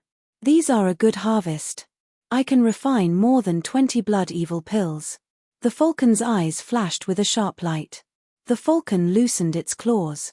More than 20 corpses fell to the ground in front of Lin Chen with loud thuds. Lin Chen shouted, "Black Bear King, Why are you still standing there? Hurry up and move them in. There was a trace of reluctance in the Black Bear King's huge eyes. But there was no other way. He had to do it. Lin Chen looked at it with disdain. He raised his head to look at Falcon and said, Master has instructed us to capture more people tomorrow. As usual, do not hunt in Black Bear Mountain to avoid arousing suspicion. Chirp. The falcon let out a sharp cry, flapped its black wings, and rushed out of the valley. At the same time, a man and a wolf also entered the castle. After the falcon left, Qin Feiyang and Wolf King appeared again. These two bastards really used people to refine pills. Qin Feiyang clenched his fists. His eyes were full of murderous intent. He was not against killing people. After all, this was the law of survival. But using people to refine pills was simply inhumane. Such people could not be appeased even if they were cut into pieces. Wolf King said in a low voice, Little Qin Zi, calm down. Don't alert the enemy. This was a good opportunity. There could not be any accidents. Otherwise, if Zhuan escaped, he did not know when he would be able to find him again. This point, Qin Feiyang also knew very well. So he suppressed the anger in his heart. Time flew. It was almost dawn, but there was still no news. What are they doing? Qin Feiyang frowned. It had already been an entire night. With the speed of the Martial King Hall Master and the others, they should have arrived by now. The morning sun rose. All things were awakening. At this moment, Qin Feiyang's imaging crystal finally reacted. Continue monitoring. Call me if you need anything. After instructing Wolf King, he entered the castle and took out the image crystal. Rays of light were emitted. Fatso's phantom appeared. Qin Feiyang said angrily, Fatso, what are they doing? Why aren't you here yet? Fatso said, coming. We are now in the forest in front of the canyon. Come over quickly. Jungle. Qin Feiyang was stunned. He frowned and asked, then what are you doing here? There's no other way. Ling Yunfei needs to cultivate, and Lu Hong doesn't want to come. We can only sacrifice Fat Lord this time. Fatty had a helpless expression on his face. Qin Feiyang thought about it carefully and understood. Only Ling Yunfei, Lu Hong, and Fatso had established a contract bridge with him. If the giants of the county of Yang wanted to contact him, they had to go through one of them. I won't go over. You guys go around to the back of the canyon. I'll wait for you here. Remember, don't make any noise. Also, restrain your aura. Qin Feiyang said in a deep voice. Okay. Fatso nodded. After turning off the imaging crystal, Qin Feiyang took an illusion form elixir and turned into Jiang Haoqian's appearance. Then, he left the castle, sent Wolf King into the castle, and ran to the foot of the mountain. In less than 100 breaths, 6 figures entered his sight. 2 of them were Fatso and Shizheng. Shizheng had also recovered his true appearance. Qin Feiyang had seen the martial arts hall master before, so he could naturally recognize him. As for the other 3, they all looked middle-aged. Although they had retracted their aura, one could tell at a glance that the 3 of them were not simple people. Because their aura was too outstanding. His gaze was also extremely sharp, like the edge of a blade. A group of people walked over silently. Qin Feiyang cupped his hands and said, Greetings, seniors. Jiang Haoqian, although I've been in Xingyue City, I've heard rumors about you every day. I've always been curious if you have 3 heads and 6 arms. But today, I see that you're no different from an ordinary person. The person who spoke was Luo Qingzhu's father, Jiang Zhengyi. He was about 1.85 meters tall and slightly thin. He wore a fitted white robe, and there were spots of white hair at his temples. On his weathered face, there was an easygoing smile. Qin Feiyang smiled bitterly and said, Senior Jiang, these are all rumors. You can't take them seriously. Among the 4 giants of the county of Yang, only the chief pavilion master was in Xingyue City. So, even if no one introduced him, he knew. Rumors? Jiang Zhengyi was stunned. He shook his head and laughed. Qin Feiyang looked at the last person and cupped his hands. Senior, you must be the king of Yang. This person had a strong body. He wore a golden robe and a crown on his head. He exuded the aura of a king from head to toe. He was no stranger to this aura of a king. Moreover, only the county kings of the 18 counties were qualified to wear a crown. The King of Yang nodded and smiled faintly. Little brother, you've done a great job this time. When we catch Zhuoren, I'll reward you handsomely. Thank you, King of Yang. Qin Feiyang thanked him and looked at the last person. This person was tall and straight. His eyebrows were as sharp as swords. There was no expression on his face, and he looked extremely cold. There was no doubt that this person was the hall master of the Danwang Hall. Greetings, senior. He bowed politely. The hall master of the Danwang Hall only nodded faintly. Qin Feiyang was too lazy to ask for a rebuff. He glanced at the 4 giants and said, Zhuoren is on the other side of the mountain. Other than Elder Feng, the Black Bear King is also in his hands. I would like to ask the 4 of you to save them first before dealing with Zhuoren. The hall master of the Danwang Hall immediately said, I don't agree. What if Zhuoren escapes while we're saving them? Qin Feiyang raised his eyebrows and asked, Senior, are you saying that you're going to sacrifice them? For the sake of the big picture, we can only sacrifice them. As the law-enforcing elder of the Pill Hall in Black Bear City, I believe that Feng Cheng is prepared to die. The hall master of the Danwang Hall said coldly. Qin Feiyang clenched his fists and said, Senior, if I may offend you, Elder Feng is not your slave. Why should he be sacrificed? Is this what you should say as the hall master of the Grand Hall Master? The hall master of the Danwang Hall raised his eyebrows and said faintly, This is the business of the Danwang Hall. Is it your business? Qin Feiyang said, Indeed, it's none of my business. However, I owe Elder Feng and the Black Bear King a debt of gratitude. Even if I'm insignificant in front of you, I thought you didn't know your place. The hall master of the Danwang Hall said faintly. Qin Feiyang stared at him. His fists clenched tighter and tighter. Birds of a feather flocked together. He was the same as Jiu He and Elder He. Such a person. Such a person in the Danwang Hall. It's disgusting. All right. If you really want to sacrifice them, I don't have any objections. However, I'm afraid it's wishful thinking for you to catch Zhuoren today. Qin Feiyang's face darkened. There was a trace of madness in his eyes. What are you trying to do? Do you believe that I won't kill you right now? The hall master of the Danwang Hall narrowed his eyes. There was a dangerous signal in his eyes. To be honest, I'm not afraid of you. Qin Feiyang sneered. All right, let's not talk too much. Ma Cheng, you are really something.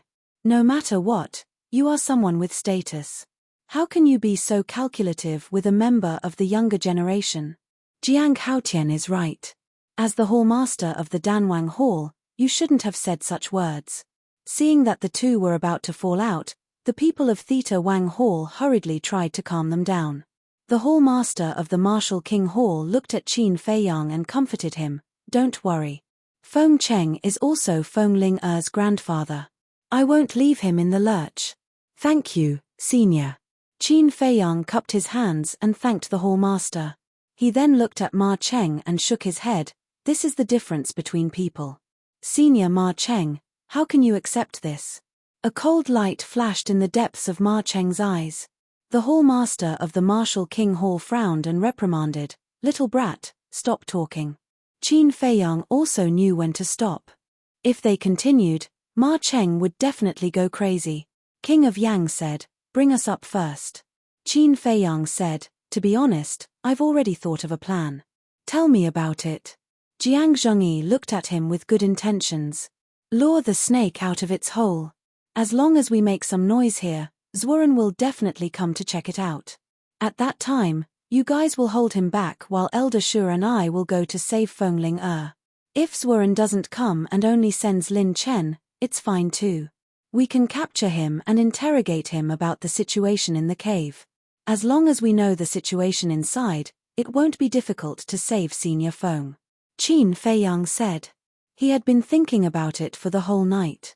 This was the most reliable method. Shi Zheng asked, what if he sends the Black Bear King to check it out? It's naturally better if the Black Bear King comes. The reason why he didn't tell me the truth yesterday must be that he was worried that I would be implicated. But now that you guys are here, the situation is different. There's nothing for him to worry about. Qin Feiyang said with a smile. The hall master of the Martial King Hall pondered for a moment and looked at Jiang Zhengyi and the other two.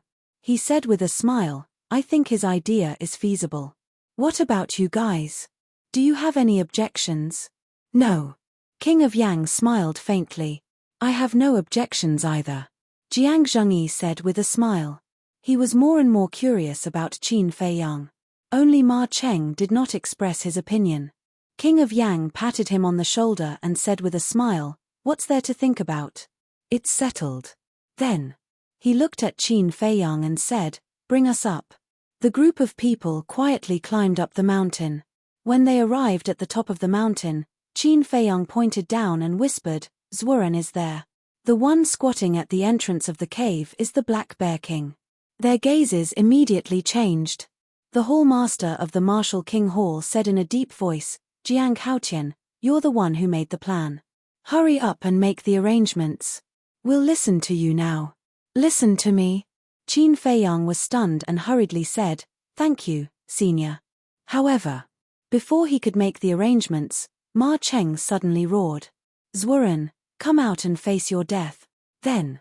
He jumped and landed down, his aura soaring into the sky. Bastard. Chapter 176. The King of Yang, Jiang Zhengyi, and the Martial King Hall Master changed their expressions as well. Seeing that Qin Feiyang was about to rush down, Jiang Zhengyi pulled him back and whispered, don't be rash.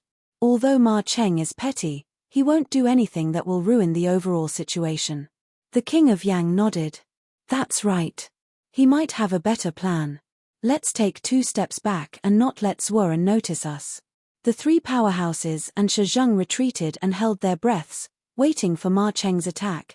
Qin Feiyang and Fatso lay in the bushes, glaring at Ma Cheng. Boss, do you believe him? Fatso asked softly. Qin Feiyang did not reply. His gaze was as sharp as an eagle's and was aggressive. Below. The Black Bear King was the first to get up and looked at Ma Cheng in horror. This was an expert. He was no weaker than the person in the cave. The moment Ma Cheng landed, a black figure darted out of the cave. It was a sinister-looking old man in a black robe. His eyes were sunken and emitted a sinister green light. That's right. He was Zhuren. Zhuren's pupils constricted when he saw Ma Cheng. He said in shock and anger, how did you find this place? Ma Cheng sneered, it's all thanks to Jiang Haotian. Qin Feiyang, who was lying on the mountaintop, shuddered violently. He turned to look at Theta Wang and the others and said coldly, is this his plan? Can't you see that he has no intention of saving Fengcheng and the Black Bear King? The 3 of them frowned as well. At the same time, when he heard Jiang Haotian's name, Zhuren's sinister eyes shone with a cold glint. It's that little bastard again. Where is he? He's up there. Ma Cheng pointed to the mountaintop. Ma Cheng, you've gone too far. The Martial King Hall Master shouted angrily and turned into a streak of light, diving towards Zhuren. The King of Yang and Jiang Zhengyi exchanged glances and darted towards Zhuren as well. They planned to capture the leader first.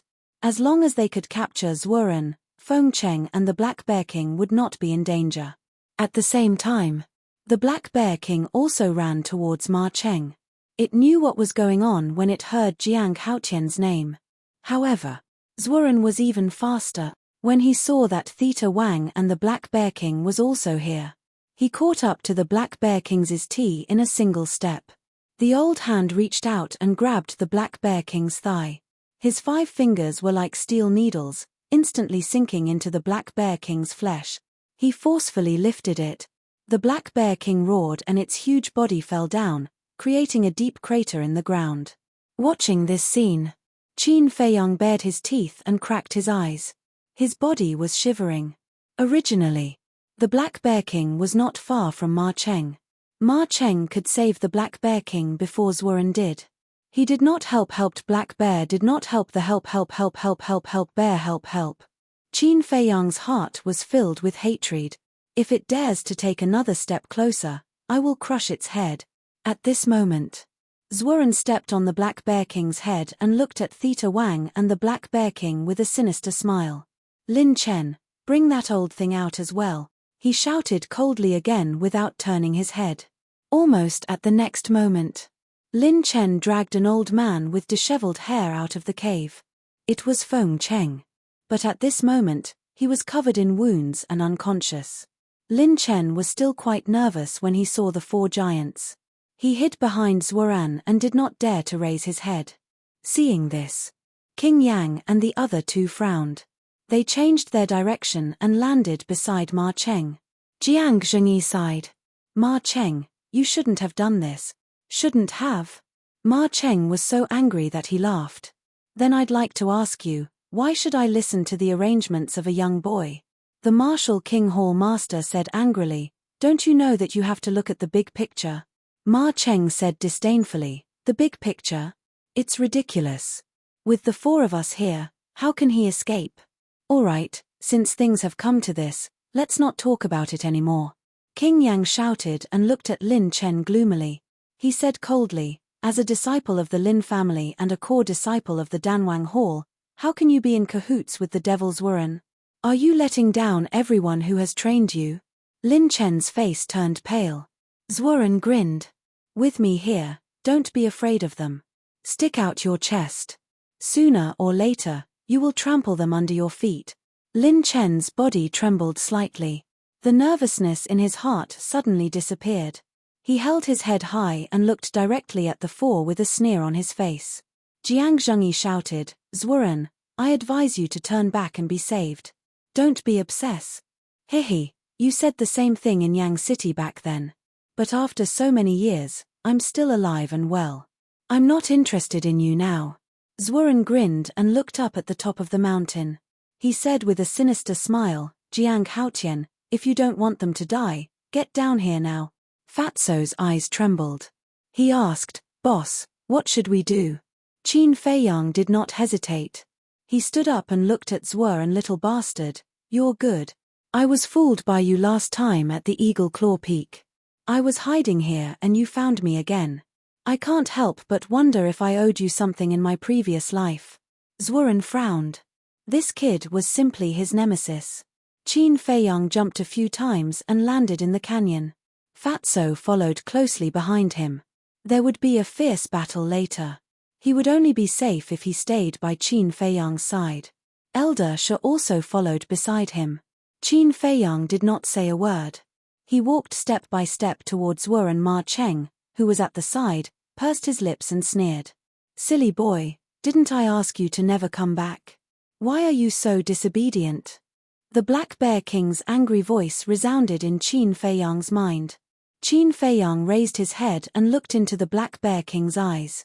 He smiled and said, You've saved my life a few times. How can I stand by and do nothing? Sigh, you're so silly. The Black Bear King sighed. Fortune favors fools. Qin Feiyang smiled and looked down at Zhuoren. He said, I don't want to talk nonsense. Let them go and I'll go with you. No. The Martial Lord Hall Master immediately shouted. Qin Feiyang said, This is my personal matter. Please don't interfere. Zhuoren looked at Qin Feiyang with flickering eyes. There's nothing to think about. I'm more valuable than them. I can help you refine the supreme grade blood spirit pill. I believe it won't be long before you step into the 9-star combat emperor realm or even higher, Qin Feiyang said expressionlessly. King Yang and the others frowned. Zhuoren glanced at the four overlords and said, That's a good idea. But aren't you afraid of being hunted down by them? Hunted down? I'll tell you the truth. I've made a plan. If you follow it step by step, you'll definitely die today. But some old bastard wants to take revenge on me. Do you think I still need to be afraid? I hate them more than you do now. I can follow you. If you don't mind, we can join hands. You have the strength and I have the brains. We can turn the county of Yang upside down, Qin Feiyang said coldly. The Martial Lord Hall Master's heart sank. The situation had become serious. Ma Cheng was not angry.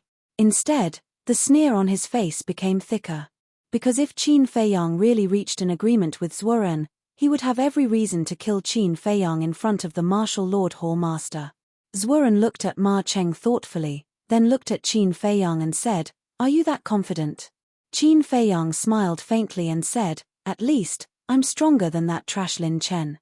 Lin Chen clenched his fists and his eyes were gloomy. Zuoren said with a smile, "Compared to Lin Chen, you're indeed much stronger." "Ha." Suddenly, Zuoren laughed out loud. "Little bastard, do you think I don't know what you're planning? You'll definitely hide after I release them. At that time, those 4 old dogs can attack me without any scruples." Zuoren looked at him mockingly. Qin Feiyang's heart shuddered. This old fox was not easy to fool. "Little bastard, do you know? I hate you so much that I can't wait to drink your blood and eat your flesh. But after thinking about it, I changed my mind. It's too easy for you to kill you directly. I'll torture you and make you suffer so much that you'll wish you were dead. I'll completely destroy you mentally. You want them very much. All right, I'll give them to you. Anyway, they're no longer of any value." Zuoren kicked the Black Bear King's head, and that huge body smashed towards Qin Feiyang with the sound of wind and thunder. At the same time, the Black Bear King let out a blood-curdling scream. The martial Lord Hall Master waved his hand, caught the Black Bear King, and placed him on the ground. Qin Feiyang hurriedly looked over, only to see that the Black Bear King's head had already split open, and blood was gushing out. "Senior Bear King," he roared, squatted in front of the Black Bear King, took out a large pile of healing pills, and stuffed them into the Black Bear King's mouth. Zuoren laughed sinisterly and picked up Feng Cheng. Streams of battle chi madly rushed towards Feng Cheng's heart. The excruciating pain woke Feng Cheng up. Qin Feiyang raised his head abruptly, his eyes widening in anger as he rushed towards Zuoren without caring about his own safety. "Jiang Haotian, calm down." Shi Zheng hurriedly hugged him and advised anxiously. "Pain. Sorrow. TSK, this is just the beginning. The more painful things are yet to come. One day, you'll regret provoking me. You'll kneel in front of me like a dog and beg me to spare you." "Ha." Zuoren laughed maniacally and threw Feng Cheng in front of Qin Feiyang as if he was throwing rubbish. Following closely, he grabbed Lin Chen and charged into the sky without even looking back. "Where do you think you're going?" The King of Yang and Jiang Zhengyi shouted angrily at the same time, carrying a monstrous aura as they chased after him. "Watch him." The martial Lord Hall Master instructed Shi Zheng, glanced at Ma Cheng gloomily, and quickly chased after him. Chapter 177. However, Qin Feiyang was completely unaware of their departure. "Elder Feng, Senior Bear King, you won't die." He grabbed the highest grade healing pills and stuffed them into the Black Bear King and Feng Cheng's mouths one by one. It was as if as long as they took enough pills, they would be able to live. Fatso watched from the side and was about to get angry. The Bear King's head was broken. Feng Cheng's heart was broken. It was obvious that there was no hope. He wanted to comfort him, but he didn't know how to say it. Shi Zheng also lowered his head in silence. He didn't expect that this seemingly strong young man would have such a weak side. Suddenly, Feng Cheng stretched out his old hand and grabbed Qin Feiyang's wrist, laughing intermittently. "Brat, I didn't expect to see you again before I die." As he spoke, he vomited blood. Qin Feiyang hurriedly said, "Elder Feng, don't talk. If you don't say it now, you won't have the chance. Brat, promise me a request. Ling Er's parents died early. Since we were young, we relied on each other for survival. The one I can't let go of the most is her. When I die, help me take care of her, okay?" Feng Cheng looked at him pleadingly. "Okay." Qin Feiyang nodded, suppressing the emotions in his heart. He turned to look at Shi Zheng and smiled. "Elder Shi, can you leave me for a while? I have something to say to Elder Feng." "Okay." Shi Zheng turned and walked outside. Qin Feiyang turned back to look at Feng Cheng, only to find that Feng Cheng had already closed his eyes. His heartbeat and breathing had also stopped. He originally wanted to tell Feng Cheng his true identity, but now there was no chance. "I also have something to ask of you." At this time, the Black Bear King's voice entered his mind. "Senior, no matter what it is, I promise." Qin Feiyang raised his head and nodded with a forced smile on his face. "Do you see that mound? My child is buried there. I hope you can bury me next to it. Let me continue to protect it. Zworen didn't find the treasure vault. You can take everything in there as well. As the Black Bear King spoke, 2 drops of blood flowed down from the corners of his eyes. It was filled with endless sorrow. After saying this, its aura of life also stopped. Boom. Qin Feiyang was like a bolt from the blue. The black bear cub is dead. It turned out that the mound was its grave. It had only been a few months, so why did it become like this? Why, suddenly? He raised his head and roared. Meanwhile, rumble, crack. In the distance, a series of loud noises came, shaking the heavens and the earth. Terrifying shockwaves from the battle spread rapidly. They're fighting. Fatso and Shi Zheng looked at the sky in surprise. But Qin Feiyang didn't look at him, looking indifferent. He got up and walked to the side of the mound. True qi gushed out from the soles of his feet, and with a boom, a deep pit suddenly appeared. After burying the Black Bear Queen, he bowed deeply 3 times before the grave. There weren't any bold words. Everything seemed plain and simple. After that, he walked into the cave alone and saw many corpses. It was too horrible to look at. But there was no change in his expression. He entered the treasury, took everything, and left the cave. He carried Elder Feng's body and walked out of the canyon. Shi Zheng hurriedly asked, Jiang Haotian, where are you going? Qin Feiyang said, Black Bear City. Fatso chased after him and asked, Boss, don't you want to see what happened to Zworen? Not interested. Qin Feiyang whispered. He looked up at the sky, and 2 rays of light shot out, because he won't die. Won't die? Fatso and Shi Zheng looked at each other, with a trace of surprise in their eyes. 4 giants working together, how could they not be able to deal with Zworen? Qin Feiyang explained and left the canyon silently. Black Bear City. Isn't he Jiang Haotian? I heard he went to Yang City. Why did he suddenly come back? Look, isn't the person he's carrying the Pill Hall's Elder Feng? That's right, it's him. I heard that he was kidnapped by Zworen a few months ago. Why is he dead now? As soon as Qin Feiyang entered Black Bear City, the people on the street surrounded him. But with Shi Zheng around, no one could get close. Qin Feiyang went straight to the Pill Hall, but he did not go in.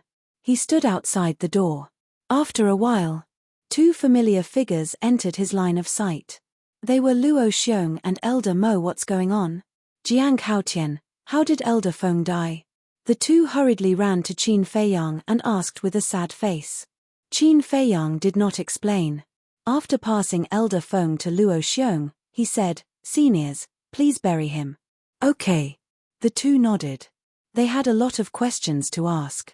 But Qin Feiyang did not give them the chance to ask. He took out a jade box and stuffed it into Elder Mo's hand. After saying goodbye, he left with Shi Zheng and Fatso. Elder Mo opened the jade box and his eyes trembled. There were 4 supreme grade red fire glazed elixirs inside. The elixir patterns were dazzling. Where's Brother Jiang? Where is he? Not long after, Jiang Wei hurriedly ran over and asked Luo Xiong and Elder Mo is gone. Luo Xiong sighed deeply and left with Elder Mo. The 2 of them looked very lonely. They had heard about the situation in Yang City. If it wasn't for those people from the Danwang Hall, how would it end up like this?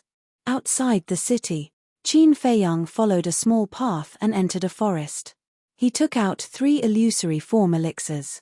He took one and gave the other 2 to Fatso and Shi Zheng. The 2 of them looked at each other and took the elixirs suspiciously. Fatso was puzzled. Boss, is there a need to change your appearance now? Qin Feiyang shook his head and said, You can't let your guard down. After changing your appearance, go to Black Bear City and wait for me. I want to go somewhere. Shi Zheng raised his eyebrows and said, No, I can't let you leave alone. I'm just going to a small village. I'll be fine. After Qin Feiyang finished speaking, he gave Fatso a look. Fatso understood and pounced on Shi Zheng, hugging him tightly. At the same time, Qin Feiyang turned and quickly disappeared into the forest, disappearing from Shi Zheng's sight. Shi Zheng was shocked and said angrily, Fatso, what are you doing? Let go of me. Unless you kill Fat Lord.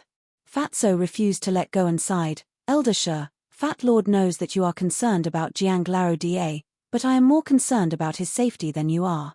Don't worry, he will be fine. Shi Zheng frowned and said in a deep voice, if anything happens to him, will you be responsible? If I'm responsible, I'll be responsible. Let's go to Spring Breeze restaurant to drink and get drunk. After Fatso consumed the illusory form elixir, he dragged Shi Zheng towards Black Bear City. In front of a fast-flowing river, Qin Feiyang turned his head and glanced at the forest behind him. Seeing that Shi Zheng did not chase after him, he finally let out a long sigh. The place he was going to now was Iron Ox Town, so he definitely could not let Shi Zheng follow him. The current him was no longer the same as before. In less than half a day, they arrived at Iron Ox Town. Entering the town with an unfamiliar face would definitely arouse suspicion. After all, Iron Ox Town was not big and there were not many people. Everyone knew each other. I say, young man, where did you come from? What business do you have in our Iron Ox Town? A few old men who were playing chess under a big tree stopped Qin Feiyang and asked curiously. Qin Feiyang just smiled at them and walked past them. What a strange kid. The old men shook their heads and did not pay much attention to him. Lin family. Qin Feiyang stood in front of the gate, looked at the two servants, and said indifferently, take me to see Lin Chang. Who are you? Is the patriarch someone you can see whenever you want? Tell me your name. The two servants shouted coldly. Qin Feiyang's eyes flashed coldly and directly rushed in. How dare you? Coming to my Lin family to behave atrociously, see if I don't break your dog legs. The two servants were full of hostility, waving their fists and punching towards Qin Feiyang. Humph. Qin Feiyang snorted and turned around to slap them. Slap. The two servants were slapped away on the spot, a bright red palm print quickly appeared on their faces, and there was a trace of blood at the corner of their mouths. If you dare to block my way again, I'll kill you. After coldly leaving behind these words, Qin Feiyang strode into the Lin clan. He was no stranger to the Lin family. He walked to the meeting hall with ease. The servants he met along the way were a little confused. Who was this master? After passing through a garden, he found Lin Chang sitting alone in a pavilion, drinking wine. His clothes were disheveled, his hair was disheveled, and his face was dirty. He looked like an old man with one foot in the grave. Qin Feiyang walked behind the two servants and asked, what's wrong with Lin Chang? Sigh, it's all because of Miss. Ever since Miss went to Yang City, the patriarch has been like this, drinking all day and doing nothing. If this goes on, the Lin family will decline sooner or later. The two servants sighed. After that, they found that something was wrong. They turned to Qin Feiyang and scolded, who are you? What are you doing in our Lin family? I'm here to find your patriarch. Qin Feiyang said lightly and strode toward the pavilion. The two servants looked at each other and hurriedly chased after him. With Qin Feiyang's current speed, how could the two servants catch up with him? He walked into the pavilion.